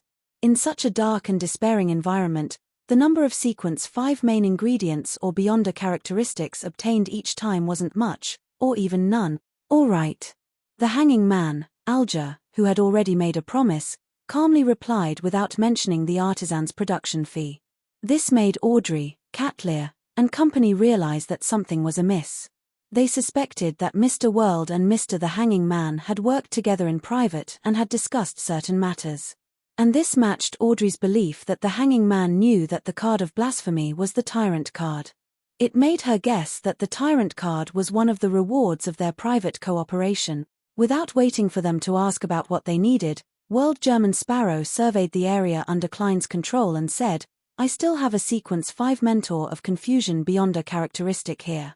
I still have a Sequence 5 Mentor of Confusion Beyonder characteristic of the Black Emperor pathway. If it's made into a mystical item, it should have the ability to use loopholes in order to distort the target's language, will, and actions. It can also enhance one's physique and create chaos within a certain range." He spoke in such detail because his target customers were Miss Justice and Marham Hermit. It was impossible for the 2 of them to switch to the Black Emperor pathway, so their need for Beyonder characteristics was naturally focused on mystical items. Of course, The latter also had the possibility of buying Beyonder characteristics for her subordinates and organization members. There's another one. Another sequence 5. What did Mr. World do last week? Audrey momentarily forgot to be interested in the Beyonder characteristic. Catlear, Emlyn, and company looked at each other, unsure which sequence 5 Beyonder had been killed. Again, the hanging man Alger was more concerned about the fact that it belonged to the Black Emperor pathway and corresponded to sequence 5 Mentor of Confusion. The latter was something he had never grasped before. After more than 10 seconds of silence, Audrey began to ruminate over Mr. World's words. Grasp loopholes in order. Create chaos, enhance one's physique, distort the target's language, will, and actions. I suddenly feel that it's very compatible with my dear Earl of Hall. Besides, I also want to have such an ability. I still have too many shortcomings just by relying on myself and lie. I'll first figure out the price and find a chance to ask father to see if he's interested in buying such a mystical item for himself or his adorable daughter. Audrey thought for a few seconds and raised her hand slightly. Mr. World, what do you plan on exchanging it for? Or how many pounds are you selling it for? The reasonable price of a mystical item like Death Knell is £10,000 to £12,000. If it's just the Beyonder characteristic, it'll definitely be cheaper. It should be about £7,000 to £8,000. Klein had already done the math, and after some thought, he made the World German Sparrow answer, that's right, £8,000. He knew that Miss Justice wouldn't bargain if she was truly interested. Okay. Audrey nodded and turned to look across her. Mr. the Hanging Man, how much would it cost to make such a mystical item with a Beyonder characteristic? Alger quickly did the math and said, £1,500. At the very least, there might be an increase in the price. All right. Audrey moved her gaze and said to the World German Sparrow, I'll consider it for a few days. I'll give you an answer within the week. You can continue asking others if they want it. The World nodded in silence and looked up at the other members. He saw Marham Hermit hesitate for 2 seconds without saying a word. As for the others, they were only interested. Just as Audrey was about to ask about the fruit of the illusory chime tree, all the members heard the World German Sparrow say in a low voice, there's also a sequence 5 Beyonder characteristic. There's also a sequence 5 Beyonder characteristic, Planter Pathway, Druid. Suddenly, the palace that resembled a giant's residence became extremely quiet. Apart from Mr. Fool, who was leisurely watching everyone, only the hanging man Alger didn't have any other thoughts. There's still one more. When did sequence 5 Beyonder characteristics become so common? What did he do? Catlear suddenly had an inexplicable feeling. She felt that she had taken the risk and worked hard for years, but in the end, it was no different from the goods in the World German Sparrow's hands. T2 terrifying. Magician's Force had already imagined a series of stories in her mind. Impressive. Sun worshipped Mr. World more and more. Audrey and Emlyn were speechless for a long time. At that moment, they felt the lack of language in their bodies.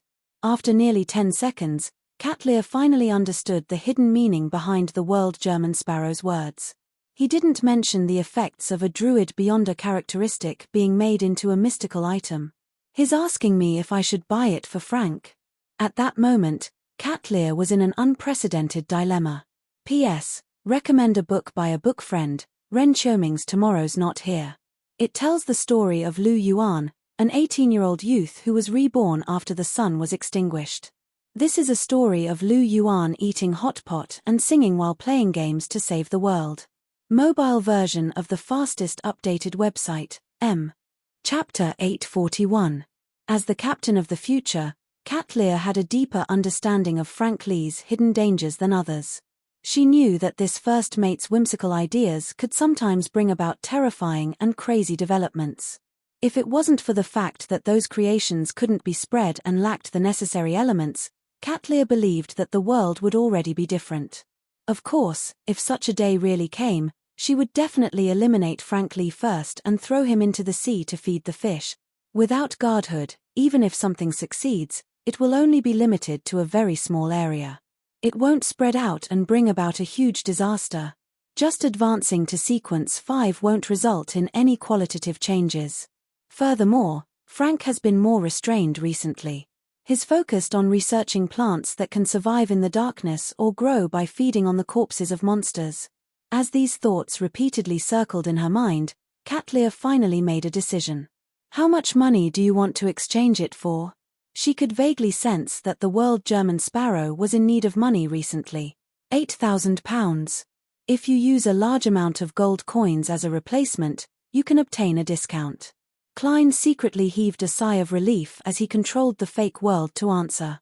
Thinking that Frank Lee likely had such a sum of money and that he definitely couldn't reject a druid's beyond a characteristic, Katlia pondered for 2 seconds and said, "Deal. Give me a week to raise it." "No problem." Klein made the world German sparrow retract his gaze. If it wasn't for the fact that he had attracted the attention of the existence deep in the cathedral, he felt that this trip to the primitive island would have given him full marks. In less than half a night, he had obtained a card of blasphemy that couldn't be measured with money, a mystical item worth no less than £10,000, and possibly £16,000. Furthermore, he didn't need to pay taxes. Even robbing a bank wouldn't be that farce. It's a pity that the primitive island is gone. Otherwise, I can head there to take a look when I'm short of money. As Klein's thoughts wandered, he saw Miss Justice look at Mr. the Hanging Man. "Do we have the fruit of the illusory chime tree?" In fact, Audrey had already somewhat expected the answer to this question. This was because Mr. World had recently obtained so many sequence 5 beyonder characteristics, and Mr. the Hanging Man seemed to have secretly cooperated with him in the past week. It was unlikely that he hadn't obtained anything. This can be inferred from Mr. the Hanging Man's confident and satisfied state. Justice Audrey was becoming more and more confident in her observations. The Hanging Man Alger chuckled. "I was just about to tell you that I've already obtained that fruit." "Great." Audrey controlled herself and did not show too much excitement. This meant that she had already gathered all the ingredients for the hypnotist potion. Once the psychiatrist potion was completely digested, she could attempt to advance. And it wouldn't take long. Audrey, who had already become a listener and resolver of the troubles of the nobles in East Chester County, thought with great certainty. Frankly speaking, if she hadn't deliberately led the nobles to speak, Audrey really couldn't imagine that most of them, who were glamorous and always had a smile on their faces, were under a lot of pressure and suffering that others couldn't imagine. The changes of the times and the trends of society made many people constantly worry about the future of their families and themselves. Of course, this also had to do with the fact that they weren't great nobles and had relatively insufficient resources. These matters made Audrey truly understand the concept of a persona mask. She understood that when facing different targets, everyone would wear different masks. After concluding the situation in this regard, her psychiatrist potion was instantly digested, and her progress clearly sped up. Perhaps 2 weeks, maybe even shorter or longer. In short, I should be able to become a hypnotist before I return to Beekland. Audrey looked at the Hanging Man Alger with bright eyes. "What do you want to exchange it for?" Not long after advancing to sequence 5, Alger, who had already obtained the key to the door of a demigod and was about to obtain a powerful mystical item, lacked money the most. Therefore, he didn't hesitate to say, £2,000. "Deal," Audrey replied in a rather relaxed manner. This sum of money didn't need to be reimbursed. She could easily fork it out herself. After reaching an agreement, Audrey couldn't help but heave a long sigh of relief. Finally, she didn't feel like she was about to fall behind. During this period of time, she had watched helplessly as Force became a sequence 7, watched as Mr. the Hanging Man approached a high sequence beyonder, watched as Mr. World killed one sequence 5 after another, taking out the corresponding beyonder characteristics. As for herself, she was still at the level of a psychiatrist, stuck at sequence 7. It was inevitable that she felt a little pressured and irritable. It was all thanks to her consolation and Susie's guidance that she didn't have any emotional problems. Now, she could finally take a step forward and head for sequence 6. In a good mood, Audrey enjoyed the gathering even more. She heard Marum Hermit say to Mr. World, "I can answer the questions related to that drop of mythical creature blood. I can answer the questions related to that drop of mythical creature blood. Do you need to communicate in private?" The fool Klein asked as he controlled the world's German sparrow with interest. "If it's an exchange of knowledge, It's equivalent to me making a killing, he thought in anticipation. Katlear looked around and pondered for a few seconds before shaking her head. There's no need. I can provide 2 types of payment. One is to take a look at the Wheel of Fortune card. I believe you should know what the card of blasphemy created by Roselle the Great represents. The second is to provide a method to temporarily recover a certain amount of strength during one's period of weakness. Please pass on these words to that angel and ask him which type of payment is satisfactory. Provide a method to temporarily recover a certain amount of strength during one's period of weakness. Has Queen Mystic guessed that it's related to the Snake of Mercury? That doesn't make sense. Angels clearly include sequence 2 prophets. Can't the fool be served by an angel of the destiny pathway? I wonder if Will Orsiz knows the method to become a sequence 0 of his pathway. If he doesn't know, then taking a look at the Wheel of Fortune card is an irresistible temptation. However, the possibility isn't high. He has lived for so long and is a sequence 1. It's unlikely that he hasn't grasped the apotheosis ritual. Heh, I wonder what Roselle looks like on the Wheel of Fortune card. A snake or other animal with Emperor Zhong's face? As Klein thought casually, he deliberated and made World say, yes. All right. If we finally reach a deal, you'll have to pay me an additional sum of money. What do you want? Katlear asked cautiously. The World's German sparrow chuckled hoarsely. I want to meet Queen Mystic. Don't worry, it's very simple. I just need her help. Katlear was silent for a while. I'll try my best, but I can't guarantee anything. Listening to their conversation, Audrey suddenly felt a little surreal. Had tarot grown to such an extent? Apart from Mr. Fool's portion, from trading basic mysticism knowledge and sequence 9 potion formulas in the beginning, it gradually developed to the point of trading cards of blasphemy and mythical creature blood between members. It hadn't even been a year. It's really like a dream. I've grown a lot too. As Audrey sighed, the hermit Katlear continued looking at the World's German sparrow. There's news of the Marauder Pathway mystical item you wanted. As she spoke, she made a request to Mr. Fool and conjured an item that looked like a pair of tweezers. This tweezer was grayish-white in color, as though it was carved from 2 finger bones. Apart from that, it was rather ordinary. Katlear introduced, it's called Broken Finger. It's called Broken Finger. It improves the stability and flexibility of your wrist and fingers, allowing you to easily steal items from your target's pockets without being discovered. The negative side effect is that you'll develop a thieving habit when carrying it. It costs £500. Corresponding to sequence 9 Marauder? There's a certain level of premium. Klein thought for a moment and said, all right. Let's make the transaction as soon as possible. This way, he could make a preliminary exploration of the area in the source that Hazel had excavated and eliminate any latent dangers.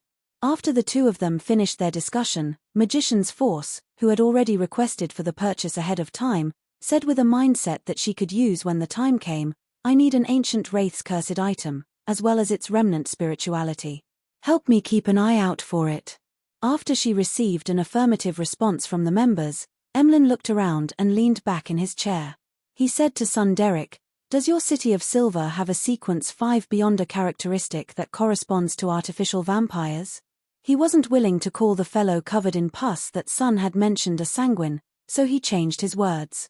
From his point of view, since mutated vampires often appeared in the darkness around the City of Silver, obtaining 1 or 2 sequence 5 Beyonder characteristics wasn't too difficult.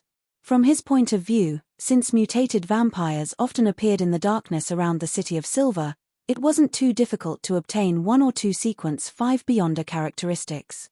Furthermore, they clearly don't have the potion formula for this pathway, nor do they have an artisan. Keeping those Beyonder characteristics can only depend on luck, to see when they can actively corrode the surrounding items and transform into sealed artifacts. Emlyn tried to convince himself that he was helping the City of Silver and not asking for help from a particular Sunday. Derek was taken aback, but he didn't hide it and answered very honestly, that's right. Yes. But, Mr. Moon, do you want to be covered in pus? Ah. Emlyn's expression froze. He was momentarily unsure if the other party was mocking him or reminding him of something. Upon seeing this, Son Derek hurriedly added, they all have serious remnants of mental corruption. They all have serious remnants of mental corruption, and without the potion formula, our city of silver won't waste our energy to remove the problems inside. Is that so? That's a little troublesome. Emlyn nodded slightly. Got it. He didn't delve into the possible transactions and planned on consulting the upper echelons of the Sanguine to figure out the mental corruption within the Beyonder characteristics. The trading session ended, and the members of Tarot began to communicate freely. Audrey was the first to look at the World German Sparrow and said hesitantly, that's right. Can I know where the Mentor of Confusion characteristic came from? If it involves secrets, you don't have to answer. She was making preparations to convince her father, Earl of Hall, and also to avoid unnecessary trouble. After all, Beyonders of the Black Emperor pathway might have a certain relationship with the royal family and the military. Klein chuckled inwardly and made the world answer. It came from a curly-haired baboon. Chapter 842. From a curly-haired baboon. For a moment, Audrey didn't know if Mr. World was talking about a real curly-haired baboon, or if he was referring to humans who didn't know how to calculate. In the Kingdom of Ruin, curly-haired baboon was a term often used to ridicule others and was often associated with IQ jokes. Note 1, from the looks of it, Mr. World doesn't plan on explaining further. Alright, I'll just treat him as a real curly-haired baboon for now. Audrey didn't ask further. Didn't I go to a place with the custom of worshipping dragons to search for traces of mind dragons? But didn't you already discover that the mind dragon is living in the sea of collective subconscious of the local residents? In order to ensure your own safety, you chose to leave. Catlear replied. You went back there again. Magician's force guest. Audrey shook her head. No, I left that place a long time ago. It's just that I heard a rumor recently. An archaeological team entered one of the villages in that area. One of the members suddenly went crazy at night, and this mental illness seemed to be contagious. The other members also went crazy. They killed each other or committed suicide. In the end, no one survived. Just as the hanging man Alger was about to say something, Catlear said, that's right. This is in line with the characteristics of the mind dragon. I don't doubt that. I'm just curious if the mind dragon is still in that area. Audrey expressed her thoughts. No, the hanging man Alger and Catlear replied in unison. At the end of the long, mottled table, the fool Klein thought of something else. The anchor of the gods. He suspected that the custom of worshipping dragons in that area was an anchor that stabilized the mind dragon's state. Before this custom was completely disintegrated or eradicated, the mind dragon likely didn't need to worry about the problem of an anchor. Therefore, after it left, it could completely hide in the sea of collective subconscious of the living beings in the new area. There was no need for it to take the risk of entering various dreams to shape its faith. This way, the three churches would be severely lacking in clues to find it. After all, they aren't experts in this field. Even if they have the corresponding sealed artifacts, the most they can do is enter the sea of collective subconscious to fight or force the mind dragon out. Instead, psychological alchemy might be able to grasp something. Klein casually thought and made the world say, the custom of worshipping dragons is very helpful in stabilizing the mind dragon's state. The tradition of dragon worship is very helpful in stabilizing the state of the mind dragon. You can get people to pay attention to this. If there are major changes, it means that the mind dragon will create similar traditions elsewhere. He originally wanted to say that he suspected that the mind dragon was at the angel level and was at sequence 2, but after careful thought, he felt that it was impossible to be certain. Indeed, when humans reached sequence 2 and reached the level of an angel, they needed an anchor of faith to stabilize themselves and prevent madness. However, that was a dragon in the truest sense of the word, an ancient Beyonder creature. It had an ancestral madness. Even if it was purified and weakened over the generations, it was definitely easier for it to lose itself than humans. Therefore, perhaps at sequence 3 or even sequence 4, they needed an anchor to resist the tendency to lose control. That custom is beneficial in stabilizing the dragon's state? Audrey asked in puzzlement. Yes. The World German Sparrow didn't give an explanation and only gave an affirmative answer. Audrey subconsciously turned her head and looked at the end of the long bronze table, considering if she should consult Mr. Fool and the price she could pay. Upon seeing this, the Fool Klein looked around and chuckled. Why do you think the gods preach this? Isn't it because God loves the world? A standard orthodox answer suddenly appeared in Audrey's mind. Right on the heels of that, she, like the hanging man Alger, Cat Lear, and the other members, thought of a second answer: a stable state. No way. At that moment, Magician's Force felt that her brain wasn't enough to process it. No matter how good she was at fabricating stories, she couldn't come up with such a thing. So that's how it is. No, I can't rule out the possibility that Mr. Fool has only mentioned one of the reasons. He is secretly eroding the authority of the Lord of Storms. This has something to do with godhood. I can consult Her Majesty in the future. With a guess, Cat Lear nudged the heavy glasses on her nose bridge. The hanging man Alger had previously seen the mural, so when he heard such a matter again, he no longer felt the same trembling fear. Instead, he seriously considered why faith could stabilize the state of a demigod creature. The other members, including Sun, were a little horrified. They felt as though they had heard something blasphemous. They didn't dare to think too deeply or speak. This wasn't something that only involved the true creator and the other evil gods. It was closely related to the 7 orthodox deities and the state of existence of the former city of Silver Creator. The Fool Klein didn't say anything else as he allowed everyone to maintain their silence. His posture was extremely leisurely. After about 10 seconds, Audrey forced a smile and said, "That's right. That's the only thing I've encountered recently." What she meant was, "It's your turn." Magician's Force and Emlyn hadn't encountered anything worth telling others this week. They shook their heads at the same time, indicating that they had nothing to say. Of course, the latter actually wanted to flaunt that he had become the final winner of the hunting competition and had obtained a ring made by the ancestor. The hanging man Alger thought for a moment and looked at World German Sparrow. Can that mural be shared with everyone? He believed that the mural was directly related to certain matters that had happened in Afternoon Town and the Giant King's Court. It could allow Sun to understand in advance what he would discover and encounter if the City of Silver continued its exploration. From there, he could make preparations in advance to avoid danger. It was precisely because of this that sharing it was a better choice than hiding it. I have no objections. Klein had similar considerations as he made World German Sparrow reply. What mural? It seems to be very important. This is the mural that Mr. the Hanging Man and Mr. World saw when they worked together to find the Tyrant card. Audrey was filled with curiosity as she waited for the display.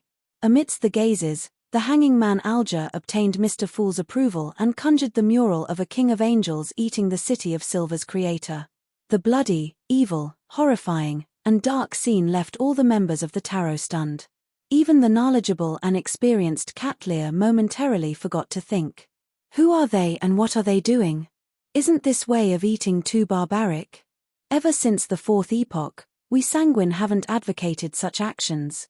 Respecting life and simply drinking blood. Emlyn was somewhat dumbfounded.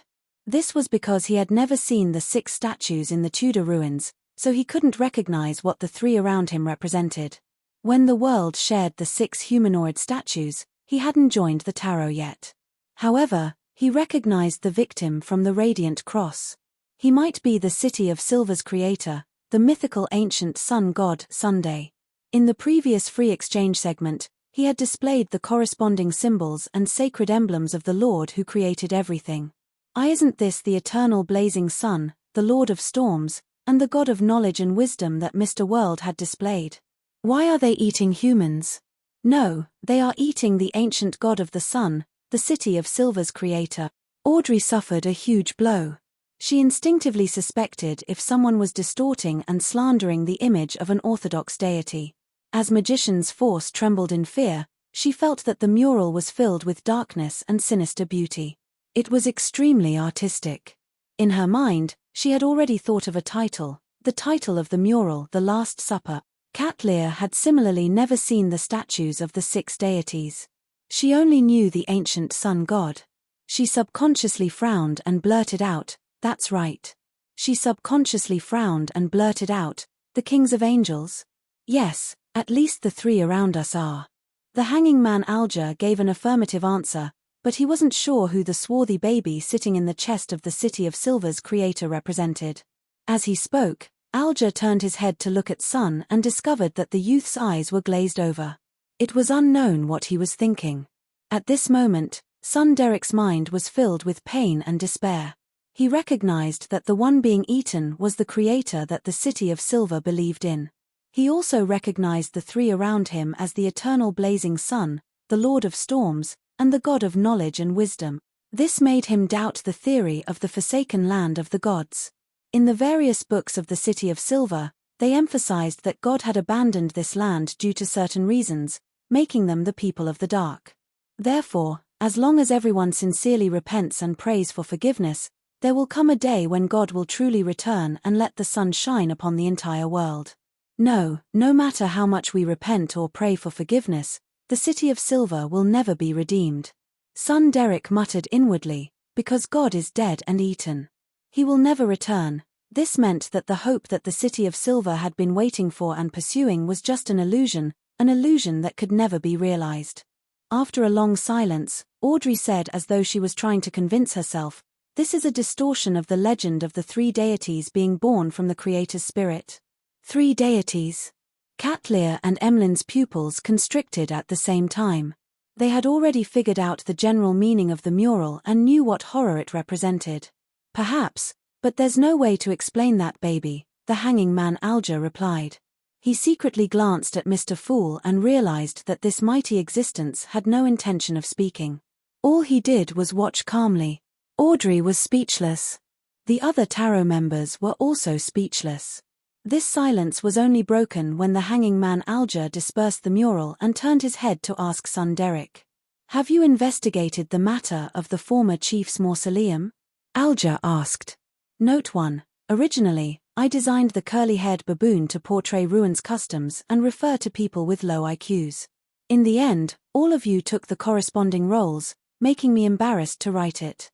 All I can do is be a little gentler and say that it has something to do with IQ jokes. Chapter 843. Upon hearing Mr. the Hanging Man's question, Sun replied with some shame, "No, I've been constantly assigned to patrol missions.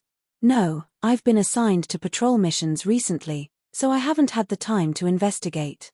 Alger wasn't surprised by this, but he was curious about something else. "Why don't you get help from friends you know? You cannot tell them your real purpose. You can split the whole thing into small, inconspicuous missions and let them collect intelligence from different aspects. This way, nothing will be exposed, and they will not be put in danger." After a few seconds of silence, Derek said, "That's right. I don't have any friends." Before his parents died, he actually had a certain number of friends in general education classes and in the combat training grounds. After all, there were only a few people of similar age in the City of Silver. They would often meet each other and even become teammates. But after that incident, Derek went into seclusion for a long period of time, and he was burdened with the secret of tarot. Unknowingly, he drifted away from his friends and became estranged. He no longer had any interactions with them. The last time someone visited his house was Dark Regents, who had been corrupted by the true creator. The hanging man Alger choked upon hearing Sun's answer. He took a deep breath and reorganized his words. "It's not good for you to be like this. You can't save the City of Silver by yourself. You have to unite a group of people and have some friends who can help you at critical moments. But this will make them suspect," Sun said hesitantly. Alger immediately said in a serious tone, "Being suspected is better than being killed. The City of Silver is at a dangerous crossroads. You have to consider carefully what you need to do. It's impossible for there to be no sacrifice in such matters. There will even be a large number of sacrifices. Do you wish for their sacrifice to be useless, or to be very valuable?" He didn't persuade him any further, allowing Sun to struggle inwardly as he thought about what he had just said in pain. Mr. the Hanging Man always finds convincing reasons. Klein sighed and made the world's German sparrow turn his head to look at Justice Audrey. "Can you treat more serious mental illnesses now?" His understanding of a psychiatrist was limited to frenzy and dragon's might. He wasn't sure about the other aspects, and he had only heard Miss Justice mention placate and psychological cue occasionally. Therefore, he was unable to determine the extent of her ability to treat mental illnesses. Audrey perked up and eagerly replied, "I'm not sure." "Sure, no problem. Mr. World, do you have a friend who needs treatment? I am in need of cases," she thought to herself, a little excited. At this moment, Emlyn raised his right hand and covered his mouth and nose as though he already knew the answer. Klein sighed silently, making the World chuckle hoarsely.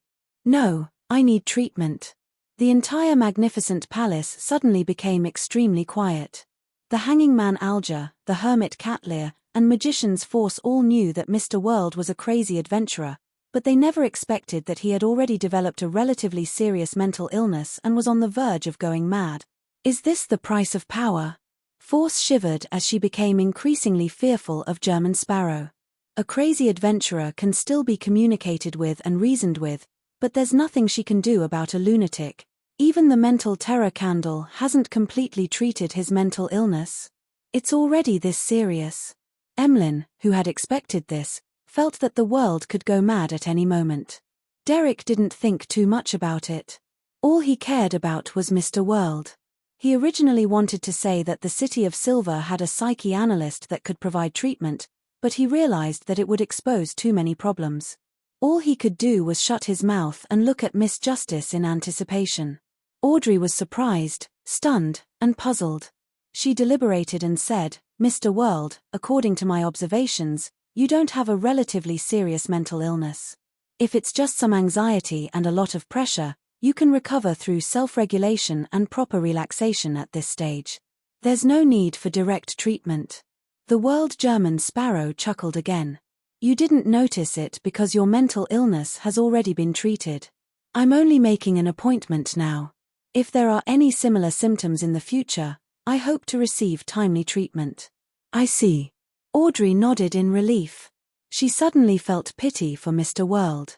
She felt that on the surface, he was a cold reaper who could kill several sequence 5 Beyonders in a week. He was a cold and gloomy blessed of Mr. Fool.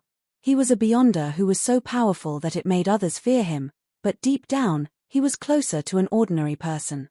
He was under immense pressure and was being corroded by all kinds of negative emotions. He was walking step by step towards the abyss of pain. After pondering for a few seconds, Audrey said sincerely, "I'm sorry. If you're within my range of movement, then there's no problem." After her coming-of-age ceremony, she already had a certain degree of freedom of movement. She could stay in East Chester County's capital, Stone City, on holidays with her parents. However, such freedom was still restricted. She couldn't go wherever she wanted. Even in Stone City, there were many areas she couldn't go to unless she joined a particular charity organization of the Church of the Evernite Goddess. "All right." Klein, who was grazing the traveler, heaved a sigh of relief and got the World to answer. "When the time comes, you will be the one to confirm the location and prepare a way to not expose your identity." Audrey tersely acknowledged as a scene naturally surfaced in her mind. She and Mr. World were in 2 separate rooms, separated by a wall or wooden plank as they conversed and treated each other. Under such circumstances, Mr. World wouldn't be able to confirm if the person on the other side of the wall is me. To him, it's fine as long as he receives effective treatment. That is to say, if I can't escape, I can get Susie to stay there.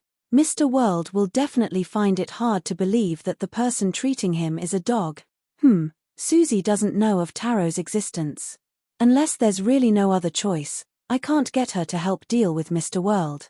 As Audrey thought about it, she suddenly felt the joy of playing a prank.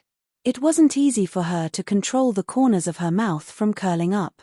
After settling this matter, Klein thought of another problem. He made the World look at the hermit Cat Lear. "Can you provide a crate of explosives?" He believed that as a pirate admiral, she definitely didn't lack resources in this area. "Yes, when do you need it?" Cat Lear didn't ask why. The German Sparrow World had already killed so many sequence 5s, so a crate of explosives was trivial. "Together with Broken Finger," said Klein as he controlled World. "How much is it?" Cat Lear replied without minding it. Just treat it as a gift for buying broken finger. A crate of explosives isn't expensive at sea. It's even relatively cheap. I like this method. The fool Klein thought to himself as he made the world nod before reminding him, don't worry, don't worry. He then reminded them, try not to recall the mural from before in reality, much less draw it. Audrey and the other members subconsciously glanced at the end of the long bronze table and discovered that Mr. Fool didn't refute this statement. All of them were awestruck and didn't dare to be careless. This also made Cat Lear temporarily put aside the idea of writing a letter to Queen Mystic Bernadette. She planned on considering a suitable way to avoid the repercussions after the meeting. Following that, the free exchange segment slowly came to an end as the world above the grey fog fell silent once again. After returning to the future, Cat Lear stood behind the window of the captain's cabin, clearly hesitating for a moment. Finally, she took a deep breath and slowly exhaled. As she nudged her glasses, she left the captain's cabin and walked towards Frank Lee's room. This first mate had recently been voted by all the crew to chase him to the bottom of the cabin, to prevent the products of his experiments from suddenly spreading. Frank Lee was rather pleased with this. This was because the space in his new residence was clearly a lot more spacious. Furthermore, it met the conditions of a dark environment. Knock. Knock. Knock. Cat Lear came to the bottom floor and knocked on the door. Wait a moment. Frank Lee replied loudly. It was unknown what he was busy with in the room. After nearly a minute, he opened the wooden door with his sleeves rolled up. He asked in puzzlement, Captain, what's the matter? Cat Lear didn't directly answer as she used her night vision to look into the pitch-black interior. She saw a bluish-blue fish lying on the table with its eyes wide open. Green sprouts grew out from the gaps between its scales. Some of them were already mature and bearing ears of wheat. Did you succeed? Cat Lear held back her thoughts of retreating as she asked. Frank nodded in delight before shaking his head. Not yet, but I've already made significant progress. I've crossed wheat, mushrooms, and a bit of rose bishop cells together to obtain the first stage of the product. By placing them in the belly of a fish, even without any light, they can absorb flesh and blood to grow and mature. The problem now is that the target is a monster's corpse. After absorbing their flesh and blood, how am I to prevent the poison and madness from accumulating in the final food? Also, reproduction is a problem. It's impossible for there to be that many rose bishops willing to be materials. Therefore, I need to give them the ability to absorb flesh and blood and split. After hearing Frank Lee's description, Cat Lear nudged her glasses in silence. If such food is eaten by humans, will it absorb flesh and blood and reproduce on its own? Frank Lee suddenly fell into deep thought. After a few seconds, he said, that's right. After a few seconds, he said, in theory, no, because no one will eat them raw. I have to verify their activity under high temperatures. No, they still don't have the ability to split themselves. It doesn't matter if they have activity. Looking at the confused Frank Lee, Cat Lear fell into a dilemma once again. After a while, she slowly opened her mouth. I have a channel to obtain a Druid Beyonder characteristic. Do you need it? Ah, of course. Frank was excited. Most of the time, my abilities have severely restricted my thoughts. I'm starting to regret it. Cat Lear suddenly had this thought. P.S. Recommend a book by a fellow reader, Twilight of the Gods of Faith. He said that I rejected it, so he was relieved. If anything goes wrong in the future, he can just blame it on me. Introduction. A noble young man who wants to hunt and fish. At the age of 17, he awakened a dream system and gained experience in another world. At the same time, his family's territory discovered a rich mine and fell into a battle between the high nobles. Was all this a coincidence or was it arranged by fate? Chapter 844. Monday night, 160 Beauclund Street. After setting up the ritual, Klein summoned himself and prepared to investigate the secrets hidden in the source. When he responded above the grey fog, he was in a dilemma as to whether he should bring the Dark Emperor card or the Tyrant card.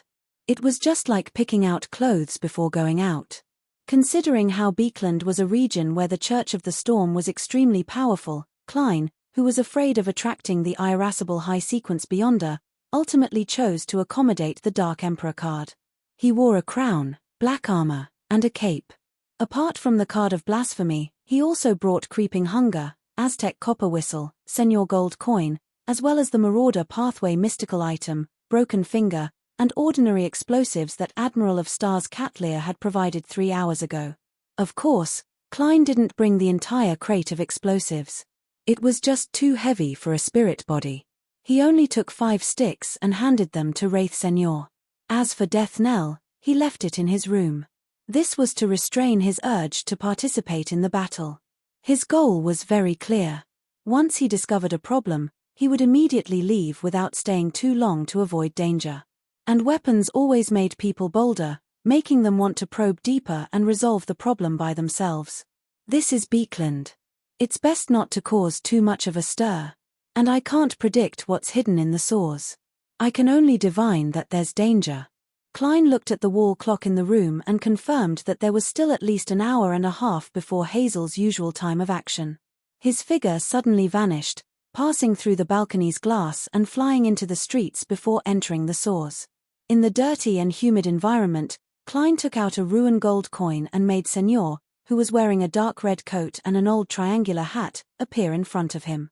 Following that, he handed a pair of tweezers that looked like they were made of 2 finger bones to his marionette. He nearly couldn't resist the urge to steal the manhole cover after carrying it with him for such a short period of time. Senor held Broken Finger and walked in front. Klein, who was dressed as the Black Emperor, hit his figure and fell behind, opening up a distance of at least 50 meters from his marionette. With such a barrier, his thieving habit could no longer affect him, and Senor, who was essentially dead, had no intention of stealing anything. He didn't have any thoughts.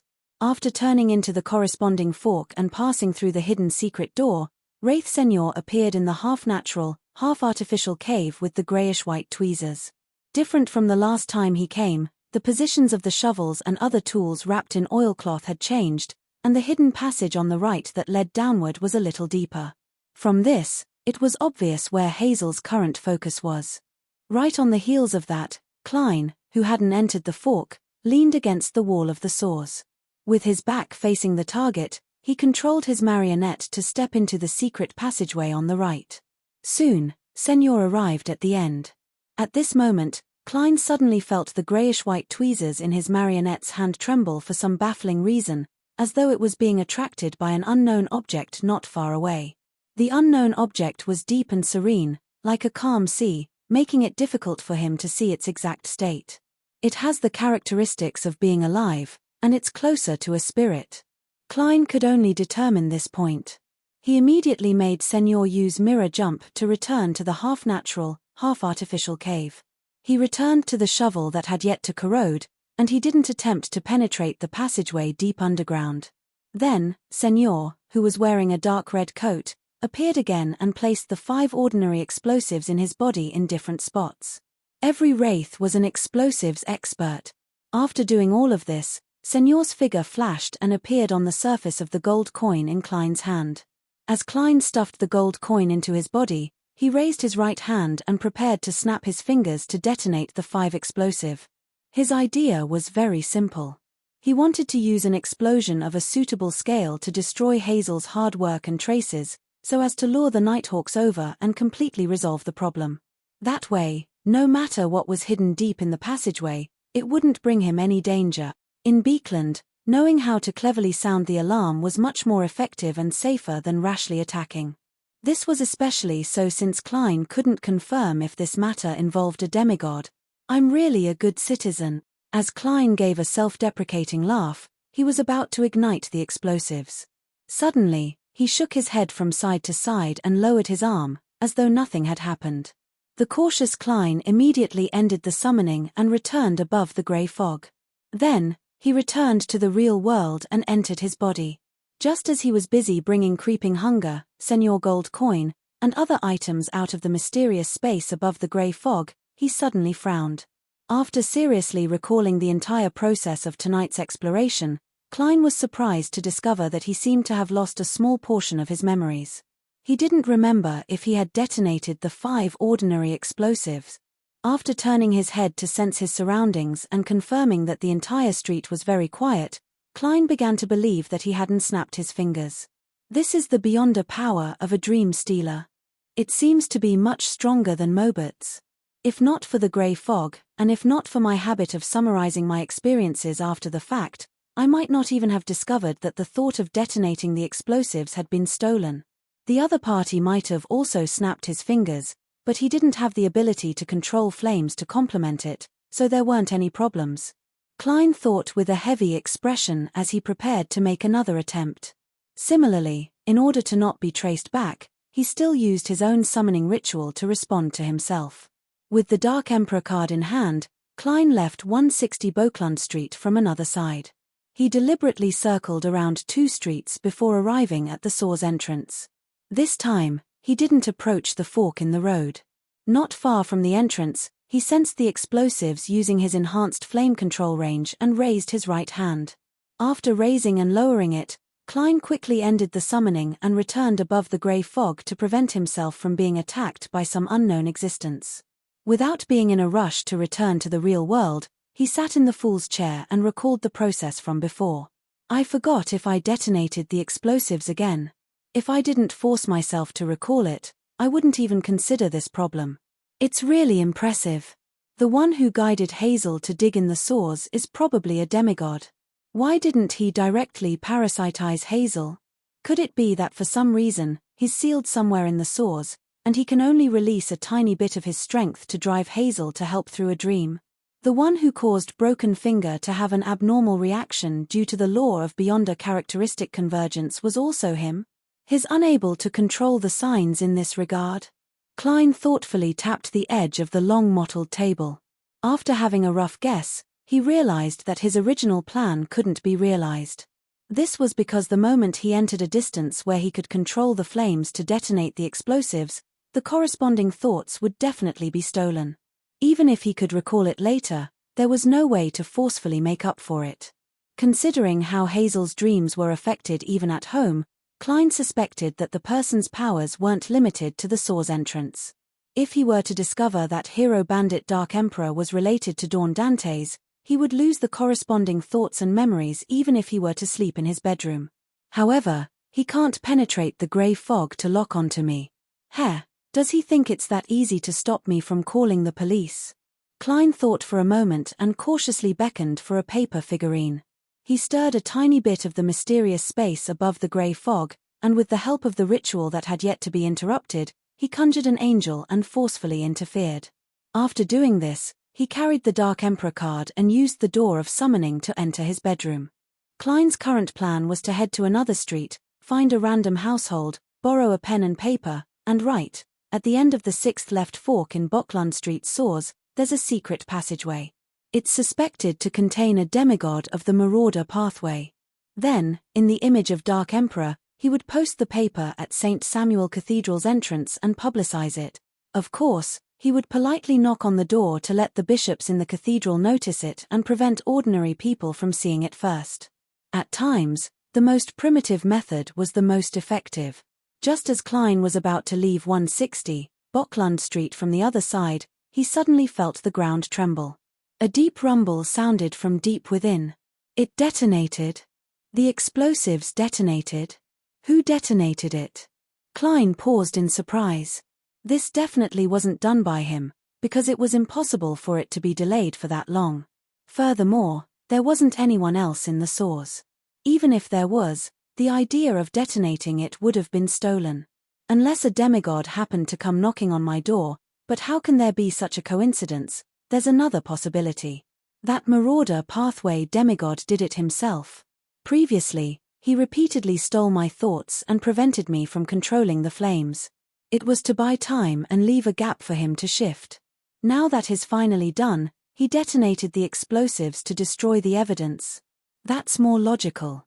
This is because he should know very well that if a powerhouse whose origins can't be traced is determined to call the police, there's no way to stop it. The best solution is to be like a gecko, severing its tail to survive, but if he can shift, why would he guide Hazel to dig the secret passageway? Would such a shift be extremely harmful to him? Klein thought of a few possibilities, but he had no way to verify them. And he was certain that the underground explosion had definitely garnered attention. Hence, he immediately left creeping hunger and other items behind, ended the summoning, and returned above the grey fog. After returning to the real world, he stopped the ritual, tidied up the altar, removed the corresponding traces, and lay in bed. 39 Bockland Street, Member of Parliament Markt's house. Hazel, who hadn't slept at all, was alarmed by the tremors and deep rumbles underground. She walked to the balcony, pulled open the curtains, and looked at the entrance of the source. She didn't discover any obvious abnormalities. After observing for a while, she decided to cancel her operation for the night in her bewilderment and sleep in peace. At this moment, she suddenly heard a squeaking sound as she hurriedly turned to look at a corner of the balcony. At some point in time, a grey rat with dirty fur had appeared there. Mobile version of the fastest updated website, M. Chapter 845. Klein, who was in bed, ultimately didn't manage to sleep all the way to daybreak. This was because he believed that with most people on the street being jolted awake by the commotion, it would only incur suspicion if he slept soundly without noticing anything. Indeed, just as he got out of bed, walked to the balcony, pulled open the curtains, and pretended to search for the source of the commotion, Butler Walter had already knocked on his door. He had arranged for 2 servants with double-barreled hunting rifles to protect their employer and prevent any accidents. Before long, the police arrived. According to the residents' accounts, they had locked onto the source as the target. After that, it was unknown to the ordinary citizen, Mr. Dwayne Dantes, what they discovered, or if they requested help from the Nighthawks. After confirming that there wouldn't be any more accidents, he dismissed the butler and servants and hurriedly went to bed to catch up on his sleep. By the time he woke up, Bockland Street had returned to normal. There were people in groups of 2 or 3, with carriages occasionally passing by. Inti's parasol trees by the side of the street continued to make the area appear dark and serene. Are the results of the investigations out? As Klein looked at himself in the mirror, he asked his valet, Richardson, who was helping him tidy up his clothes. Richardson had already asked about the matter and was waiting for his employer to ask. He immediately replied, it said that a gang member was trading firearms in the nearby source and accidentally triggered an explosion.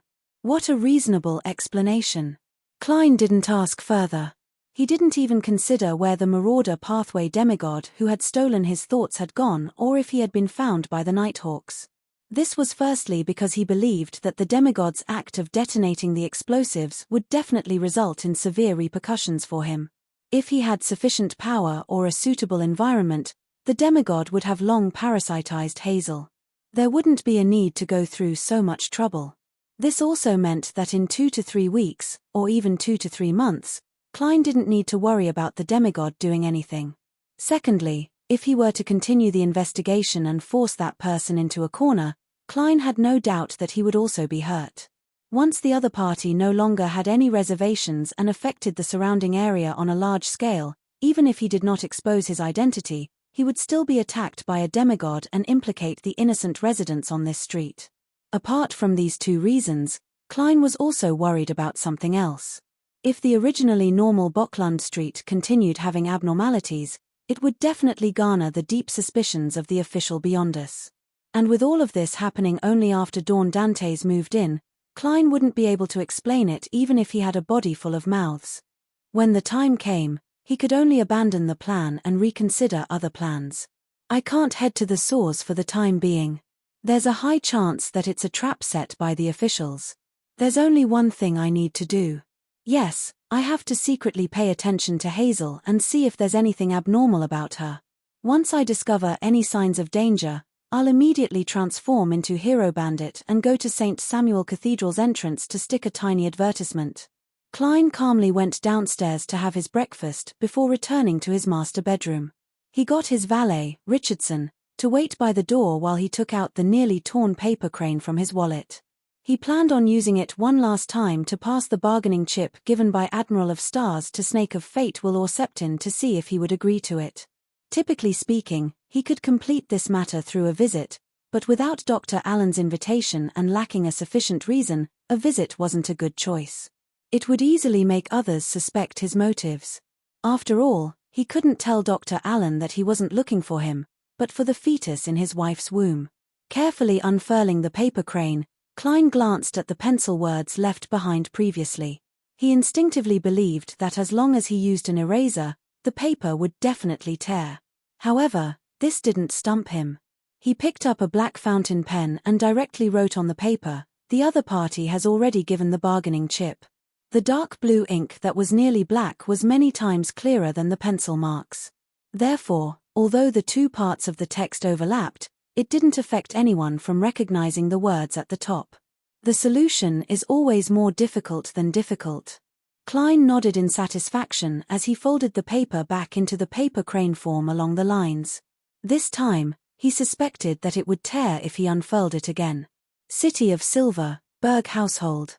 Ever since the end of the tarot, Derek seemed to have turned into a stone statue. He sat by the bed, motionless. After an unknown period of time, he was woken up by the sounds coming from the streets outside. However, the nightmarish feeling still enveloped him, making his footsteps towards the window appear heavy. God might already be dead. God might never return. Such thoughts kept echoing in Derek's mind, brewing uncontrollable despair and pain. Although he had already doubted if God would return when he killed his parents with his own hands, and if he would still care for the people of the dark who had been abandoned by him again, he even wanted to rely on Mr. Fool to transform himself into the true sun and help the residents of the City of Silver escape the curse of fate. However, the education he had received since he was young and the surrounding environment constantly affected him, making him look forward to the return of the Creator. He looked forward to the City of Silver's sacrifice and repentance to receive a response. But now, all of this hope had been destroyed, leaving only the last bit of hope that could be drowned by the darkness at any moment. The City of Silver will continue like this until it completely disappears into the darkness. No one will remember that we once existed or struggled. Derek cast his gaze out the window and saw many residents of the area he lived in gathered together. They were spontaneously praying and repenting to the Lord who created everything. This wasn't a ritual organized by the 6-member council, but a tradition that had been established in the City of Silver for 2,000 to 3,000 years. One had to pray when something good happened, when one's emotions were unstable, when one's family was injured, and when a new life was born. Lightning streaked across the sky, illuminating the streets. Derek stood in the darkness inside the house, staring blankly outside. He didn't move for a long time, but his hands had unknowingly clenched tightly. After the residents dispersed, he finally retracted his gaze, his expression warped. He reached out to touch Thunder God's roar, and his gaze gradually became firm. He was prepared to follow Mr. the Hanging Man's instructions and make some friends to help him indirectly. Soon, he was placed in a difficult position, because he didn't know how to take the initiative to make friends, greet others warmly, or find topics to talk about. This was something that went against his character. After some thought, Derek decided to go to the training grounds and use combat to establish a relationship with his old acquaintances. It was a gathering place for the people of the City of Silver, and he often met people he was familiar with. Late at night, Klein saw the dark and barren plains and the mysterious and gloomy steeple in his dream. After passing through one obstacle after another, he arrived at the area where the tarot cards were scattered. A black pram was already waiting there. Wrapped in silver silk, Will Orseptin asked in a clear voice, "What bargaining chips do you have? You're very proactive this time. Where's your reserve as a sequence one?" However, that's how kids are.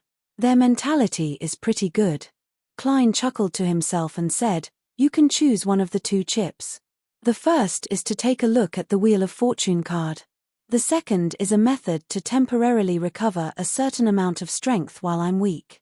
Will Orseptin was silent for a second before chuckling. "That's Bernadette. My hunch was right. I'll be able to obtain some good stuff this time." Then, he asked, "Which chip do you think I'll choose?" Klein's subconscious thought was that I have a chance to ask a question. He then laughed self-deprecatingly. 2. Will Orseptin clicked his tongue. "Do I look like a mythical creature without a similar method? I don't know how many times I've restarted. Of course, I'll consciously prepare in advance. Makes sense." Klein nodded. "You want to see the Wheel of Fortune card?" Or ask them to change their chips again? Will or Septin sucked at his fingers. I choose the second option. Klein's expression stiffened. At that moment, Will or Septin smiled. Knowing one more method means having one more trump card. Isn't that wrong? Yes, you're right. Klein replied helplessly. All right, when will the transaction be completed? Will or Septin waved his short arms. Of course, when I'm born with umbilical cord blood. This will probably be in early July, or it could be earlier. At this point, he regained his composure and chuckled. If they want to give me that method in advance, I don't mind. They? Klein subconsciously asked. He didn't understand how the Snake of Mercury knew it was them and not her, Queen Mystic Bernadette. Will or Septin sucked his finger and said in a muffled voice, Bernadette has long passed the stage of needing a drop of mythical creature blood. This should be something she prepared for her subordinates. Is that so? Marham Hermit needs it. Klein asked thoughtfully, that's right. What's the use of a drop of mythical creature blood? Is it the main ingredient of some potion? He made the connection that a drop of Eternal Blazing Sun's divine blood could be used as the main ingredient of the unshadowed potion. No, are other pathways suicidal by consuming the blood of a mythical creature of the fate pathway? Will or Septin scoffed. I heard that to advance from sequence 5 to sequence 4 of the mystery prior pathway, one needs to completely analyze a drop of mythical creature blood and obtain complex and massive knowledge from it. This is a part of the ritual, and as the mythical creature blood used is different, once it succeeds, they will have different strengths at the mysticologist stage. So that's how it is. The rituals of different pathways and sequences have their own characteristics. Klein bowed in enlightenment. Thank you for your answer. Will or Septin waved his hand and said, Don't disturb me again. Don't disturb me anymore. Let me be born in peace. That is the greatest gratitude. Without waiting for Klein's response, he added, Don't disturb me again. Giving me that method isn't considered disturbing. With that said, the black pram retreated into the shadows and vanished.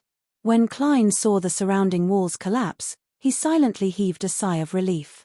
He planned on escaping and going back to sleep. At this moment, he felt a jolt as he realized that a new power had invaded his dream. Just as one left, another came. It was even more lively than during the day. As Klein manipulated the dream to change according to his wishes, he pretended to look around in a daze. P.S. I recommend a very good book, Devil King of the City, written by Happy Tu Hao. It's exciting and not to be missed. Chapter 846. The dream that Klein had planned for himself was based on 160 Beauclund Street. He had pinched many beauties and placed them around Dawn Dantes, perfectly creating the image of a rich tycoon who was experienced but had no choice but to endure in the real world for the sake of his reputation. He could only indulge in his dreams. Sitting on the sofa, he received a glass of red wine from a young lady. Before Klein could taste it, he discovered that his surroundings had suddenly changed. It went from a brightly lit villa with many elegant beauties to a dark, damp, and dirty source. Right on the heels of that, he saw 5 familiar explosives in his hand. Wasn't this planted by me previously? Klein was first taken aback before he pretended to jump in fright. He hurriedly threw the explosives away and warily surveyed his surroundings. Seeing that there were no abnormalities, he retreated step by step and found a vertical metal staircase. He decisively climbed up, moved the manhole cover, and left the source. As he returned to Beauclund Street, the entire dream shattered, waking him up. Klein opened his eyes and looked at the gold-decorated ceiling in the nearly lightless room. He recalled what he had just encountered. This was done by that marauder pathway demigod. He escaped the pursuit of the Nighthawks and is still hiding nearby. As he's afraid that the Black Emperor who exposed his whereabouts will appear again, he guides the dreams one by one in search of a target. It's very likely. If it wasn't for me being able to maintain my lucidity and rationality in a dream with an intruder, I would have been subconsciously driven to repeat the process of planting the explosives. After all, this is something I've done before, something that I have a deep memory of. Thankfully, I concluded that a marionettist should try his best to hide behind the scenes. Be it exploring the source or meeting Trissy, I relied on my marionette. Even if I didn't have enough distance and had no choice but to head over personally, I would have used my spirit body to make a trip through the grey fog. I also carried an item that interferes with prying and divination, preventing others from finding out who the true controller is. If not, I would have long been discovered and targeted. Even if I didn't die, I would have fled Beekland pathetically. With this in mind, Klein rejoiced. In the beginning, he didn't know what secrets were hidden in the sores, nor did he expect that there would be a demigod. However, he still abided by the rules of a marionettist and had strict requirements for himself. Therefore, he successfully avoided the tragedy of having his performance exposed. Beekland Shore is a dangerous place. Problems will happen if I'm careless. As Klein sighed, he felt that his marionettist potion had unknowingly digested a little. When he calmed down, he chuckled in his heart. From the looks of it, that person is still in Boklund Street. There's a high chance that he's hiding in Hazel's house or even beside her. Heh. If this demigod had invaded my dream a minute or two earlier, he would have seen Snake of Fate Will or Septin. Although this sequence one angel is still in his weak phase, that's only relative to Ouroboros and the other angels. It shouldn't be too difficult to deal with a sneaky person who can't even parasitize Hazel. Ignoring his other powers, just revealing his complete mythical creature form is enough to deal severe damage to the similarly weak one. I dare to bet that Will or Septin must have had a premonition ahead of time, so he chose such a time period to successfully avoid being seen by other demigods. What a pity. I can't let that marauder demigod understand how dangerous it is to randomly invade dreams in Beekland. Leonard definitely has a deep understanding of this situation. Klein reined in his thoughts and pretended as though nothing had happened. With the help of cogitation, he fell into a deep slumber again. When the sun rose over the horizon, he naturally woke up. He flipped over and sat up, transforming into German Sparrow's appearance. He muttered a prayer. Please inform Marum Hermit that the angel has already accepted the condition of temporarily recovering a certain amount of strength during his weak phase. He has agreed to make the transaction at the end of June or the beginning of July. You can ask Bernadette when I can meet her. After praying, Klein transformed back into Dawn Dantes. He got out of bed and entered the bathroom to deal with his personal problems. After brushing his teeth and washing his face, he felt abnormally energetic. Only then did he take 4 steps counterclockwise and head above the grey fog. He turned the contents of his prayer into an image and threw it into the crimson star that symbolized the hermit. On the future, which was docked at a port, Admiral of Stars Catlear watched as Frank Lee stepped onto the dock filled with anticipation. He planned on finding a place to sell some items and amass £8,000 to purchase the Druid Beyonder characteristic. She couldn't help but raise her hand to her forehead, feeling a baffling lack of confidence. Although she believed that her level, mysticism knowledge, and mystical items could firmly suppress Frank Lee who had become a druid, she felt that the problem wasn't that simple when she recalled his fantastic ideas and terrifying practical abilities. She didn't wish to participate in the tarot competition above the grey fog with a watermelon growing on her head and wheat ears growing all over her body. Thankfully, he doesn't have the druid potion formula.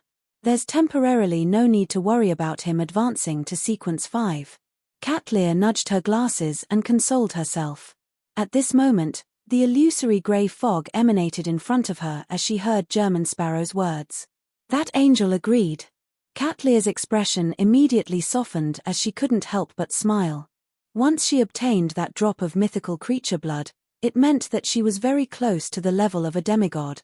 She had the mysticologist potion formula to begin with, and she had previously accumulated contributions to exchange for one of the main ingredients from the Moses ascetic order. As for the remaining ingredient, she similarly knew where it could be found and how to obtain it. Wait until July. July. Catlear pursed her lips as her eyes peeked out from behind her thick glasses as she slowly surveyed the captain's cabin. On Thursday morning, just as Klein finished a classical literature class, he heard a stacked illusory prayer. After entering above the grey fog, he discovered that the supplicant was the hermit Catlear. This Admiral of Stars requested Mr. Fool to inform the world that Queen Mystic had agreed to his request. If he was in Beekland, they would meet at the south bank of the Tussock River at 11 that night, near the bridge entrance. Bernadette is still in Beekland. Klein conjured German Sparrow and gave an affirmative response. At 10:58 at night, he entered the bathroom and took out a paper figurine from his pocket. Pa. Klein trembled and made the paper figurine transform into Dawn Dantes. He sat on the toilet with a book in hand, seemingly in a daze. Then, he suddenly became 3 to 4 centimeters shorter. His face became thinner, and the lines became much more pronounced. He had already turned into German Sparrow. Right on the heels of that, the glove he wore on his left hand turned transparent as countless illusory shadows appeared within it.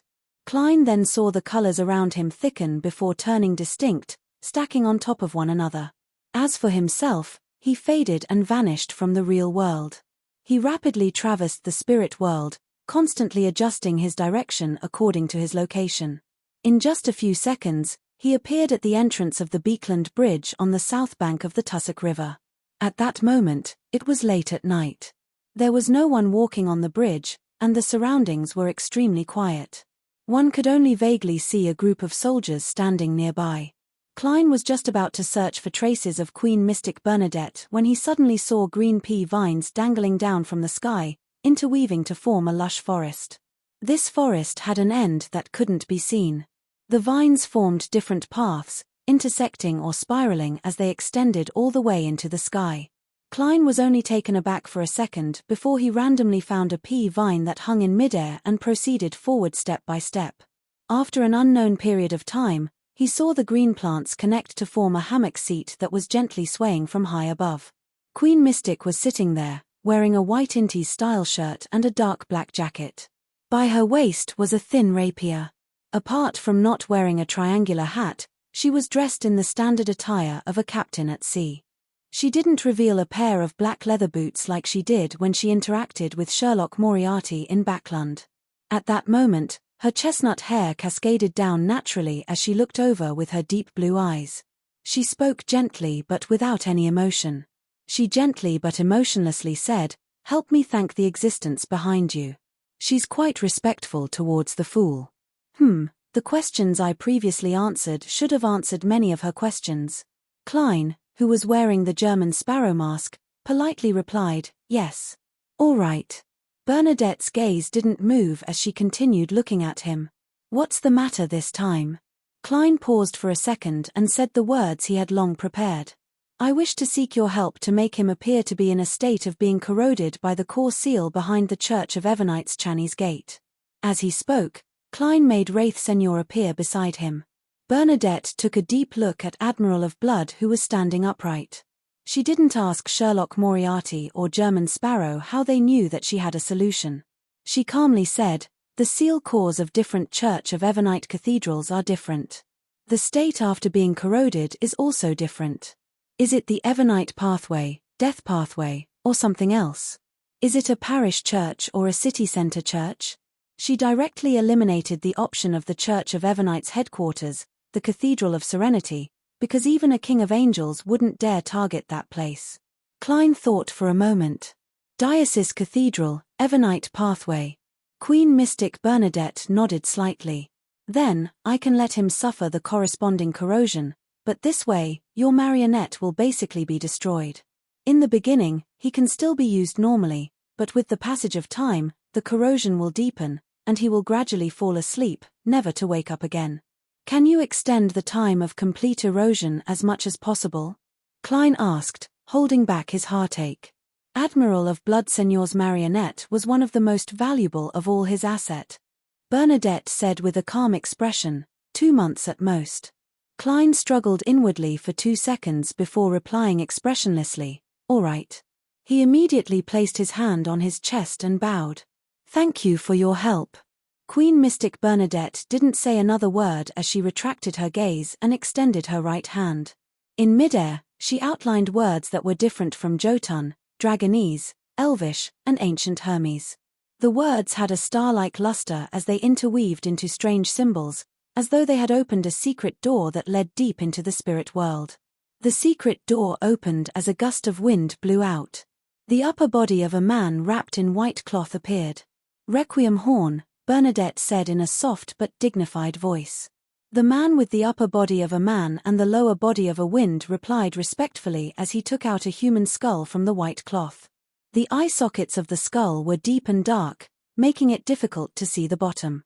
The rest of the skull had holes of different shapes. The surroundings were covered in cracks, and it was as white as jade. Bernadette took the requiem horn and glanced at German Sparrow. Retreat at least 50 meters. Klein didn't ask why. He left Wraith Senior in his original spot and quickly left along the pea-vine path. After more than 50 meters, he suddenly heard a distant, serene, and sorrowful melody. Subconsciously, Klein looked up and saw that Bernadette was sitting with her back slightly bent at the spot covered by the pea vines. Her chestnut hair moved slightly as she lowered her head. She brought the human skull to her mouth and blew out air from the holes, forming a symphony of the night. The symphony brought with it a calming power and a faint sense of sorrow. Bit by bit, it spread out, but it didn't alarm the soldiers guarding the bridge outside the pea-vine forest. Klein stood there and listened seriously as he suddenly felt a longing for home. It was a home that a traveler who had been wandering for a long time yearned for the most, but it was also the most unreachable. Mobile version of the fastest updated website, M. Chapter 847. In the dark night, amidst the green vine forest, Klein closed his eyes as he listened to the music that seemed to come from the horizon. His body and mind were serene and calm, but he also felt a subtle sense of melancholy and sorrow growing, emanating, and reverberating. After an unknown period of time, the melodious melody finally vanished. A gentle night breeze blew through the hanging pea vines. Klein sighed silently as he opened his eyes and looked up. He saw Queen Mystic Bernadette handing the human skull with holes in it to the servant who had a human upper body and a wind lower body. "It's done." Bernadette's gentle and calm voice sounded. "Thank you for your help." Klein bowed once again as he controlled Senor to walk back to his side. At this moment, the pea vines retracted and gradually faded away. The green forest quickly vanished. Klein and Senor landed at the entrance of the bridge at the same time.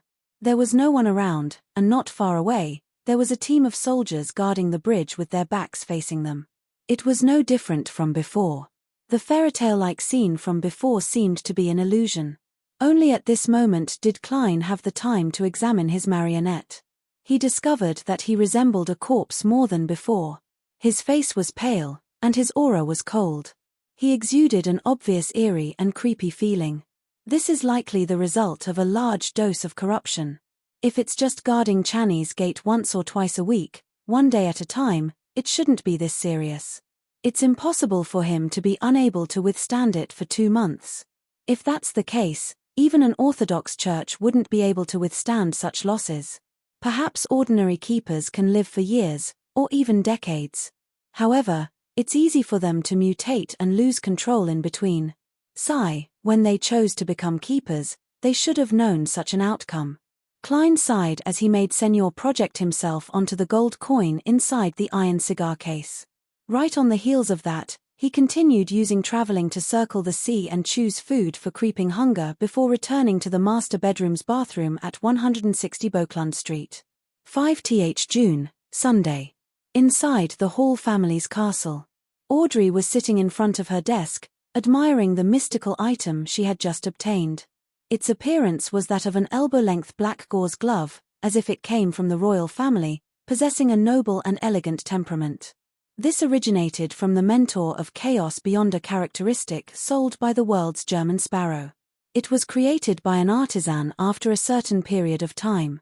Audrey had previously asked her father, Earl of Hall, and she had received the answer, "You can buy it and use it yourself. It's already good that you have the intention to show filial piety." Therefore, she had specially instructed Mr. the Hanging Man to get the artisan to make it something that a lady could carry around with her. This also made her suspect if her father had a better mystical item on him, or if the Church of the Goddess had provided a rather high level of protection.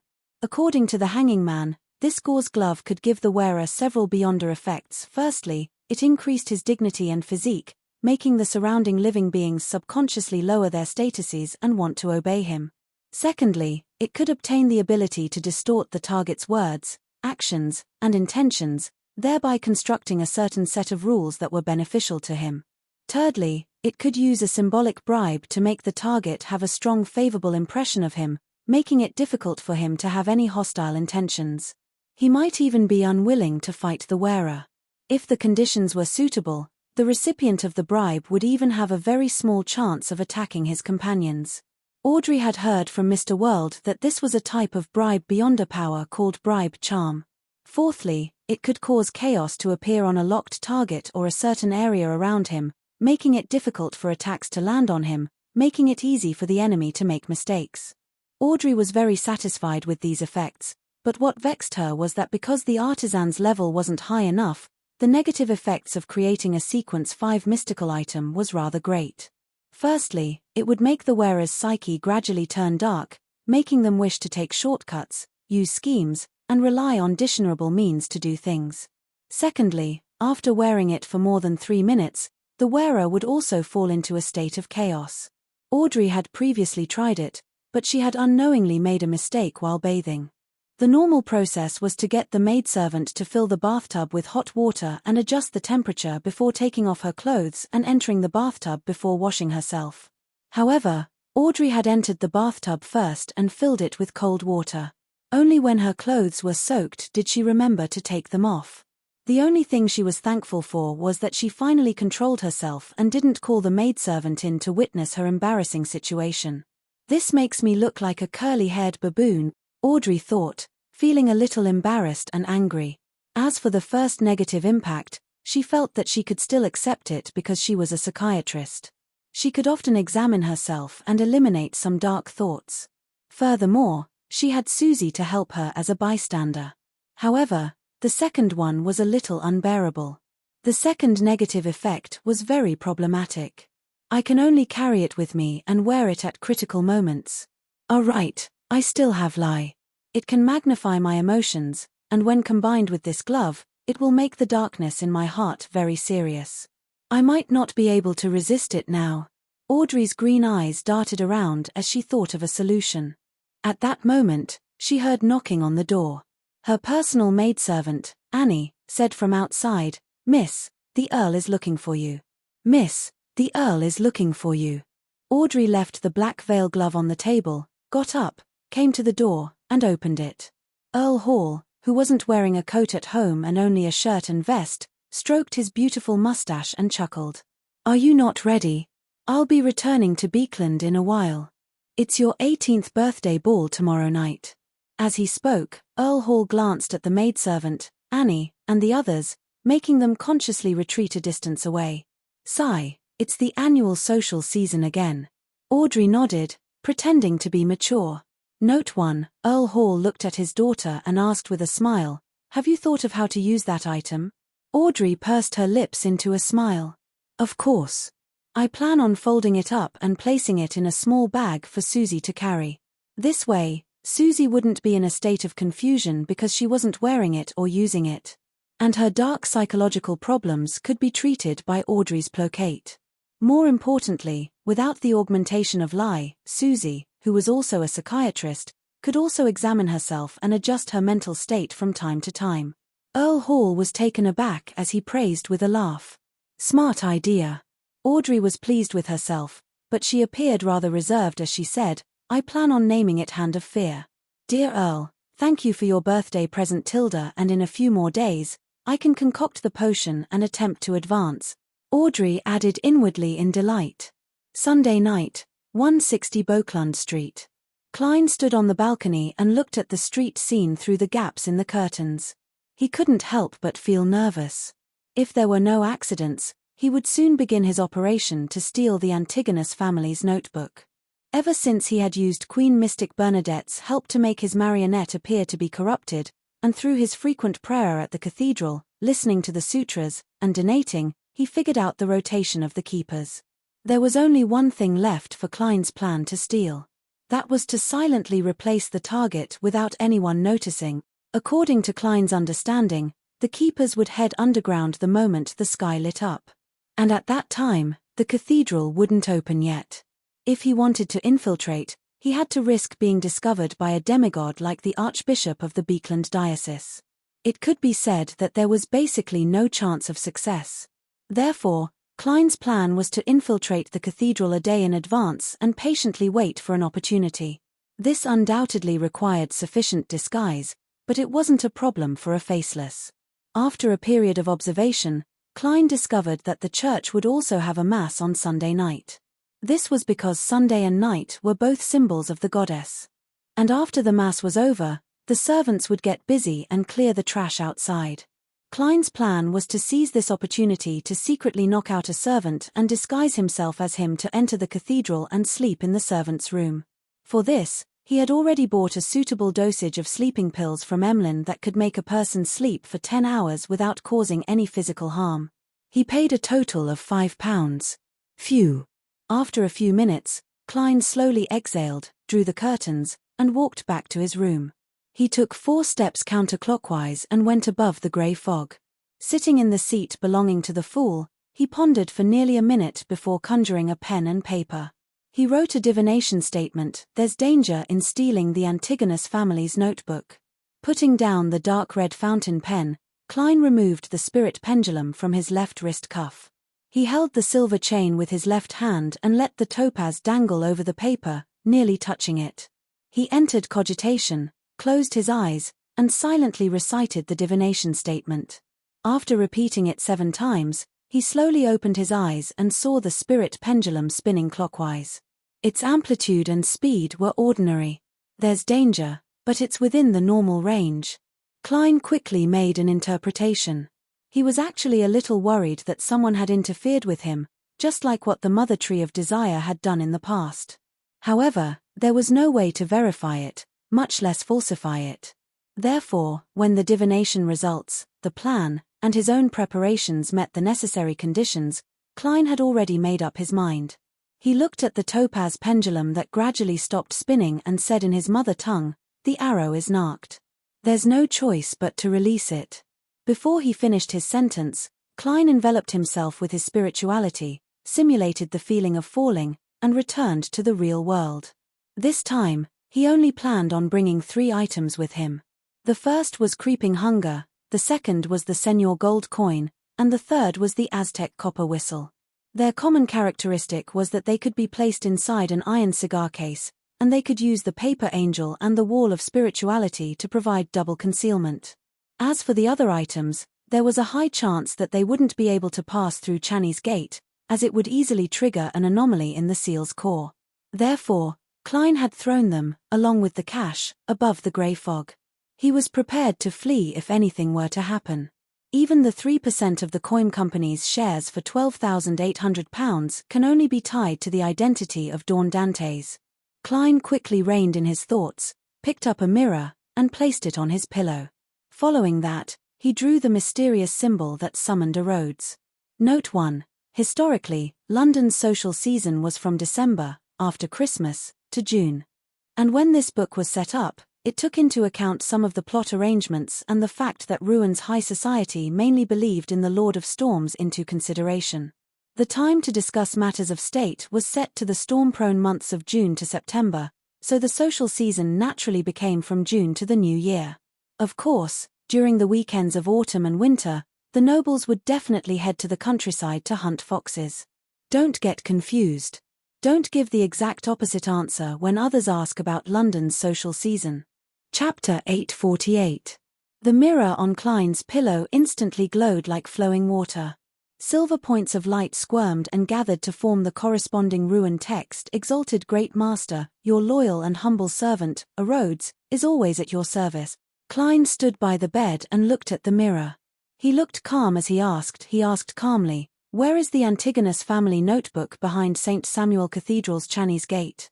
He needed to confirm the location ahead of time so that he could head straight for his target and complete his plan in the shortest amount of time possible to avoid all sorts of accidents.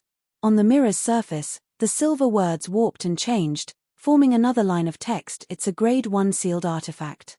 It's located on the right side of the second level. I can't see the exact details. Klein tersely acknowledged. It's your turn to ask. A Rhodes immediately made the silver words on the mirror dissipate, and the question appeared in the rippling light. Do you have any other instructions? If he were in his normal state, Klein would definitely have secretly T-sked, but his highly tense mind made him nod and say, "Look at my illusion like before. Look at my illusions like before and deal with the unexpected." "All right, Master." Rhodes didn't hesitate to give a response. Following that, he added another line of words, "I will. I will control my instincts. I swear to you, the great ruler above the spirit world." Klein nodded slightly and took 2 steps forward, allowing the mirror to reflect Dawn Dantes' appearance. The image became clearer and larger, and finally, it looked real. After some adjustments, Klein made the fake person lie on the bed. It looked like it had fallen asleep. At this moment, he realized that Dawn Dantes had turned his head and was smiling obsequiously at him. At the same time, he extended his palms and pulled up the blanket. Klein didn't say a word. As he transformed into the cold, crazy adventurer, German Sparrow, he made creeping hunger, which was still on his left palm, turn transparent. His figure rapidly faded as he traveled to the other end of Phelps Street where St. Samuel Cathedral was. Then, he walked to the square where pigeons flew during the day and hid in a dark corner. After a while, a group of believers came out of the church to participate in the evening mass. Soon, many servants left the church with all kinds of miscellaneous items. They walked to the trash cans in the side alley and separated a group of people to deal with the feces at the carriage parking lot. At this moment, one of the servants suddenly trembled. He lowered his head and began to clean up seriously. He even dutifully moved towards the direction of the plaza, as if he wanted to deal with the miscellaneous items there. He gradually moved further and further away until he reached the place with the thickest shadows. When the other servants were no longer paying attention to him, a hand suddenly took shape and seemed to reach out from the void. It grabbed his shoulder, causing his figure to fade and disappear. Klein directly traveled to a 2-bedroom apartment in a cheap apartment in East Borough. He had changed his appearance a few days in advance and teleported over to rent the place. The powers of a traveler are really too convenient. The only problem is that every time I want to use it, I need a pirate to sacrifice his life. Klein lampooned to ease his nerves. At the same time, he made the servant lie down on the bed. Then, he took out a thin metal test tube and threw it at him. The servant accurately caught it, pulled out the stopper, and gulped down the sleeping pills inside. In just a few seconds, he fell asleep. Wraith Señor's figure in his old triangular hat and dark red coat appeared beside him. Klein examined the servant on the bed as his body suddenly softened, as though he had turned into a mud monster. However, he didn't collapse into a pile. He only swayed slightly and instantly became 15 centimeters shorter. His skin darkened as his facial features shifted. Soon, he transformed into the servant's appearance. And at this moment, Señor had already taken off the servant's clothes. Without wasting any time, Klein quickly changed into the clothes and moved the iron cigar case and other items over. He picked up the broom and examined it. After confirming that there were no problems, he made Señor return to the gold coin. He lowered his left arm and spread his fingers, watching creeping hunger emit an indescribable transparency. After teleporting back to the shadows in the corner of the square, Klein bent down and seriously cleaned the ground. He then approached the busy servant step by step, but he maintained a certain distance to prevent anyone from speaking to him and increasing the risk of exposure. About half an hour later, the busy servants gathered together and entered St. Samuel Cathedral before turning to the side. How tiring! A servant stretched his arms after distancing himself from the priests. Klein pretended to be so exhausted that he wasn't in the mood to chat. He nodded and didn't participate in the conversation. Soon, they returned to the servants' residence. It was 2 large rooms that faced each other. There were many bunk beds inside, and beside each bed was a wooden cabinet and a box. Klein was immediately at a loss. He didn't know if he should enter the left or the right. Thankfully, he was a seer. For matters that didn't involve beyondus or mysticism, he could completely rely on his spiritual intuition. Furthermore, he was holding a broom. Therefore, he pretended that his hand had slipped and secretly performed dowsing rod seeking. He received a revelation that he should head to the right. After entering the room on the right, Klein deliberately slowed down and observed the actions of the other servants. Then, he mimicked them and placed the broom behind the door. Then, He went to the bathroom outside to wash his face, rinse his mouth, and rinse his feet. By the time he was done slowly, his bed had already appeared, the one that wasn't occupied. Lying on the bed, Klein finally felt a little relieved as he secretly heaved a sigh of relief. The servants were very tired, and it didn't take long for them to fall asleep. Their snoring sounds could be heard. Klein maintained his consciousness as he took off creeping hunger in a very small motion. He folded it into a tiny piece and stuffed it into an iron cigar case, placing it together with Aztec's copper whistle and the Señor gold coin. Time ticked by. As he was too tense, he was unable to fall asleep. All he could do was rely on cogitation to force himself to sleep for a few hours. When he woke up at a certain time, Klein released Wraith Señor. This marionette's cold and indifferent aura rapidly fused with his surroundings. The spirit-body threads collapsed inwardly, gradually forming a deep darkness that no longer had an origin. It can still be controlled.